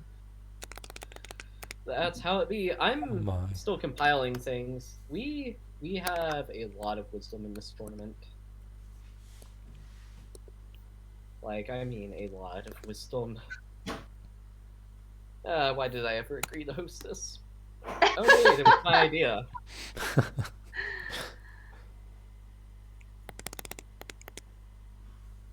A disappointment. Yeah. It's like you signed up to play a competitive card game. You chose to play like one of the lamest prisms. That's so mean. We love wisdom. What do you mean? No, we don't, Ashavari. Look at this. Okay, I left for like 5 minutes to go work on my Google Doc, and now there's 2 8/9s on board. Hey, look, Yes. you're missing the point. This game will end quickly now. Yeah, it's a good point. That's true. Okay, here's the Wisdom catch-22. Optimal Wisdom decks tend to not want to interact with player B. They want to do things like Ether Whale, which like is very hard to really play against or interact against. They want to do things like Banjo and your Zam combo, not really much counterplay room there. They want to do all of these strategies that like don't really present much counterplay. Therefore, you would think that the solution would be, okay, give Wisdom viable ways to play interactively with the opponent. That approach leads to things like the 4-mana 8/9 World Tree. Conversely, cards that would be broken in like other prisms, like I don't know, Grasping Maiden in Agility, for example, end up being too fair in Wisdom because they compete with Wisdom's other options on the virtue of they are interactable with, and therefore they bring down the game plan. Interesting hypothesis. I mean, it's entirely conjecture, but sure.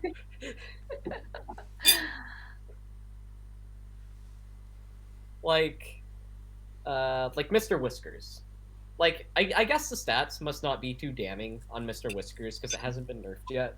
But, like, the card was already good when it was a 2/6.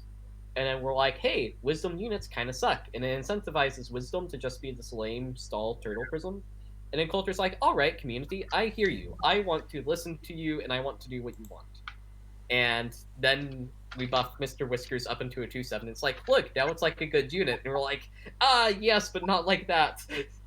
So, Coulter, basically, you're damned if you do, damned if you don't. I would just discard the prism. That was a very nervous chuckle. It's just basically the case with every card game, right? It's like whatever the defensive, like turtling one part of the game is, everyone's like, "This is the worst. I hate it." I So, do. which is like fair. I mean, I understand why it happens, but it's pretty much I do think that it is tricky to produce a defensive prism or defensive aspect of game. Like in Hearthstone, it's always priest is the worst. I hate it. And then priest is like always on the bottom tier because like it Not just really. Whenever priest is on top, the community is always foaming at the mouth about it. That's the thing.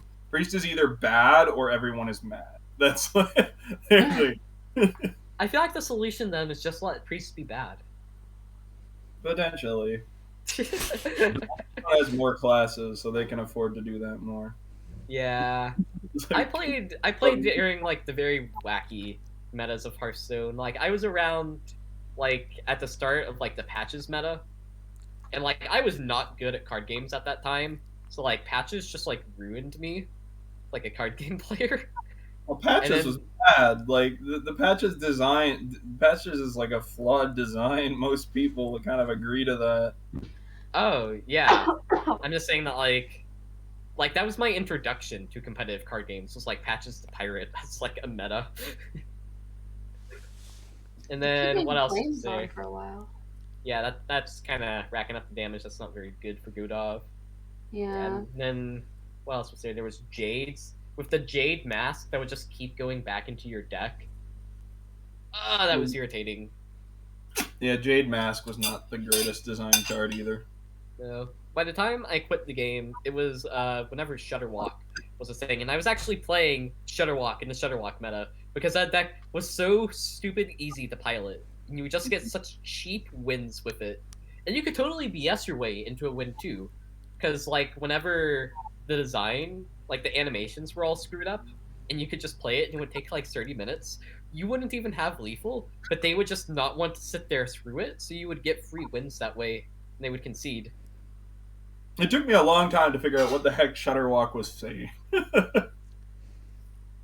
What its battle cry actually said. What even does it say? I don't know. My claws that bite, my claws that catch. Oh.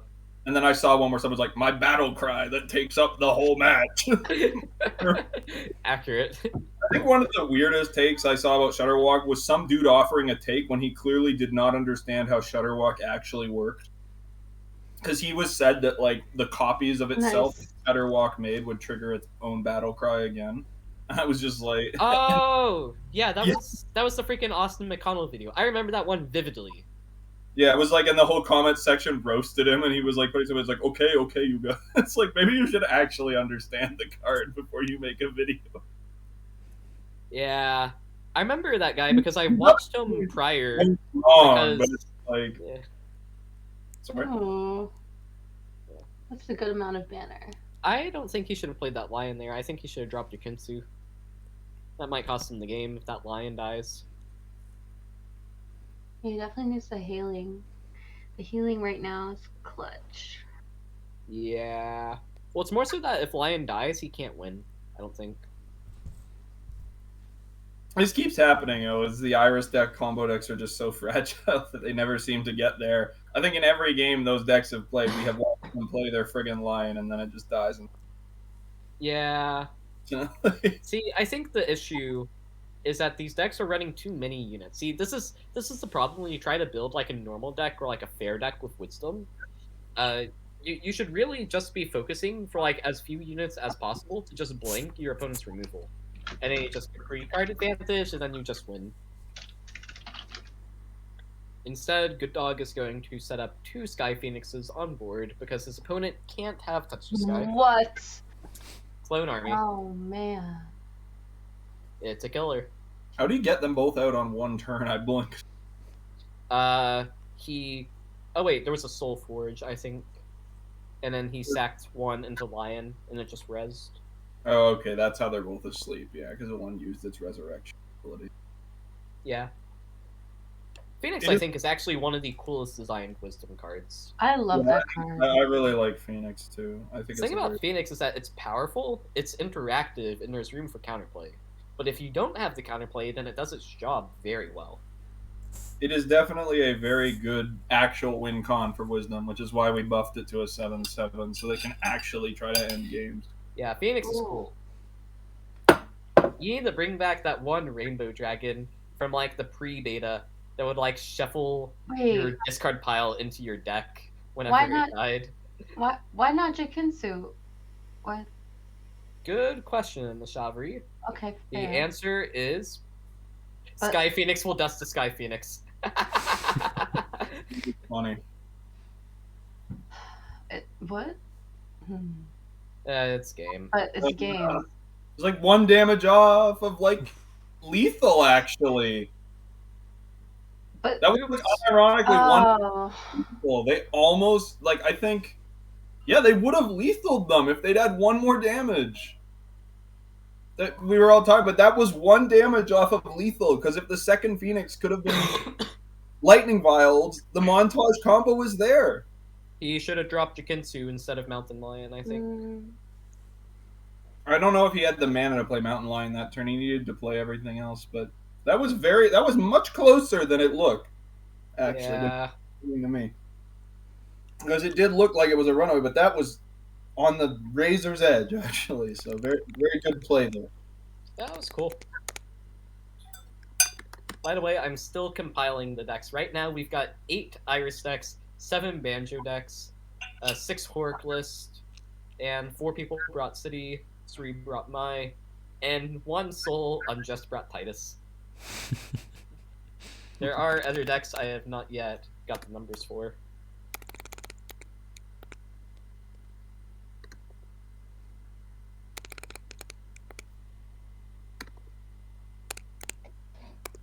Oh, here we are. Yeah. Iris 8, City 4, Mai 3, Banjo 7, Titus 1, Hork 6, Zoe, Boron, and Ada are all 2, Mira and Fox are at 3, Axel is at 2, Lotus is 1. So, this looks like it is definitely a Wisdom and Int showing. Speaking of, we're now at what, game 3 here? Or is this game 2? It's game 2. Yeah, game 2. All right, so we might get this done with.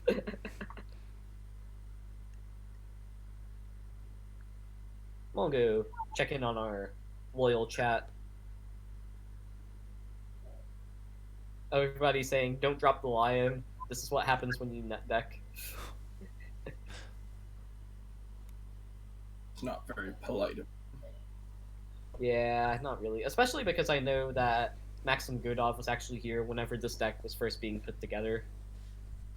Okay. Insight. I have to imagine, in retrospect, of how close they got, they probably dropped the lion because they really didn't think that they needed it at this point because their opponent was at 15. Yeah, that is fair. You see this sometimes in other games, with Demon Hunter and Hearthstone, the OTK decks. They're I can throw away this much of my combo. Especially if they know what the opponent has, if they know the Banjo deck wasn't packing a ton of healing or something. So it may be that it was a very tactical, kind of calculated risk they were taking there. Could have been. Cast and Chrome. Ari's Insight is just 50% more Cast and Chrome for every Banjo deck. And wow, he is sitting on 5 cards in his deck. Oh. Except for GoodDog, this actually works to his advantage because he is packing things like Iron Mask and Desire and Deepest. More trees. I mean, 4 mana, 8/9. Boy, am I glad I am not playing against him.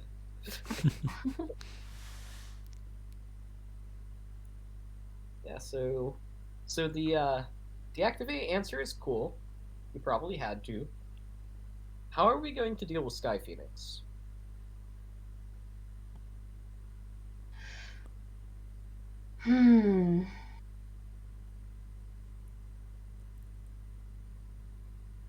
That is a wall. That's yeah. That is a literal giant tree in front of you. It's a big tree. Yeah. I wonder what the lore is on World Tree. Got like some Ifra thing. Is it Ifra or Miss Aya who's the it's like the thing or whatever? Ether. Yeah. Miss Ethera's daughter. Ethera. Yeah, Aya is Ethera's daughter. Oh, really? Yeah. That's so cool. Well, I think originally both arts were sort of from the same character, but one of them got recycled. Oh. Oh, hey, this is cool. Listen to this. Ifra does not create life. She is life. Every living thing in Sky is a part of her. Amaruaf. That makes sense, because it's a theory. Sorry. Oh my god! What? That is actually the origin of the name Ethera. It was supposed to be like a godlike being that represented the identity of like the cryptocurrency Ethereum, and so that was like. Oh my brain is broken. There are a number of references to cryptocurrency. I love it. Yeah, like Nakamoto. Yeah, Nakamoto's an obvious one. Arcadium Mask is also a reference Arcadium. to Arcadium, yeah. I love this reaction.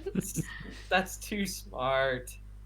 I mean, at the same time, though, like ether is a term which exists in a lot of games. Like aether yeah. or ether being like an ethereal material. Like Ethereum draws its name from that, the idea Yeah, of exactly. which is sort of like the substance that makes up all things, sort of, is the idea. Mm-hmm. Yeah, it makes sense. You know, we used to actually think that there was like a scientific like reality of there being some type of like Aether thing or whatever. What we actually found out is that thing that we used to call Aether, nowadays we call it the vacuum. So it's like space? Kinda. I was gonna say maybe ether is the idea. Dark energy. No, not dark energy. I'm kidding. That's I'm just something joking. I was different. making a joke. You're spreading misinformation, Ashavari. It was a joke. Isn't it dark matter? Dark energy is something like Metroid. There's both, but anyways. Oh, really? There is? I didn't actually know. I didn't know about dark energy. I know about dark matter. Yeah. It's a political science major. Like if I propose some type of like dark matter to explain things in the world, I would be laughed at. But whenever astrophysicists do it, now it's groundbreaking. It's so unfair. And way off topic.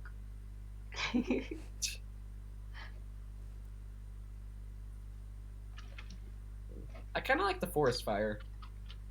Forest fire, earth golem. It's my vote.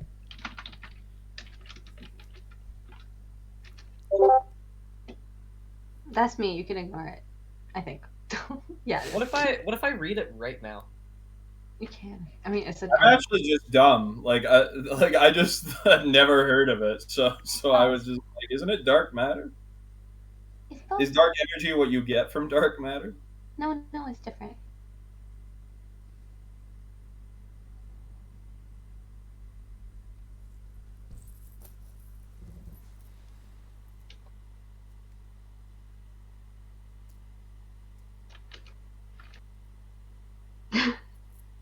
I love these comments. Shoot, what are they saying now? No, just like talking about dark matter. What?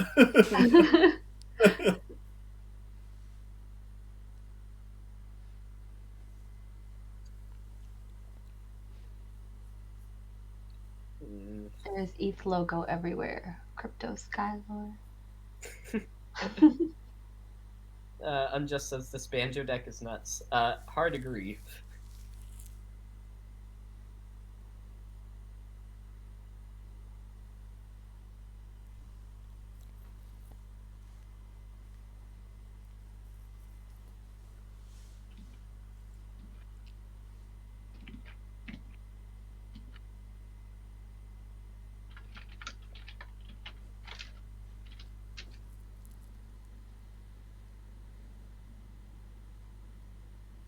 This is pretty awesome.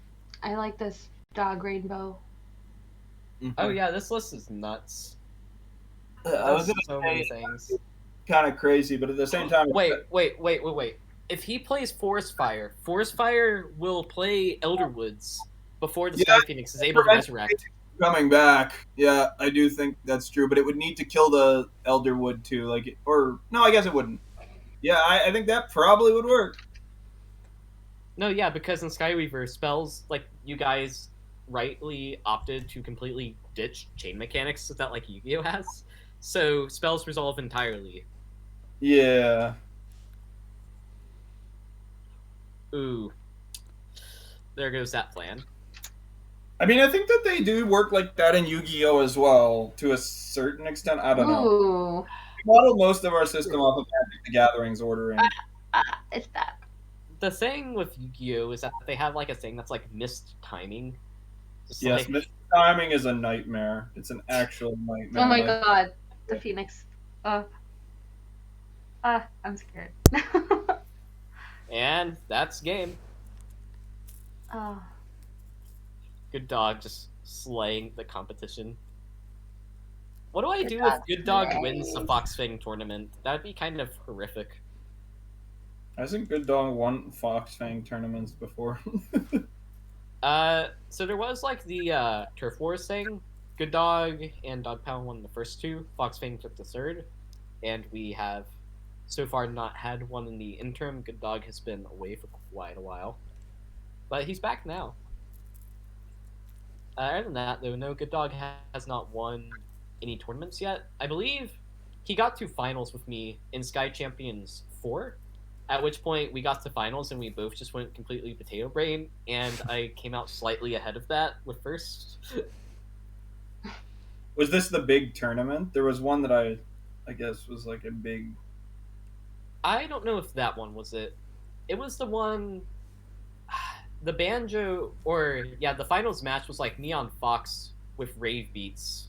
With that, this was the tournament right before you like took all the fire out of Rave Beats because Rave Beats was completely busted, and it was versus the City deck that would like Puppet Master and copy Earth Golem a million times and copy Timber a million times. It was that game. It was pretty hype, but it ended very. A lot of busted stuff going on, and it was pretty wicked with the Timber deck. Yeah, I was the reason that you had to, or that you decided to change like Gusto's effect, because there was one play where I had to opt, like Gusto was like a mandatory play effect, and I had to choose between dropping it on my own unit or not playing it at all. Yeah, I didn't actually change it So nice. specifically because of that. There was actually internal discussion, which I think it's okay to talk about whether we wanted to do something where like play effects would be optional, where you could target like an empty zone to have the play effect do nothing. And I was strongly of the opinion that that added unnecessary extra complexity, when what we could do instead, like, plus it would have made more work, and it just, I thought it was much cleaner for the game if we just make it so that play effects can't really be bad. It's like, and you see Nasst do it too for their online client, and Hearthstone as well, where it's just like, if something would force you to do something like bad, if your opponent doesn't have units, you just make it like so it can only target enemy, which does sacrifice a tiny bit of like tiny bit of Strategic depth. yeah, but at the same time, it's like it makes the game much GG's. generally. Yeah. Well, we're sacrifice for players, because there's already like you can already do stuff with things like kill in twain or ritual if you want to kill your own units. Like, yeah. Oh my. Okay, we are now at semifinals. oh really? Yeah. Uh-huh. Oh wow. Unjust. I guess the top 8 is only 4 games, so that's exciting. So Mhm. Unjust will be playing versus ModWaifu, and then Nomad versus GoodDog. I think my chances for Fox Fang winning the Fox Fang Open Invitational are rapidly diminishing. Maybe I should have put more thought into this. All right. Shall we give like a 5 minutes break before moving to the next game? You guys like that? Yeah, sounds good. We can use Yeah, a 5-minute break. Well, Breathe, give the competitors time to. we Yeah. can read about dark energy in the meantime. Yeah, I'm gonna come back and I'm gonna read about that. I've got it pulled up on my tab right now. Talking about this is talking about the thing I was talking about earlier, how like the vacuum is actually like a material thing. It's not just empty. Yeah, I swear that's dark energy. But yes, that's super interesting. I'm gonna look into that too. It's a fascinating subject. Mm-hmm. I think You know the Marcelo same loves the subject thing. too. You know the same thing is true about time. I did hear this. Oh yeah, did we go to break? Did we cut the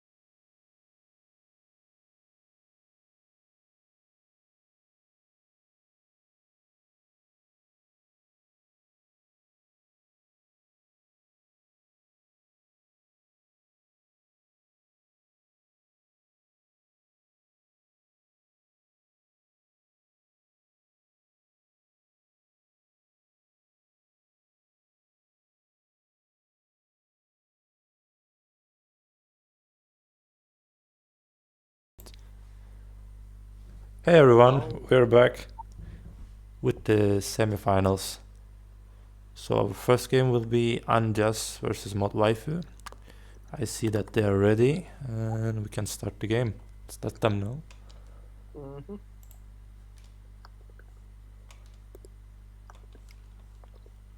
Gotta say, this is going to be fun because these are like two of the more aggressive decks on the opening. Like ModWaifu, he's been bringing that kind of weird Axel Bloodhunter build. Nobody's really seen. Nobody's really been playing, but it's been getting results here. So good for him.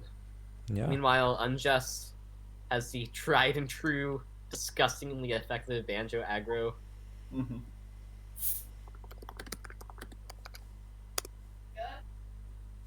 Oh, apparently I accidentally pinged Urban instead of Unjust. There's too many U's. Too many U's in this game, not enough me. Yeah, I like Teleport. Good consistency card. Love Teleport. So this is a best of 5, right?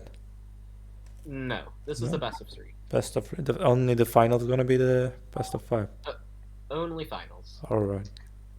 Okay, so these are still 3. Yeah. Cool. Oh, jeez. Oh, that was fast. That's a whopper. Oh, I'm excited for this game. Oh yeah, this is hype now. Yeah. And Unjust has like basically no good removal to that. Finding Giza will be good here. But don't know about the Nico. Oh, that's rough. Oh, that's not good.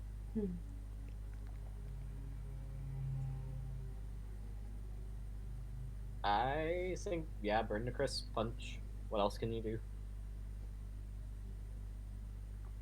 Normal. I'm not that hype when I see Banjo versus Axel. But those games can last like hours. We've seen that. Yeah.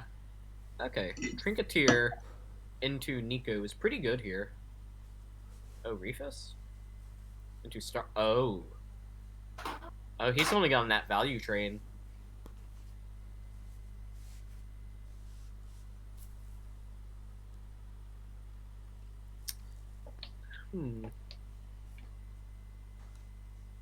Oh no, he's got Comet coming down.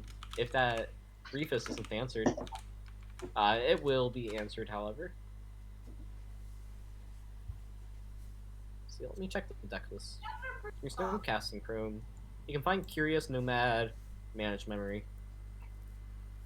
You can't quite get over, but he could.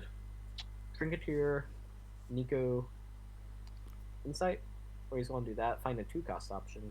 What do you get? Sudden Gust. And it hits the treasure chest. Oh my god.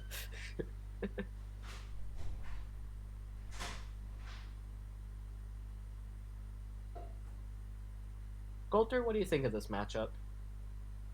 Between Banjo Aggro and Axel? Yeah.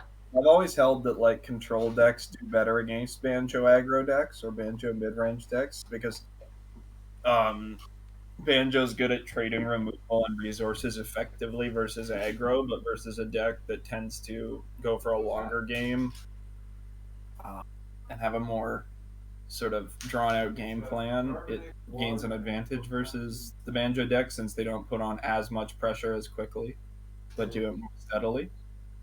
But we'll have to see. This Axel deck also looks a bit aggro-focused with stuff like Cleo and Carrion Crow, or more tempo-focused. Yeah, So- I'd say this is more of an aggro build. Yeah. It's got that Blood Hunter double wall dead. For sure. Though, by virtue of having wisdom and net rather than like strength and agility, it may have more inherent ability to sustain longer. True.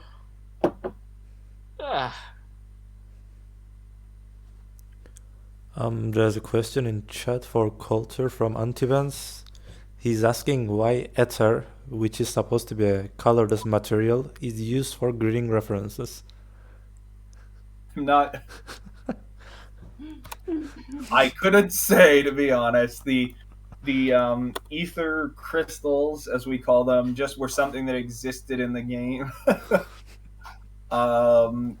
And so I'd say we're reworking the concept in Sky. You know what I mean? Because like Yeah, it's I like a mean- play on both the real substance of I mean, ether and in- also Ethereum. in Magic, ether is a blue substance that's sort of like liquid, or a mixture of liquid, a liquid, and a gas, sort of, that fills like the multiverse. So Mhm. ether is something which, and in real life, ether is something that's highly flammable and explosive, and it's like a type of alcohol. So But also, why not green? yeah, pretty much. I'm just waiting for the day that the characters of Skyweaver realize that they are inside of a video game. Yes. If Yes. Hax hasn't done that already.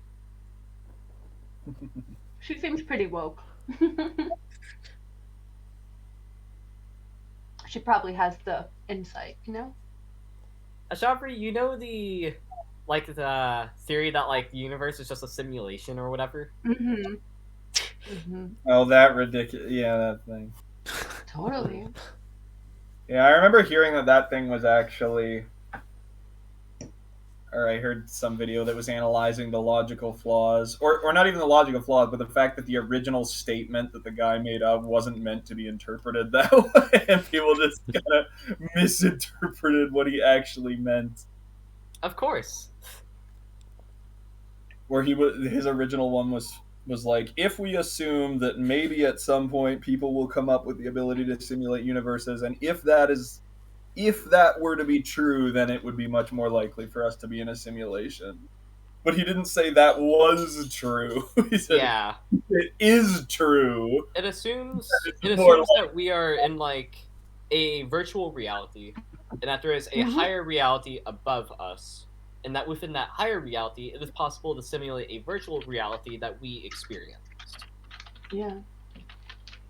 There's all kinds of like premise-based ways to try and attack that logically, because like you can say, okay, well, it wouldn't make logical sense for them to be able to model a virtual reality for us, or it wouldn't be logically helpful for them to model a virtual reality for us that didn't mirror their virtual reality, which means that they would probably leave in the ability for us to model our own virtual reality at some point.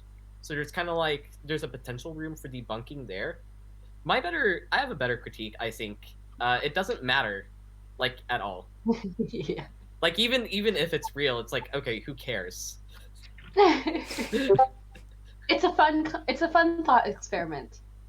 That was generally my outlook when people were like, bro, the Matrix like would show us we could all just be in a fate universe. And my response was, Like- who cares? It's like, if it's Yeah, so it's worth like- hell, I'm not gonna lose sleep over it. Well, I mean, my life is as real as the life I experience, so I just genuinely don't care. There's no better way to put it. But these Skyweaver characters, they're really living it right now. Oh yeah, they're about to be living a trap, is what it is. After the Gatto comes down, because it's Gatto, and wow, Axel has actually kind of been like grinding out this Banjo deck. Yeah. Pretty hard. That was kind of what I thought. The Banjo aggro really doesn't do so well. Since it's more of a mid-range deck, it tends to fold a bit more to control because it's not fast enough to put control on the back foot. Mm. Yeah, that's why I opt for having Unophobia and Touch the Sky in my builds. So that way I have like that kind of catch-22 against control builds where it's like, okay, you're in Unophobia range. You play out a big board to soak up the damage. I play Touch the Sky. Yeah, there's definitely a ton of nuance to how you can build a Banjo deck. Yeah. He So- has like more options than any other hero in the game. For sure, that's definitely true, which I think is what makes Banjo aggro powerful. His intellect and wisdom, as a rule, are just designed to have a ton of... Diversity. Yep. Oh dear. I don't think Unjust has an answer. Mm-mm. Well, other than that encapsulate right in the middle of his hand. I should really make sure I'm not saying stupid things before I open my mouth.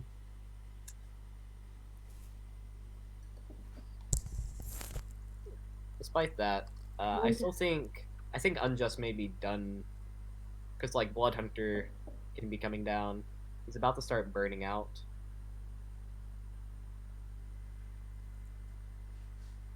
I just realized that Fire Noble has an extra job in that deck, because you can use that with Shade to find Blood Hunter. You can also do that with Matchstick.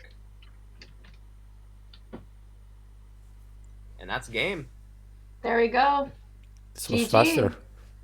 Wow. Faster! The faster Axel deck! This is truly an innovation. We're really zooming past these finals. Man, I hope so. Semi-finals, I should say. Yeah. Oh shoot. You guys know what you need to put into the game? While we're on the subject of like everything is a simulation and I don't care. Are you guys familiar with Rocco's Basilisk?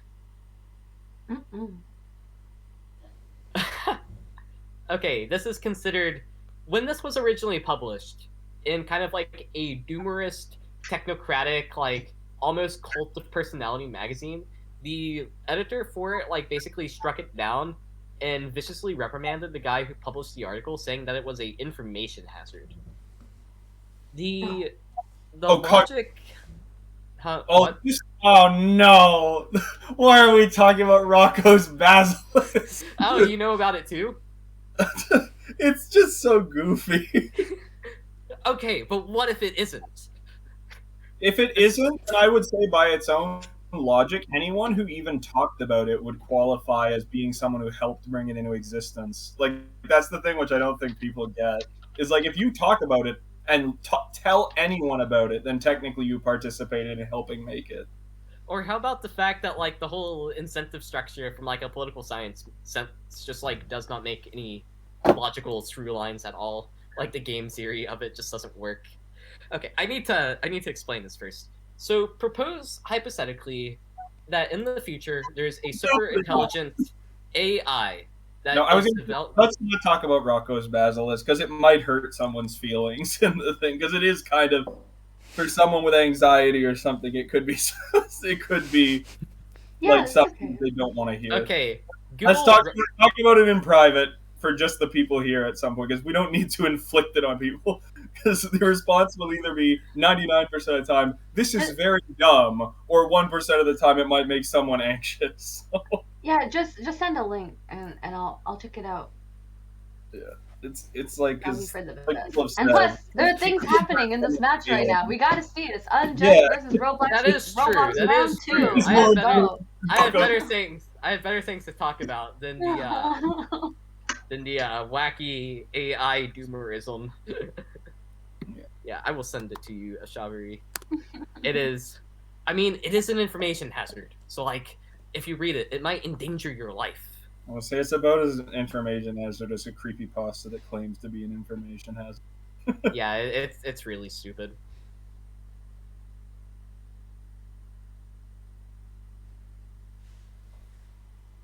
I clicked that link and I just saw Omicron. Transformers? What are Transformers doing here? It is interesting, but it's Miss Aya. Silly. Already. Yeah, Miss Aya is a super safe card. It is just so it is very hard to answer that 6 health on turn 4, especially when it can ping down other bodies on play. Yeah, that thing, it's not going anywhere. Alright, ramp time. This is kind of the bread and butter that I really know Unjust for. The majority of our games we play will be me on Horik and him on his Titus Grinder. Cool. He doesn't really have any huge win con on the top though. Like I have my Grave Royal, I'm always just slinging around at people. He's got something a bit more inside of the deck that he's playing with.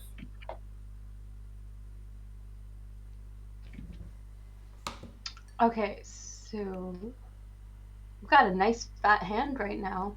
Mm-hmm. I like Flame Noble into Comment. Or we will not do that. It is solid, although it does give a fairly large chunk of life to the opponent. I don't think Unjust really cares about his opponent's health total in this matchup. Ooh, you know what? Unjust was actually thinking ahead. He wanted to play against that wall of dead. Because look, now he can just pot up into Comet and then Waterline. And then Roblox might be just staring down a Cause Wrath. That's nasty. We'll see if he holds on and plays the Cause Wrath immediately, or if he goes for who was it earlier? GoodDog, who was saving it. Oh no, Really? he's just scooped. Wow. Whoa. Okay then. What? Wait, something happened? Let's check. I don't know.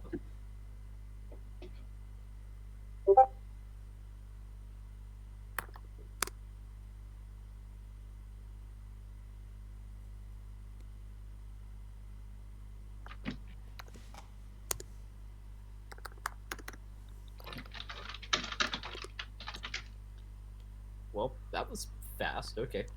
Man, Yeah. Ashavari, you called it. We are moving faster. Oh my gosh. I feel like I just blinked to look at chat and I don't know what happened. What? I'm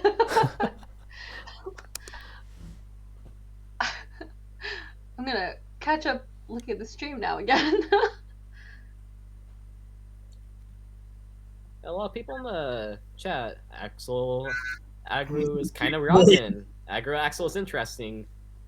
Fabik is telling me to shut up about Rocco's Basilisk. Yes, no more of that.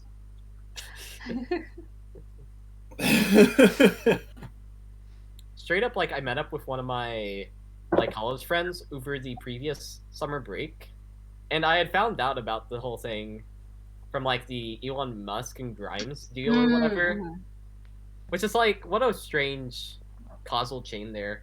But I sat down with him at lunch. I just straight up asked him the question off the bat, and he's like, "Who starts a conversation like that?"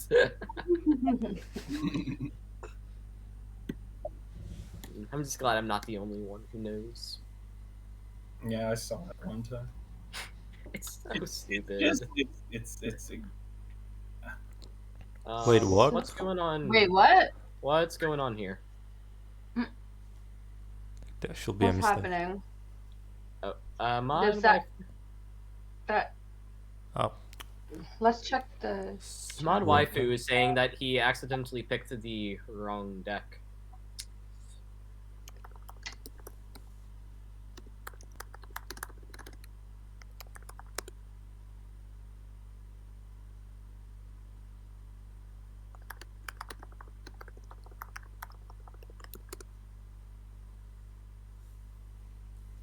Oh, he might have clicked an unregistered deck.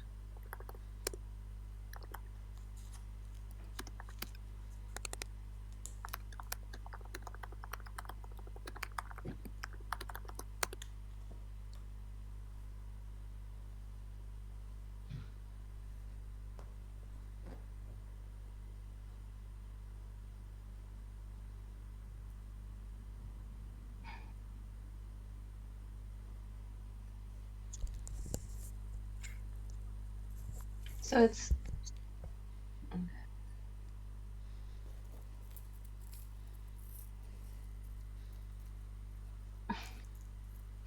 I hope Unjust gets a good starting hand, because it can be a little unfair for him.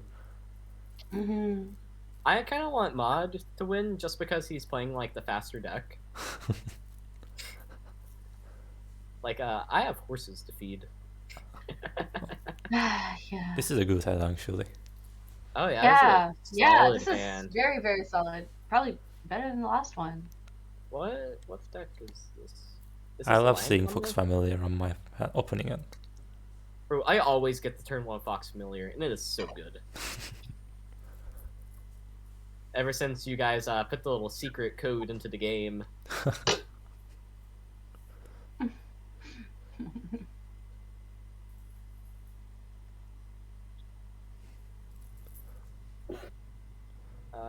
Oh no, this is just like a heat wave build, kinda. Huh. This is just like straight aggro. Sick. Is this what you were waiting for? This whole tournament, Bacon? Yes. Yes. Let's go. Okay. We've got the aggression. What is our Giza draw? Giza is Vlad. Okay. Treasure chest is going to get hit by Gato. Ooh, water rune on that is aggressive.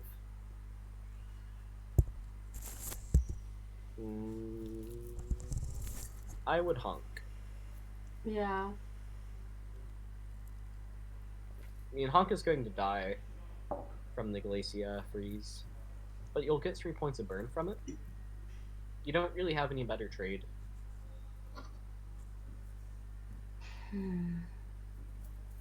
Yeah, honestly. Yeah, this is... Not many options right there.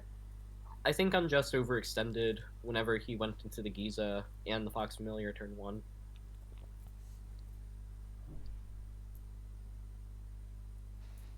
He should have just dropped the Fox and waited.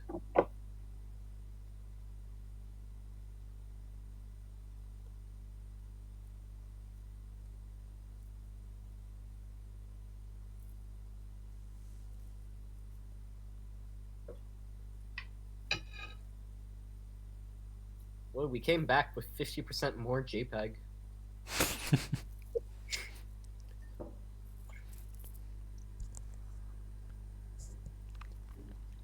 Oh dear, the connection. That will draw what? Ice Spider? Ah, not Ice Spider. That card is so good. Dislike it.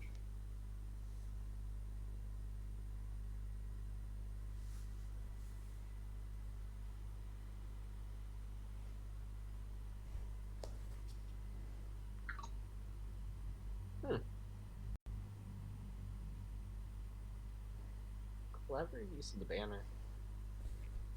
Okay, I think Vlad is probably the answer. Yeah. I would definitely do Vlad. Yeah. You want to keep them from developing board. Especially for a list like what Unjust has, Wait, Unjust really doesn't have a lot of units. Oh. So that's not good for an aggro deck. Okay. You know what I noticed, Bacon? Thanks to this tournament, you have GoodDog in the Fang server now. Yep, that was a long con. He still won't let me into the Dog Pound server, which is massively irritating. Because I've grown rather tired of the whole like rivalry thing, but I can't really do anything about that. Okay, when we organize the Dog Pound tournament, yeah, you will be able to join the server. When GoodDog organizes the Dog Pound tournament. We were talking about that, but it's not official yet. Speaking of official things coming out, Meta Monday will be kicking back in sometime later this month. Probably there should be a bounce patch like bounce stream Wednesday, patch Thursday, correct? This week? Yeah, right? That is the intended plan, yes. Yay! There should be. Intended plan. But I the thing is that Monday is still a holiday, right? Yeah, that's told me so. So I'm going to try to get a patch ready. So on my end, it should be okay. But it just depends on the whole team and what people need. Yeah, we'll let you know how the week goes. Fantastic. Yeah. So patch this week. Then next week will be the preparatory and like organization for the meta report, and then either that Monday or that Tuesday afterwards should be the great return of meta reports brought to you by me and also a lot of other people. But I'm the one who writes them, so I get all the credit. Hey, I don't make the rules, I just make the rules. Antivance is saying, if Bacon sees a fox, he refills his mental energy. It is. That's literally how it works.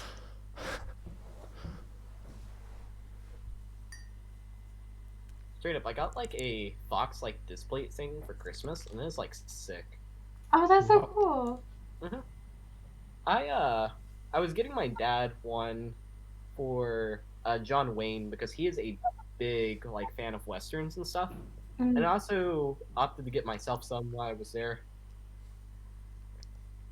And now I have a code for 30% off that I really need to use. Like Cube Junior. Cube That Junior. sounds awesome though. Oh I love yeah. Cube. Yeah. Oh, that is a greedy. That was a really nice play. That was a greedy Trailblazer. Oh, but oh no, it doesn't work. Like, what was your reaction when you found that the Fox family lore talks about bacon? How?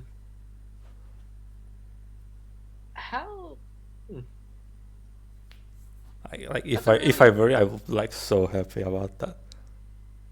Oh yeah, I was incredibly thrilled. That was like the same day I was coming back home from college, so like I actually told my parents at dinner that night. Like that was my big news from college. That like, hey, they put me on the art.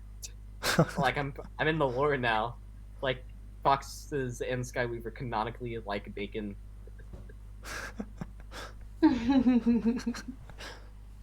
It's like it's just sweet.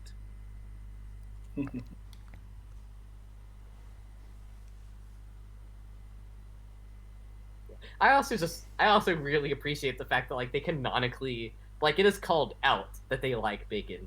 Like it's not assumed or anything. Like no, we are going out of our way to explicitly tell you that in Skyweaver the foxes eat bacon.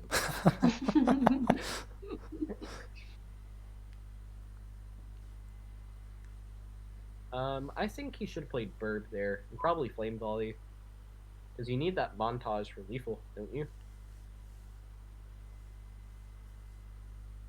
Yeah, I'm not sure how you're gonna get to lethal now.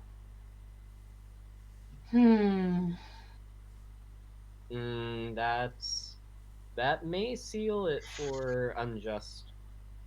Ooh dear.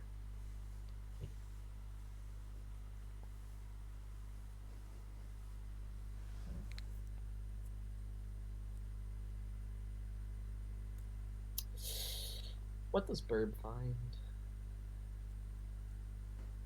Oh yeah, are you guys aware of Sentry Key Samya speed?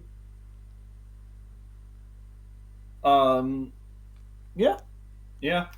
We knew that there was ways to give banner to Samya speed, and that was cool. I mean, one of the more efficient ways to do it is to just play Lao Sensei, who will pull it and immediately buff it with banner.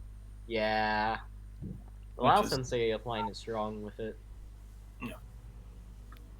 Because what I didn't realize when I originally wrote my little thing on all of the cards was that banner would be permanent.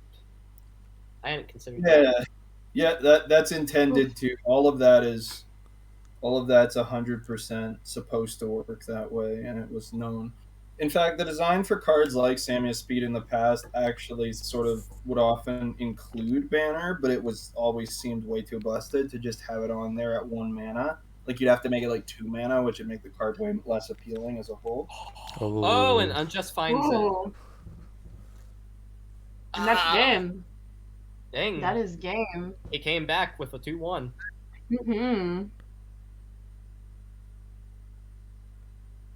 Now I'm thinking the waifu should have played the other game. Didn't concede that early. Yeah.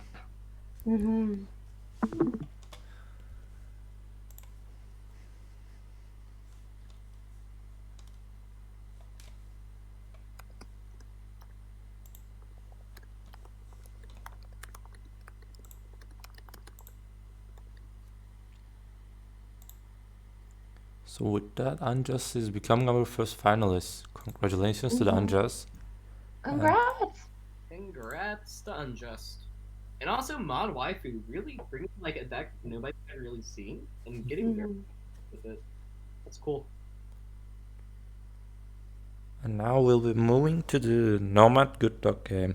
This is another very, very exciting game. Oh, that one's gonna be fun.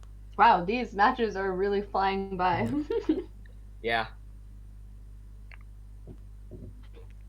We've got speed boots on everyone.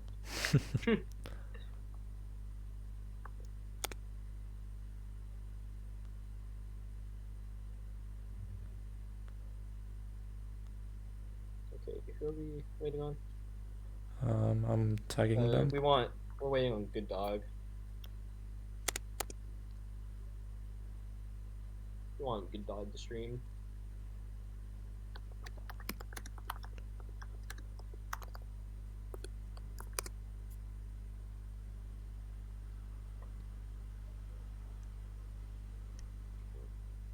While we're here, I wonder if there's any other lore questions I wanted to look at Coulter.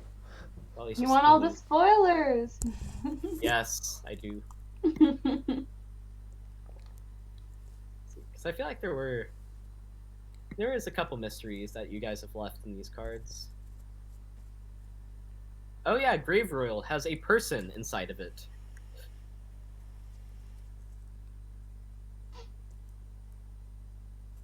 I don't know about a person as like that wave of lost souls make up.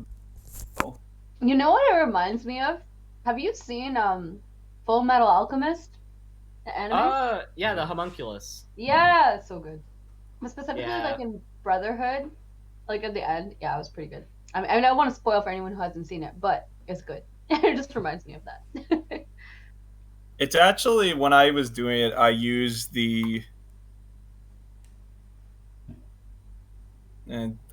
reference to, like, one of the references that was given to the artist was like,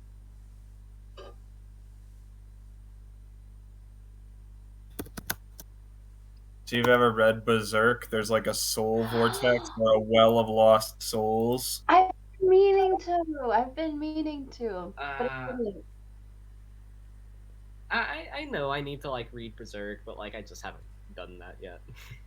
I mean, the guy, like, I'm very behind on a lot of anime. I only kind of like watch like the mainstream stuff.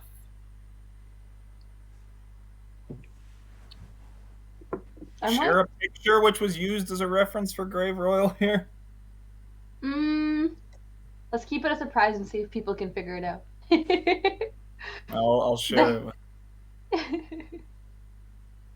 I was like, this was, I can share it with other people in chat.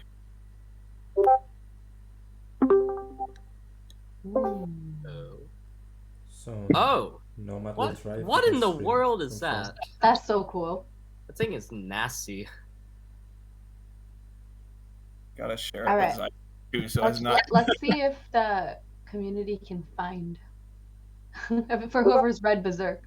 I'm curious. I think it'd be fun to see.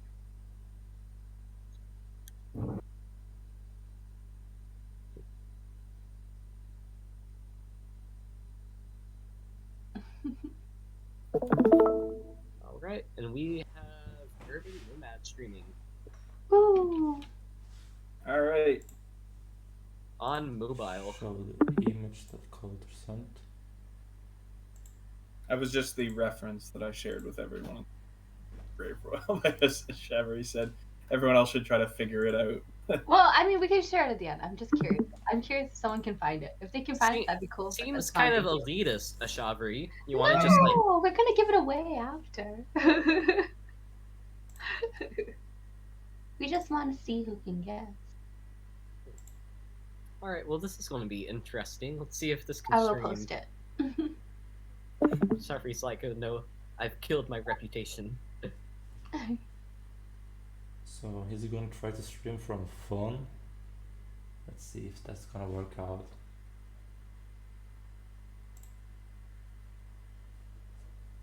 Wow, I have never really looked at the mobile interface. That is odd.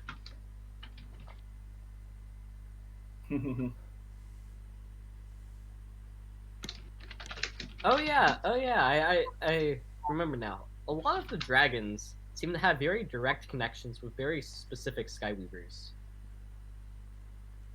That was more like, it's not specifically that they're even good friends with like or anything. It's just that Skyweavers, if it would felt like it was a bit of world building to have the Skyweavers be the ones who talked about the dragons. But there are potentially certain Skyweavers who may have met or talked to certain dragons in the past. I mean, the dragons aren't necessarily secret beings like Comet, like I think it's mentioned in the flavor text somewhere, is like he is the guardian of the like province or country of Rashida, the Rashidan civilization. So they're kind of like demigods, but they're not like hidden necessarily. If you wanted to meet one, you probably could figure out how to do it if you knew where to go.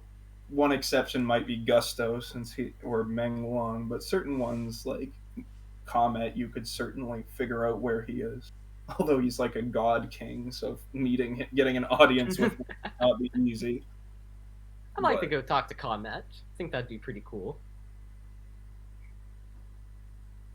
Some of them are well hidden, but some of them, like Tiamat and Amaruath and Comet, live in specific areas where you could potentially go meet them if you really wanted to. Yeah. The areas they live in tend to be dangerous, so or hard to reach. And then some of them, like Undragon, no one knows where they are most of the time, and they only appear very rarely. Except Boron, I bet. Potentially, although I imagine Boron is smart enough to leave Undragon alone, because Boron doesn't really. It's like, yeah, people tend to die. Small price to pay. Yeah. What I'm looking at is the lore for Khazrath. Do not speak of the Undragon. There's an exclamation mark there. That means he's really serious.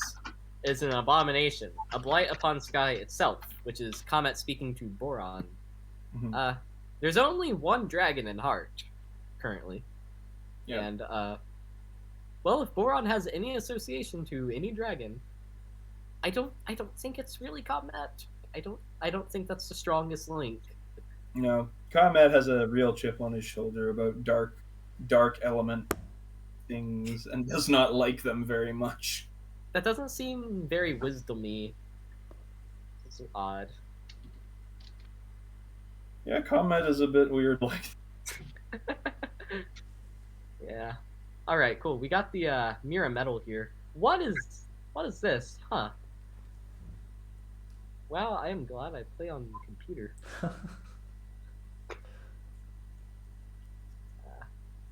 Yeah, Comet is like Mace Windu or whatever. And he's like, you were supposed to bring balance to the Force, and it's like, and by balance I mean kill all of the Sith. Yeah, I think Gladiator's a good pick here. Yeah, Gladiator.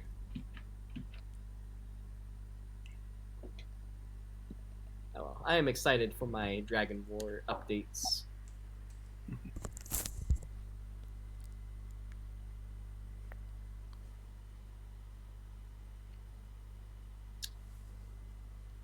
Alright, so pop quiz. Does GoodDog have Ari's insight? It would appear the answer is no.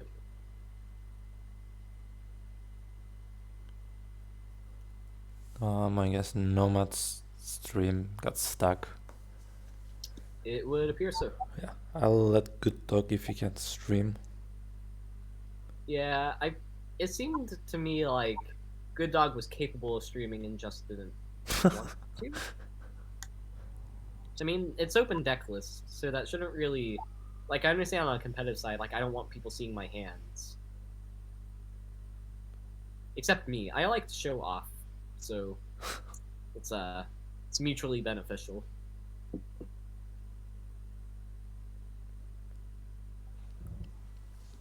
It sucks. Yeah, I texted them. Okay, GoodDog is going to stream. Alright, Urban, love ya.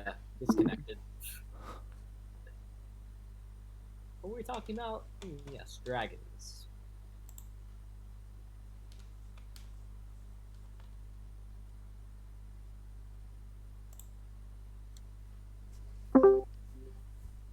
There's GoodDog.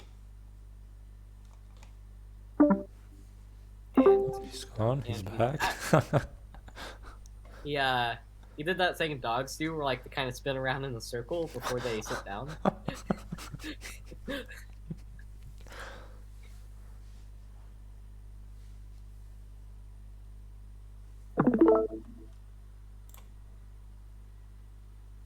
we are. We now have a stream.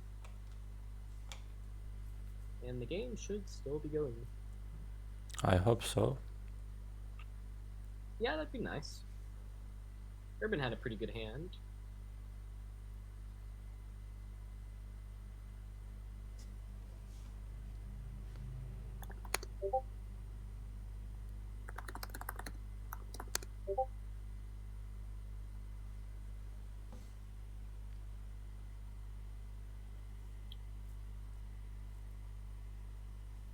Okay, we need GoodDog to stream the game, not the Discord.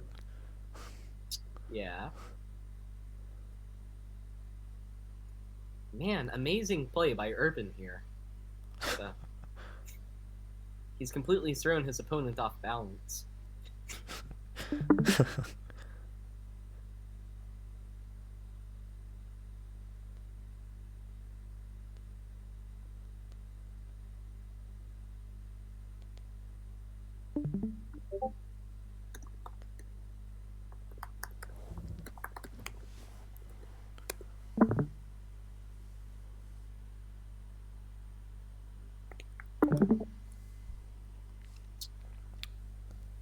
I thought there was something wrong with my PC for a second.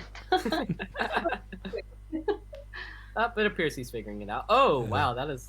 Okay, now that is the Matrix. Oh, might wanna with the live. Somehow I feel like he's making... Like, watching the way his mouse is moving, I feel like he's still playing the game, and we're just seeing the mouse on top. Oh, this looks really cool. We kind of got, like, the right chromatics for the whole, like, infinite regress. Okay, he is about to find it. Just a little down. Yeah. So I can switch back. And Perfect. there's a 4-mana 8/9. Typical. Alright, we Gucci.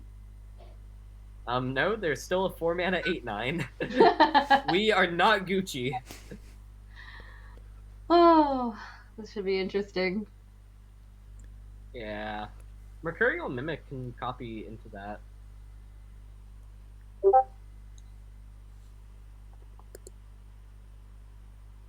Yeah, now that I think about it, Mimic is kind of dirty in this deck.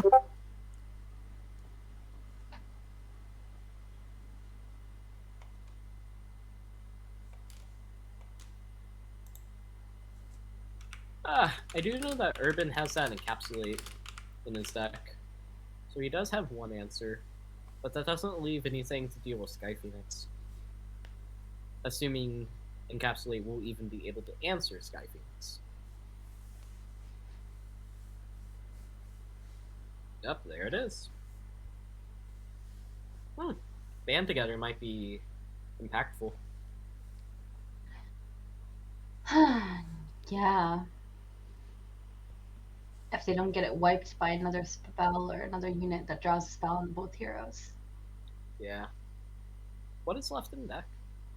Just gotta get to that turn 7.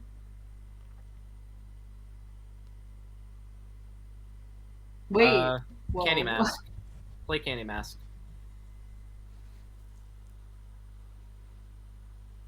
Ah! Didn't get lucky. What he needed to do was mulligan back to where one of his 1-cost cards was in his deck, and he would have been able to play Iron Mask.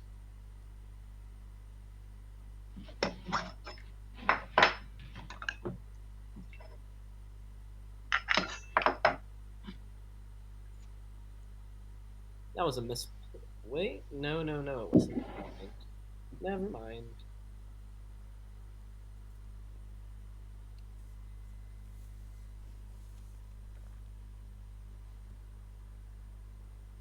Okay, Ghost Duster. Oh, Soulforge is in deck.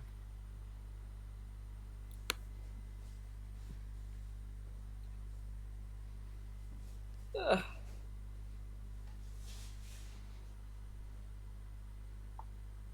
He's just gonna do Oh, wait.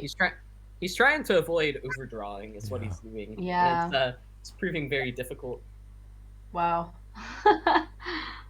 Turn 6 though, Desire into Iron Mask is very good.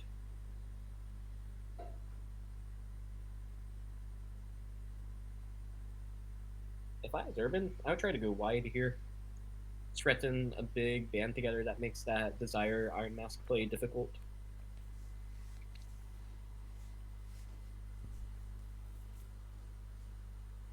Oh, the cat!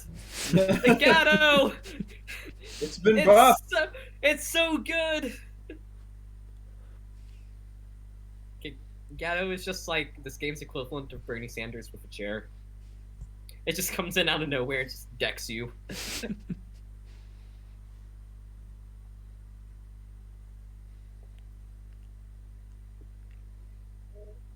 Zygote, you're in our country. Do you know that meme? What are you saying? The Bernie Sanders with a chair meme. Do you know that one? No. Bernie Sanders? Yeah, I know him. Yeah. He was running for those president a few years ago. He's ran for president twice now. Yeah. In 2016, he ran against Hillary and lost. And then in 2020, he ran against... it was a much wider primary field, but he also lost, kind of dropped out. But there's this meme about him. He's mostly known for just being a very, very old senator in the United States.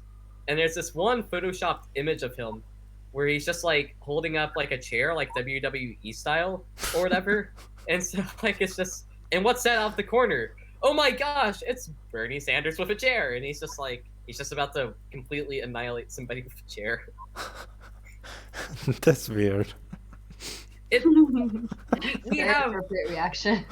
We have a lot of very weird memes about our politics in the United States. They are never really sensical, but you know, they're memes and they are fun, and that's why I like them.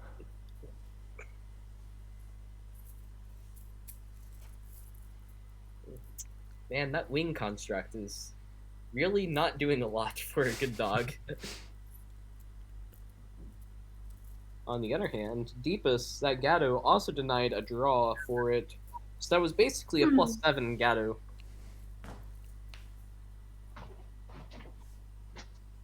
Yeah, I'm just going to keep saying numbers for Gatto until Unjust eventually croaks and decides to stop bullying me for my math.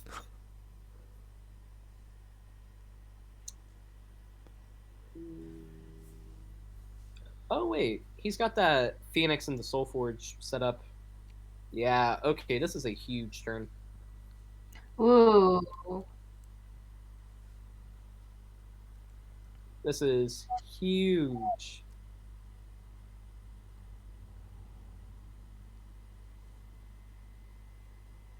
Oh, what? Whoa. Oh, come on. It's getting more interesting. Yeah. Okay, so we were discussing this before the break started, but Mercurial Clip Mimic, if you put it on Desire, will copy up into a guarding barriered 1610 with an empty deck. If that happens, I think Urban automatically loses on turn 9 if that happens. Because like, how do you answer that? He doesn't have. He's already used Encapsulate.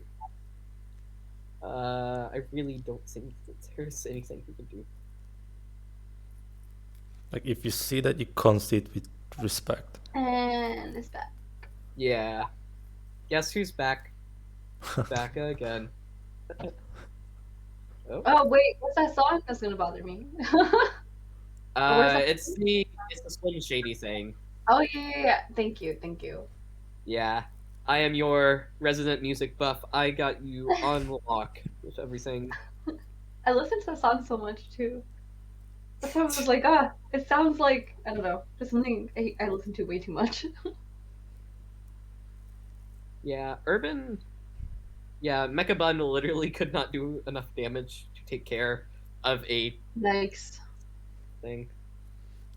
Or we're just going to win with Zam combo. That works too. Imagine. I want to see that other combo though. I'm so curious. Yeah, I want to see the 18. I want to see the 16. Let's. This is the power.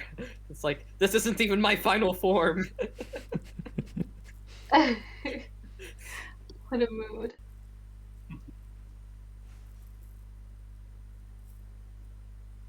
You know, I guess other prisms could answer that, like Doomsday, Touch the Sky. Not Seal of Doom, though. Seal of Doom would not be strong enough.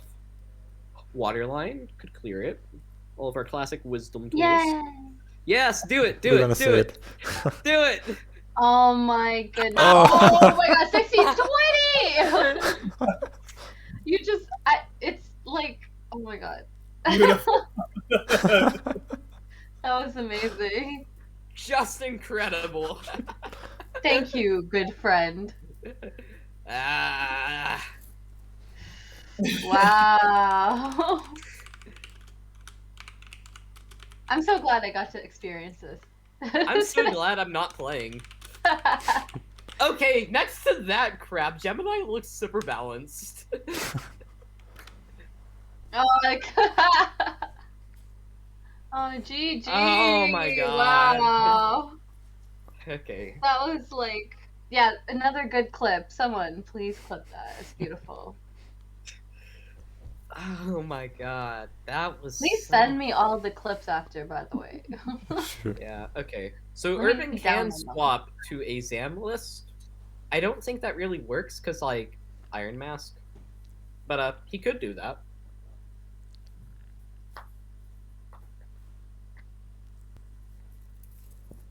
Oh my god, wow. I need to start playing this crap. This is ridiculous.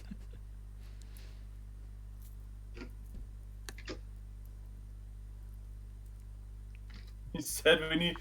There's the win condition. There's your win condition, Bacon. Coulter says angrily, printing a 4-mana 20/20 for wisdom.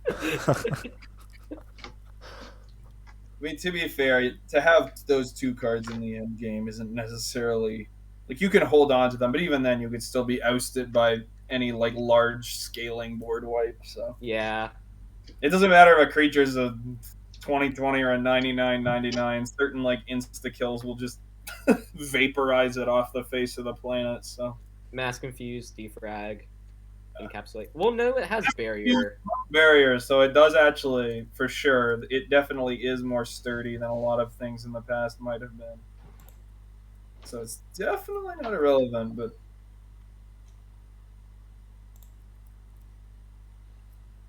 I'm not saying it's good, but at the same time there are answers, and by the time your decks are empty, by the time you've literally, or at least your opponent has managed to draw their whole deck, if you don't have an answer for it. Yeah, that's true. Yeah, that's... I will blame Grover here. I think the whole Grover thing is just, like, ridiculously efficient. There's gonna come a day where we have enough one-cost units in Skyweaver where, like, you just play Grover, and you discard, like, literally your entire deck except Iron Mask, and you just say, okay, let's go.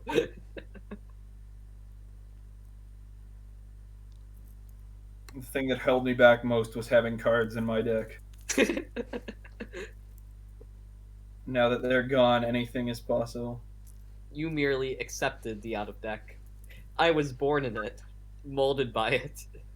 By the time you got to out-of-deck, I was playing a 16/20.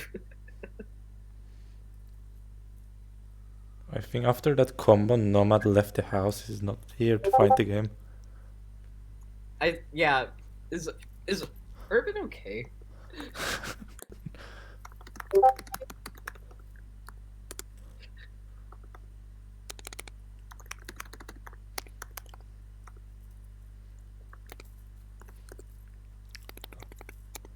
Cardboard clip that. That's perfect.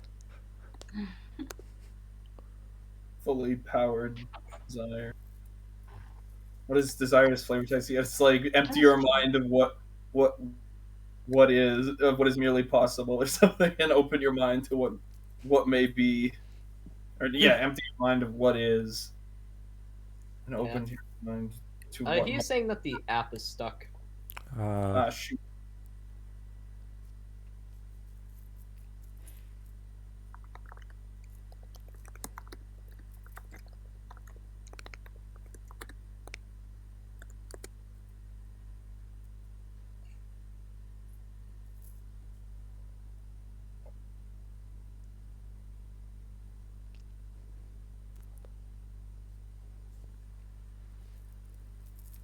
Antivens is pointing out that like we got Pharaoh, Mimic, Insight, Reflection.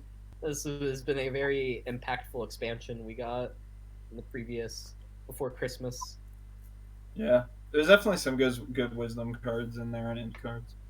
I mean, Insight I knew was like a very powerful card, but it's also a very fun card that rewards people for being able to learn things or like think about it and learn about cards you can get with them. The cool thing about Insight is that it doesn't really add too much power to a deck. It just means that you are more consistent. Yeah. So it doesn't really increase the power level of things too much, unless you're like looking at just a straight raw power that you get from being a more consistent deck, which does have its own merit.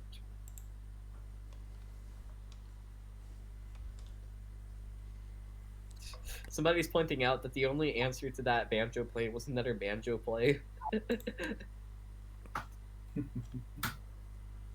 While we're waiting, let me show Urban the Hall of Fame. Urban is saying that his app is no longer working.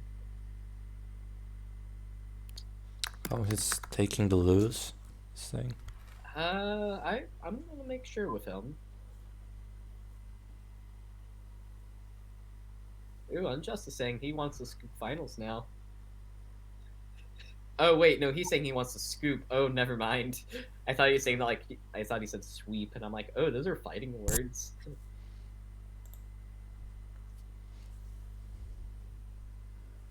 Okay, if he's sure, I'm gonna give him the loose. But okay. Let me out. Then we're gonna have, I guess, not third place game if he can't come back. I'll have them play their third place game later for their prize.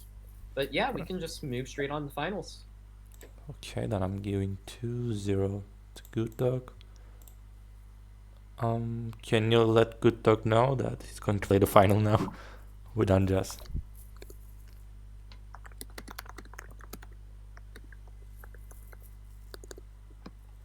Oh wait, did Unjust already cue it?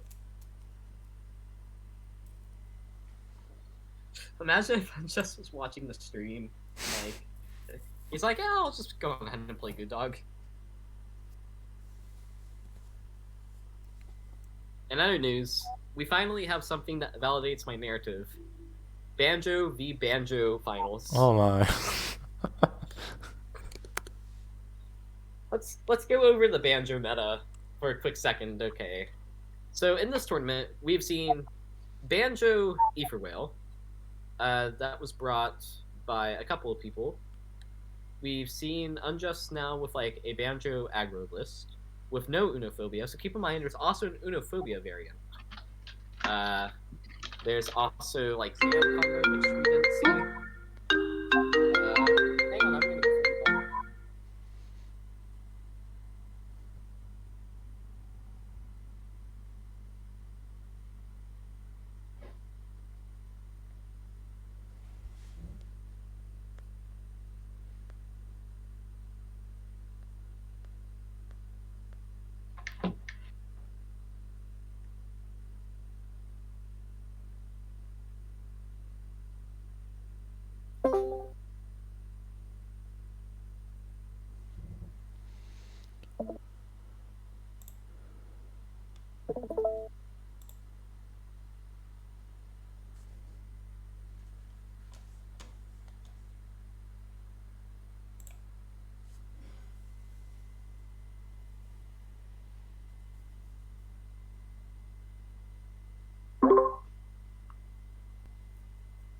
Hey, so we need to take a quick break if we have not started yet.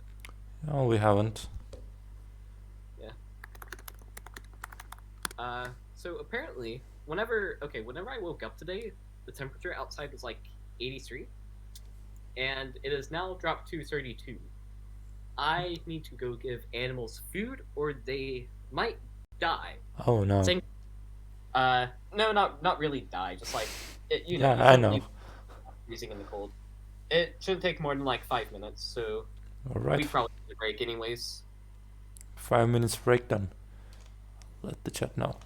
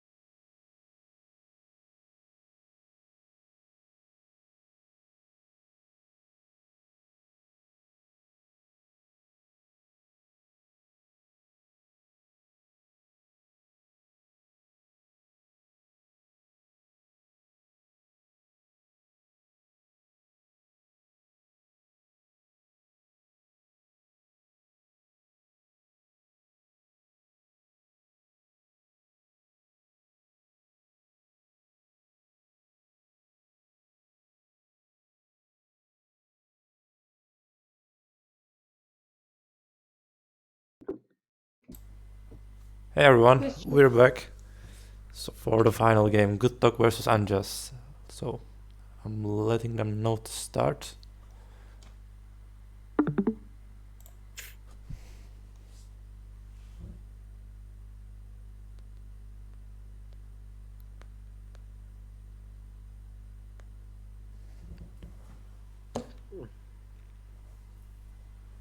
Man, I was printed out there. Wow. Yeah, it got cold. Fun fact about Texas, we have a very small number of large bodies of water, which in other areas tend to act as heat sinks, meaning that, among other geographical reasons, but our climate can be rather volatile at times. Yeah. You can see the same thing in places like Kansas, Nebraska, or Oklahoma, anywhere up in Tornado Alley, where it's flat and there's not water. Like, I don't know what was the degree you said. It was in Fahrenheit, but the number was huge. Like the difference between them. So in Celsius, I don't know how much is that. 32 is 0 in Celsius. Ooh. And 84 is... Well, for us, that's about, like, spring, but for you guys... Well, in the Mediterranean, that's probably closer to, like, spring or summer temperatures. I guess so. I'm trying to think, because, like the Fahrenheit scale is kind of weird. Well, relative to Celsius, it's kind of weird. That's turn 1 grower for GoodDog. Wow, 16 cards in the grave. That is consistency.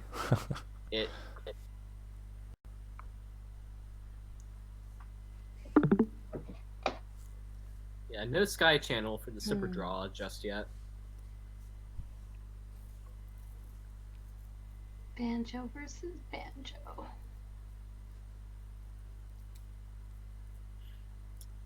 Yep, we have achieved peak Cube Man. I'm not gonna lie, for my Christmas decks, the Santa Banjo one was super fun and super vibey. It fit so well.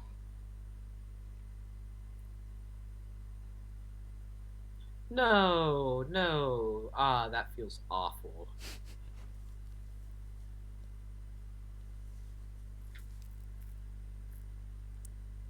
Okay, well, thankfully... Oh, he's gonna go for that?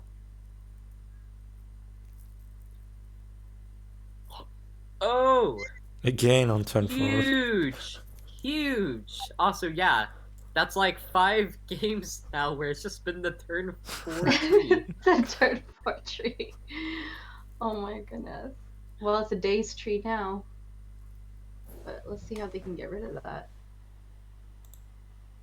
Coulter, you have to stop this. He just cackles maniacally. How can you do this, Coulter? Maniacal laugh. It's like, how do you sleep at night, Coulter? And he's like, The very other well. player has a bunch of stats on board, and I mean, look at what the guy's got. He's got an encapsulate, so the tree's gonna die. That's what I'm saying. It's all in relativity. You can summon a big tree, but it's just gonna get encapsulated and friggin' die. So. Yeah, but now the encapsulate is gone for the desire. Perhaps, although he also has board in addition to the encapsulate.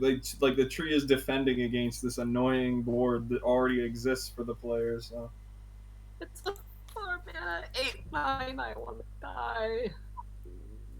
Oh shoot, Waterline is very not good for Unjust. Wait, no, the tree is 0 cost. Oh, he's just trying to empty his deck to get the Desire Iron Mask. There we go. Alright, we have an interesting race now. Yeah, it really is a race. And the Gatto! Do it! Yes. Cat.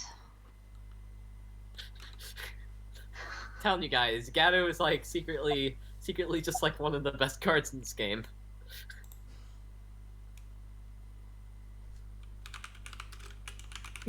Alpha is like casually dumps 14 cards from deck to grave. Grover is definitely a particularly... Hello, Joss Stardad. Your He's old Twitch finally name here. is still in my head. What's up? Up, and there's the Iron Mask. This game just got a bit more difficult for Unjust. Indeed. If GoodDog can stabilize, well then that armored health is going to be very hard for Unjust to chew through.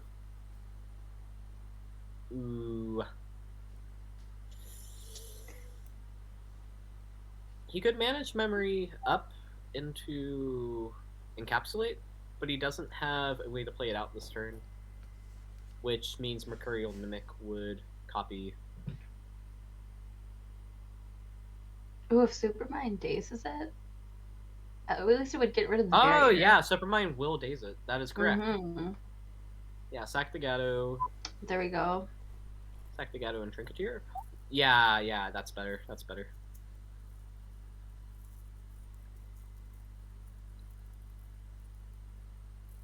Dang, yeah, that's Supermind. Very helpful. I love Supermind. Supermind is like my favorite card, honestly. And there comes a 16/18 Desire. Which, Unjust, having the benefit of watching it happen to Urban first, Mm-hmm. does have the encapsulate ready. Okay, a little suggestion: Mimic's playing animation should be like a bit slower because a new player may not understand what happened. Mm-hmm. Yeah, that's actually something that's well fair. known and that we've reported. Is that Oh! Mimic actually is intended to move to the casting zone before activating its effects, so you can see what happened. So that's good. we will, yeah. It just weren't able to get around to it in time before the holiday, but yeah, that was absolutely something. No, Unjust. Nice to hear that someone Wow. applauds. Wait. Why? Why? Well, let's see what Unjust plan is. Maybe he's thinking about that Phoenix, but it's going to have lead anyways. Like, Phoenix always gets that Soul Forge. So maybe thinking it's a trap, deactivate. But there's also Phoenix number 2. Like, trying to dust Phoenix is a losing battle. You have to kill it a lot of times. Oh hey, Jikinsu. Or not.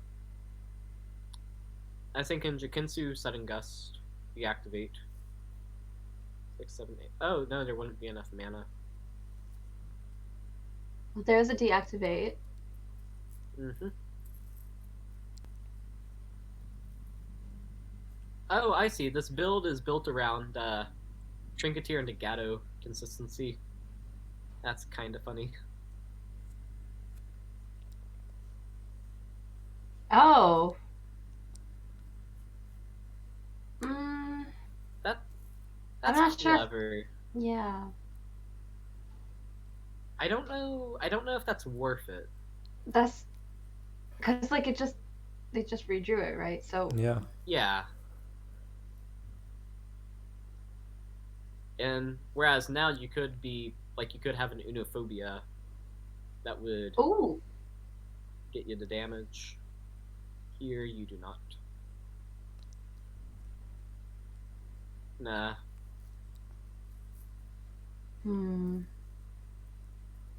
GoodDog just gets a full clear. He could go Whelm Waterline. Well, Unjust still has plenty of cards to draw. He has that Hydrate too. Although he's very low on health, he needs to get the healing with that Phoenix.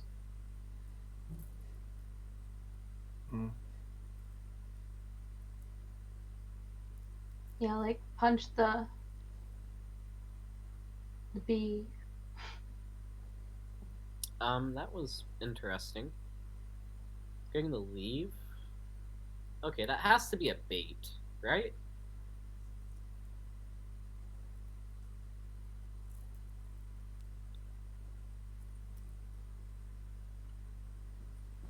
Okay, I think I probably would have gone Gemini on Jikinsu there and just traded it into that Phoenix.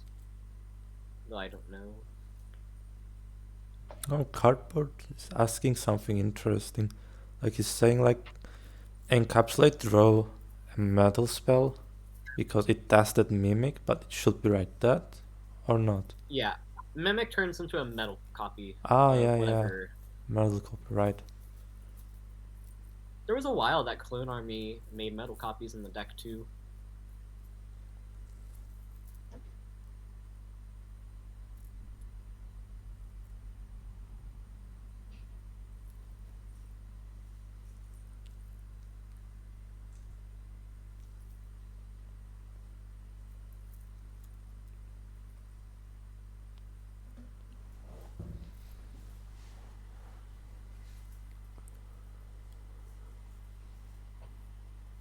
That armor's coming in clutch right now. Oh my, yes. Ooh. I'm thinking GoodDog might just go face for the rest of this. That Phoenix. Honestly. I mean, what else would he want to do? Like, he's got all the healing. He doesn't really want the Hydrate, because why does he want his opponent to have more cards? He doesn't need them. Yeah. He's already drawing anyway from Divas. Is that game? Let's think here now. Yeah, Dual Boot into Stalia. Stalia for a while. I don't know. I feel like GoodDog might have some crazy removal right now, and then just Probably. you know. He can And then trade. this game. Let's see. He can trade Banshee into Jikinsu, waterline the Comet, and then he just has to deal with. Oh yeah, the Yeah. full moon. Right, he just needs 2 points of damage to get through. Yeah, that'll do it. He doesn't need to use. If he wants to use the waterline, he'll have to kill Banshee. He may not want to do that though. That may not be optimal.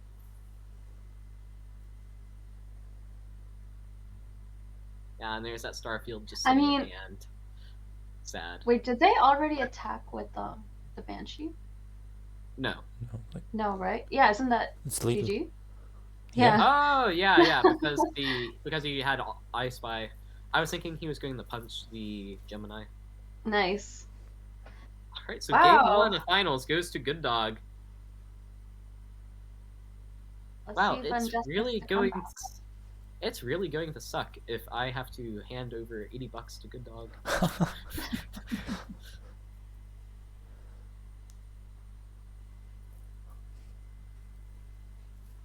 Right, Unjust, bail me out here, man. Come on, please.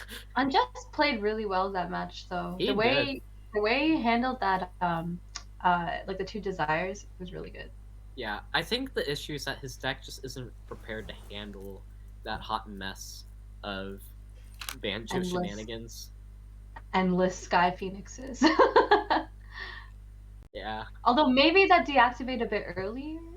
I wonder how things would have played out. If that Yeah, was I played think out. I would have dropped the deactivate onto that desire instead of trading into it, because that also would have kept Curious alive. Hmm. Which the whole gimmick of his deck is kind of like these Banjo mid-range things, but also like being able to loop Sudden Gust. So like maybe he Mhm. would have been able to find his pieces for that. He could simply like veto his opponent's entire hand back to their deck. He might be able to win that way. But instead, he's going to swap over to Titus, which is a real grinder build. So, Woo! All right, and GoodDog's running the same deck, so let's Yep. go.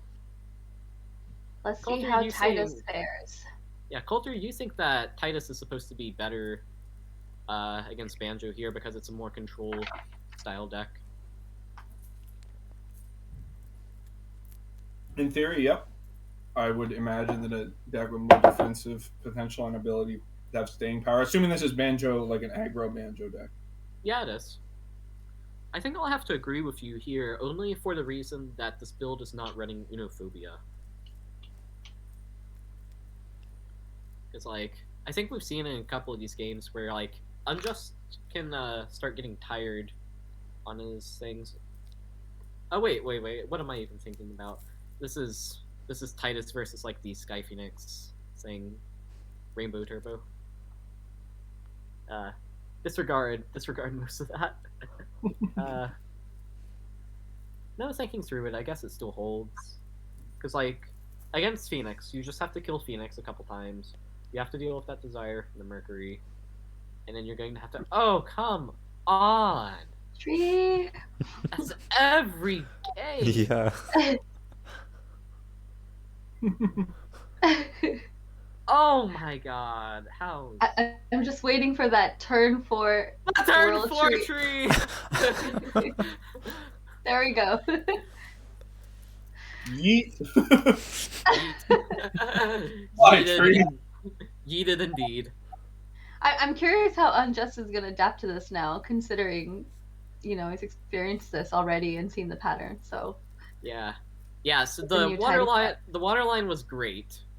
Counterpoint: Desire Mimic. How are we going to answer that? Let me. That's an oopsie. Oop. Let's see. The Titus list has Mortal Blow.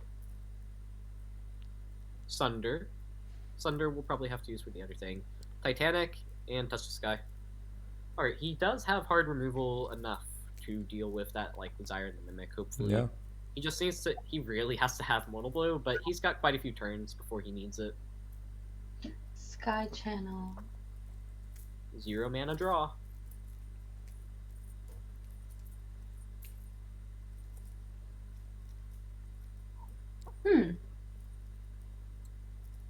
GoodDog must have had some one-cost units in his hand that he had to take with the Rover. I used to be afraid of those plants when I was a kid. Oh, the Sorry. Venus flytraps? Yeah. Just like, I don't know. And then I saw, what's that musical called? Little Shop of Horrors, I think. I was very young. There were things of nightmares, I'm telling you. Oh yeah, hey, Coulter, policy proposal. Ponderous, we slap the attachment on my face. Several turns go by because it's Titus, and several turns will always go by. And then I randomly drop Archivist, and I use the study for like a heal 7. My thoughts exactly, Ashavari. I was gonna say that's how the game works, but you saying that's a problem? I'm saying that's a thing that can happen, and if that Archivist doesn't die, it suddenly produces like a gajillion health for Unjust here. So Honestly, I've been waiting to see when people realize that Archivist just like high key broke. Wait, we've been realizing. Okay. I've felt like it is, but I feel like I tend to overrate and rail against a ton of cards, so I try not to say things like too much unless I really feel like the thing is just very broken. But yeah, Archivist heals for like so much, and it does it every time. It's insane. Especially when you have the card that doubles healing. Fun. You mean Cosmicon? Yes. That only gives you an extra +1 to healing. Yes. But it gets pretty good when you keep going. Oh with the yeah. Archivist. Just endless spells. My favorite part is that whenever, like, if you're out of decking with Archivist, like, that Archivist into the cross-reference will actually end up healing you a net positive for 2. Just if, like, the one-cost spells do nothing. But since you're in Wisdom, if you hit that out-of-deck, like, Hydrate, you suddenly just, like, reload your entire hand and you heal. And it's just, like, good stuff.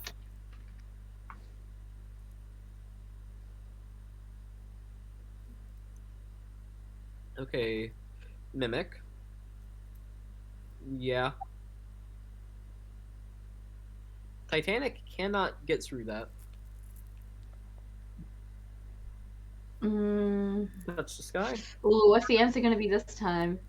Touch the Sky. For some strange reason, he's running Burninate over Seal Doom, or Doomsday. I would always be running the Doomsday. Ooh, this is rough. That is game. That is not. That is not it. That is game. Yeah. I wonder if this is problematic. I mean, to be fair, Titus is already at 9 health. So, like, it's not like you're one-shotting him from 30, but I can see this being a pretty good strategy, yeah. No, I mean, like, just every Ouch. game, the turn 9, Ouch. 18-10, and the 16-20. Good dog. Was best of 5, yeah? Yeah, Best of 5, but, I don't think GoodDog is slowing down. Yeah, it's No. already 2-0.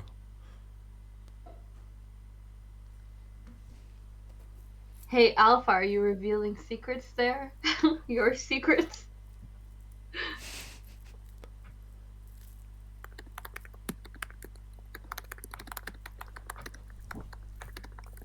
We all know that the best card is Brood Witch. True.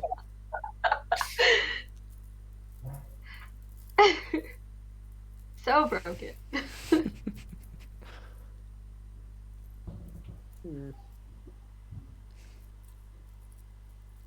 Unjust is going to try changing it up. Something tells me GoodDog will be sticking to Banjo. Yeah.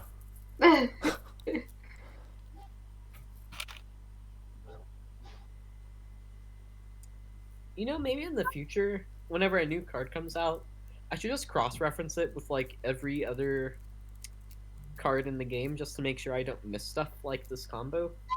So in hindsight, this looks really obvious.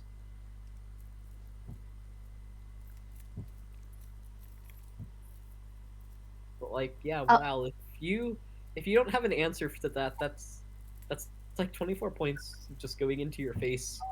I don't see how any deck survives that without, like, a touch the sky or something. Or a deactivate or something. Yeah. Thankfully, you can't get access to Buckler up in this Prism. That would just be terrifying. GoodDog knows that it's best of 5, right? Yeah. Or he should. I hope so. Maybe I should remind him. I'll Yeah, I got never it. Okay. forget though when I first started playing this game, and definitely did not have that much experience, but I faced Hanu because there were less people in the queues, and it was when the CiaYu combo was a thing. No! With the endless men, I was like, I'm 2 months in. Help. Whenever I started playing was before Zam had the 2 claws, and the whole meta was like either Avatar of Light for infinite health, because it would like just heal 3 on Inspiring Light or whatever, or there was Zam, and it was like Zam Soulforge Illusion for just infinite damage. Oh my gosh.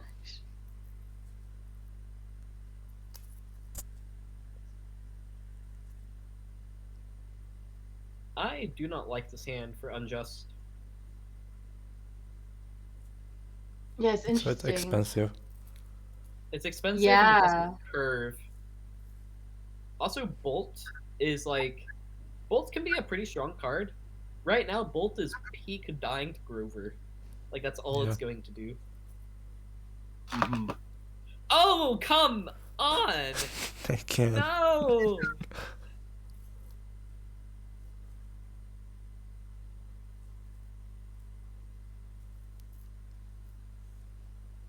Okay, he didn't actually get rid of that many cards because there's still 10 in his deck. Well, he's only gotten rid of half of his deck. By turn 2?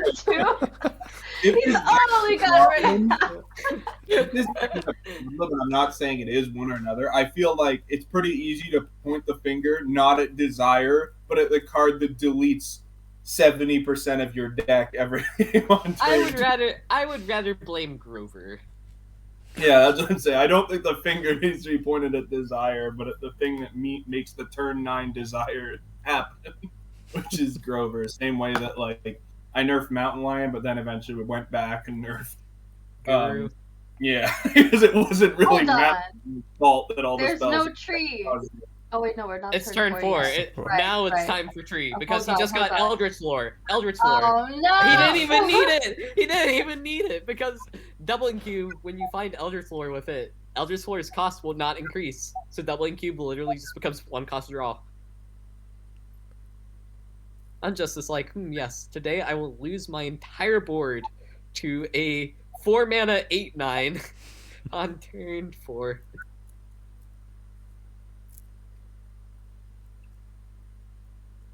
Sack the bird. Bird is gone. So long, songbird.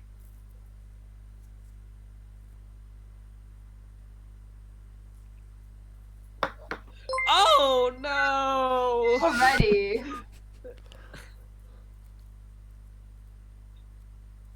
I think I'm gonna stay away from ladder for a while.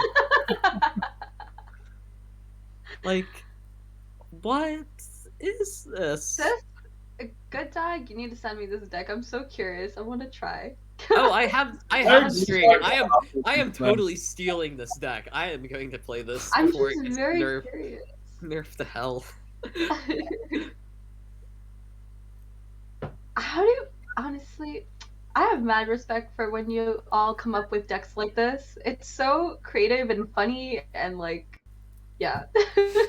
Well, it was a known element for a while. It's just that, You're right. well, nobody had thought about adding in Insight in Mercurial Mimic until GoodDog did. Oh my word.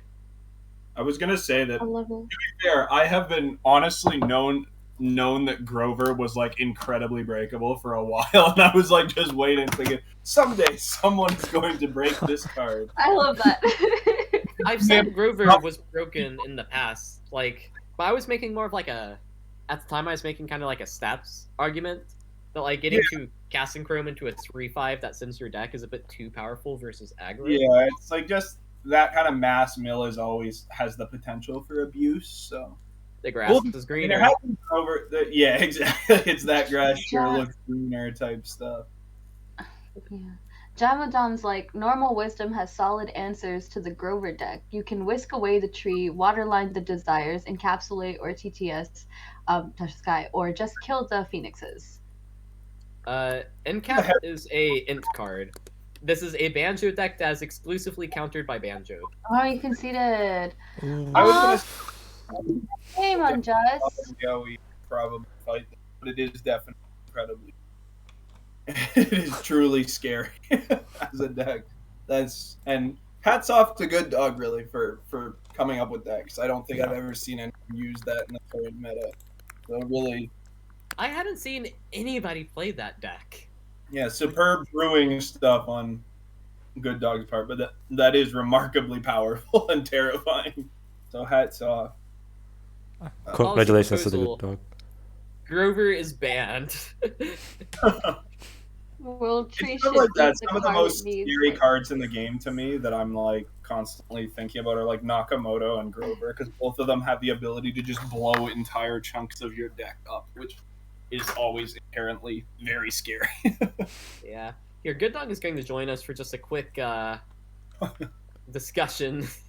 This is this is always my favorite part with the tournaments, like after the final game, getting to talk with like the victor and ask them like what they were thinking, how things went. Oh, are they gonna join the stream? I mean, this like voice thing? And awesome, sweet. I'm excited. Maybe Unjust can also join if he wants. Yeah. Unjust, that was really well played. GoodDog, well played. Congratulations. Thanks, man. Congrats.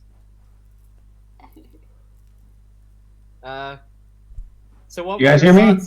Yep, yeah, we can hear you. What were your thoughts on those games? Doesn't seem like it. What? Oh, I think, yeah, we can hear you. You appear to not be able to hear us. He's not. Yeah, I can't hear you guys for some reason. Interesting. Let's check that.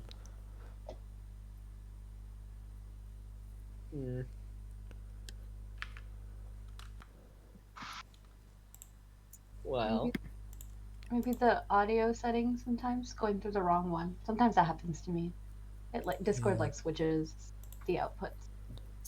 Yeah, I'm trying to figure out if I shut off the microphone, but it's neither muted or deafened. My speaker isn't working, so I don't really know what. Wait, I can hear you just now. Wait, could you hear me just now? Oh, never mind. It sounded like he was responding directly to me. That was so trippy.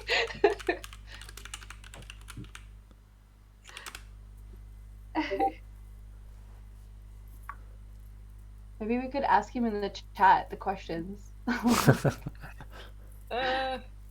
You know, Zygote, we could just do the who is it? Who does like the Sky News? Or whatever it is, like the interviews with the league winners. Yeah, we were doing that thing. We can do that. Yeah, we'll just do that. Yeah, again, sorry that GoodDog can't hear us, but hats off to GoodDog again. Yeah. Congratulations. Amazing. And congrats to everybody who's made it. I'm gonna wait another minute if we can figure out what's going to happen. Yeah. Yes. Let's go back through this here.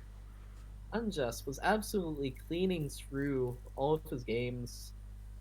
And then same with GoodDog. Those were just damning brackets. Like everybody was playing like 2-0 or just not. Like, wow. And we'll figure out like our best of 3 later.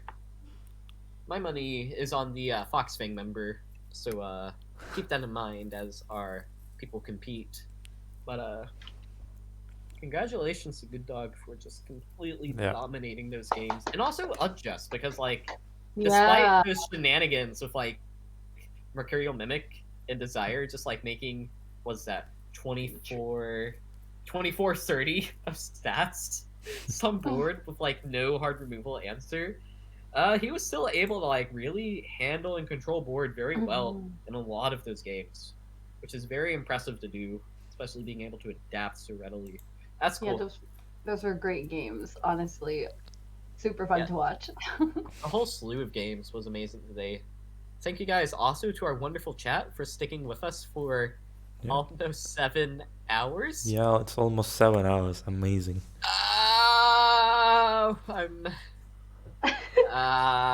That's so long.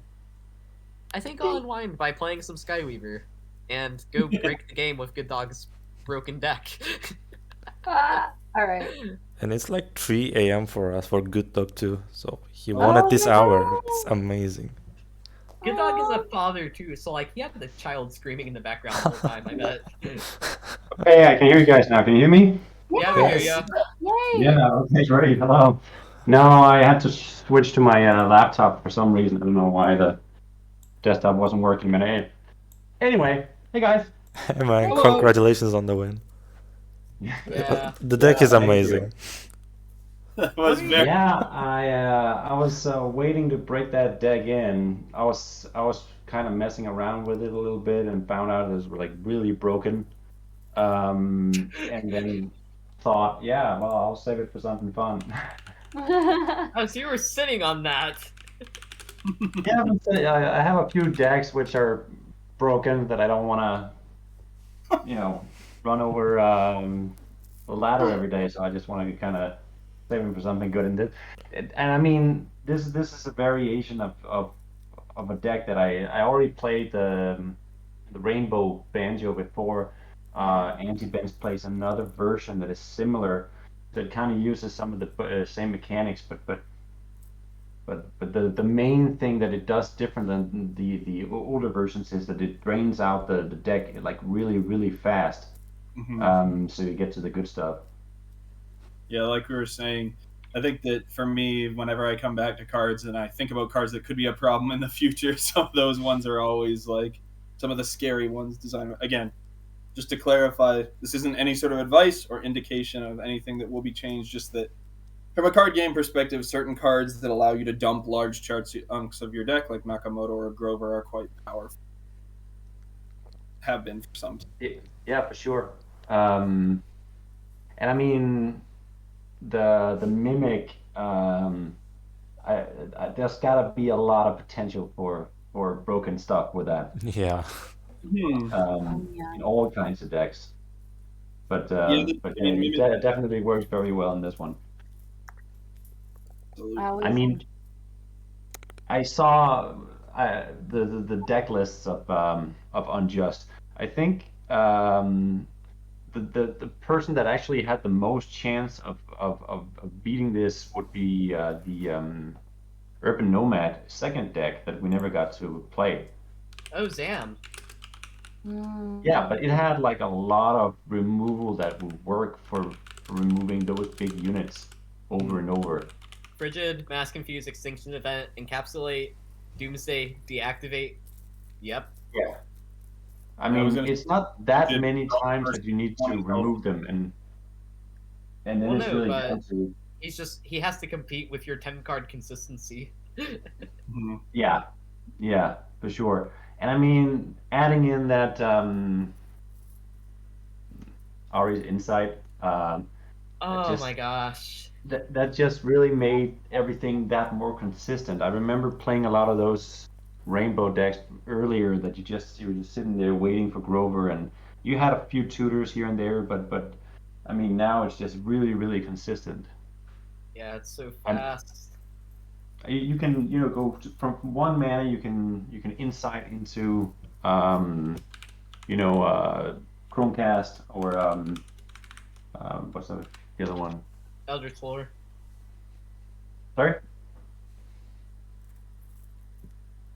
Sorry, what was that?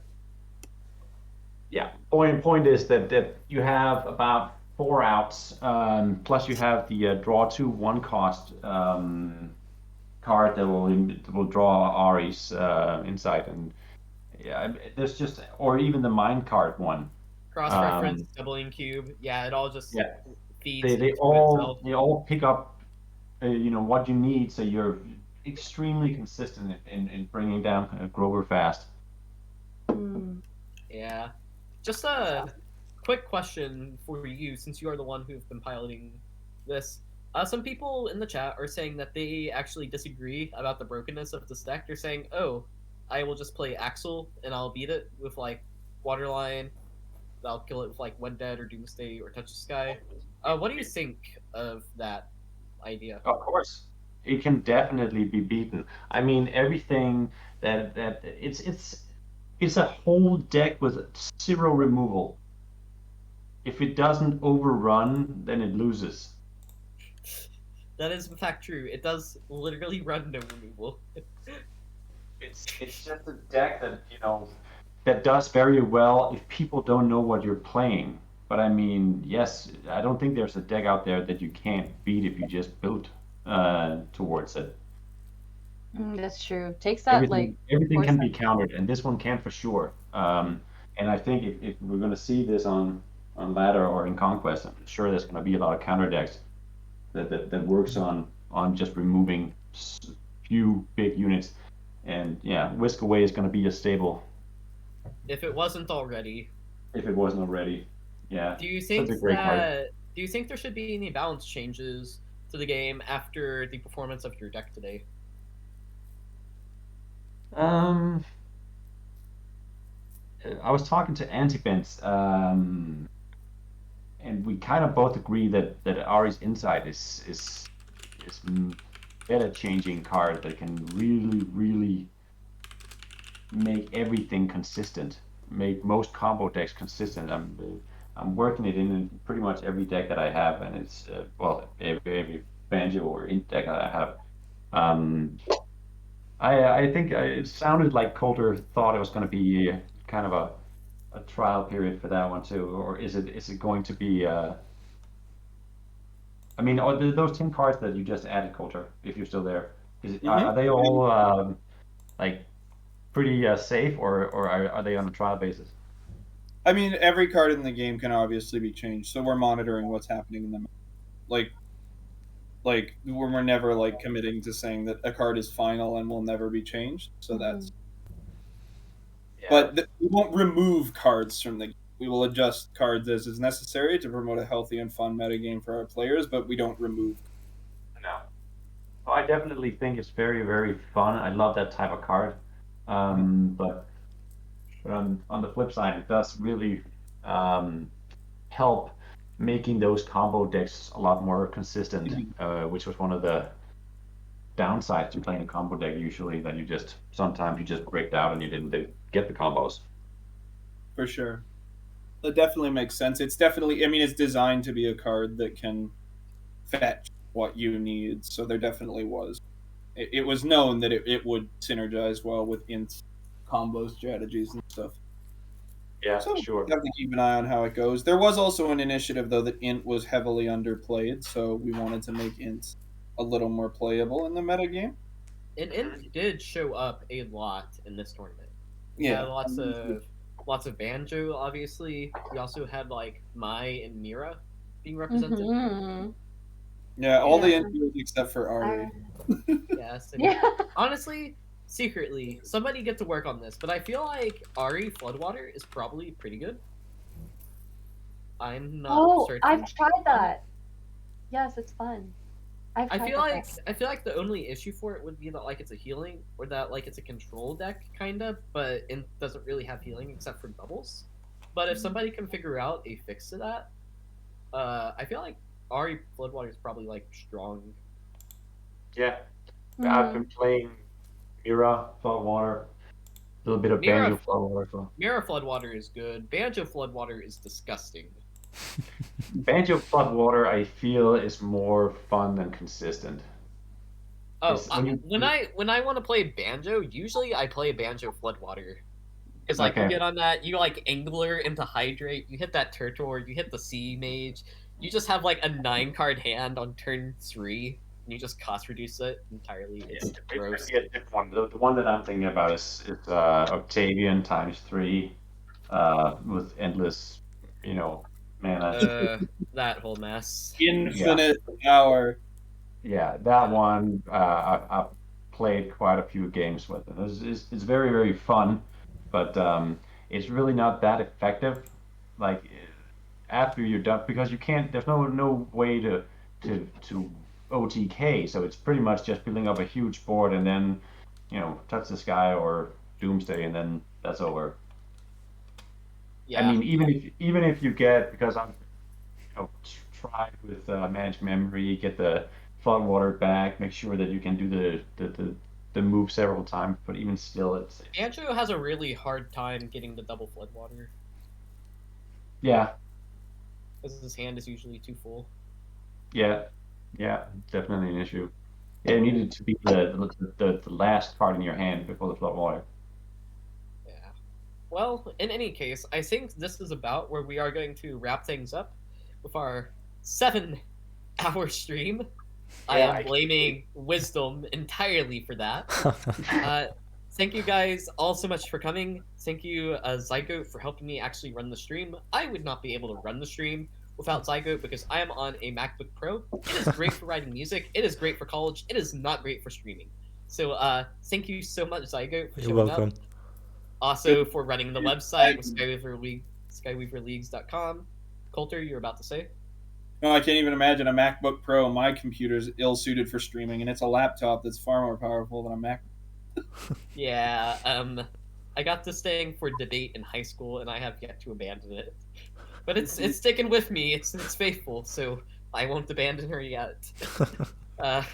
Also, Coulter, Ashavari, thank you guys so much for joining us. Yeah, thanks I would like to thank Antibenz and Chad Jest on ETH for contributing to our surprise prize pool today. I will be distributing that shortly as per distribution decided by the donors. So that's going to be taken care of. And also thank you guys in chat for showing up and making events like this possible for Skyweaver. This game, I think, is very great, and it's very important that the community all really works together to try and help elevate what I think is not just like a good product, but is very good for like the competitive card game like scene, having like all of the play to earn model, none of this like predatory packaging, especially with like the gambling towards children that you might see in other games. I love Skyweaver. It is a great game, and it is because of people like y'all in the community supporting it that we are actually able to continue playing it. Yes. So thank you all. You guys have anything you want to add? No, thank you. Thanks everyone. Yeah, thank you so much. Yeah. That was super fun. Part of Happy it. to be part of it. Yeah, I thank just you want guys. to say thank you too, Bacon. It's so awesome that you're doing this tournament. It really makes it a lot more fun to be part of the community where you have these tournaments, have something to actually test your skills at. Hey, this was entirely self-interest. I was just trying to get Coulter on a voice call. So, like having a tournament was just gravy on the side. Like priorities. Yeah. We appreciate Yeah. you all so much.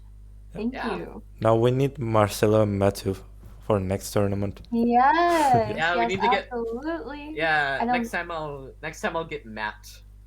Yeah, I know he was lurking in the chat here. Yeah. Yeah, and definitely a strong roster this time, but we needed also players like Antibens, Freud, and Oh, those definitely. people that never show up. Well, GoodDog, when you're playing a deck like that, why would I want to show up? I gotta admit, I was a little Like Yeah. risk reward here, like I pros would and like cons. to face you at some point in this tournament. It's like this time I'm getting him, but no. Honestly, I'd be curious about the Horror matchup versus that. I have Raise Arms. I can interrupt your Phoenix, maybe. I have Sunder well. I have Sunder for the tree. The Desire Mimic, I don't know how I can beat that. I'd have to start running Wed Dead. And then you So- just get Yeah, maybe, you get 20 health, but I don't care about your health pool. So what you're Yeah, saying armored is you guys health. are going to stream later. A match against you two. What I'm saying Another is that guy. I'd have to add Wed Dead. But just the base Desire. If we're waiting until turn 9, yeah, I can Wed Dead. And then I can just Titanic through Desire number 2. And then I just have Phoenix, which, okay, Brimstone. Yeah, maybe I could beat that. I'll have to see. Well, in any case, yeah, we need to wrap this up. Thank you all so much for coming. And I will see you all in Sky. Bye. Bye bye. Bye. Bye.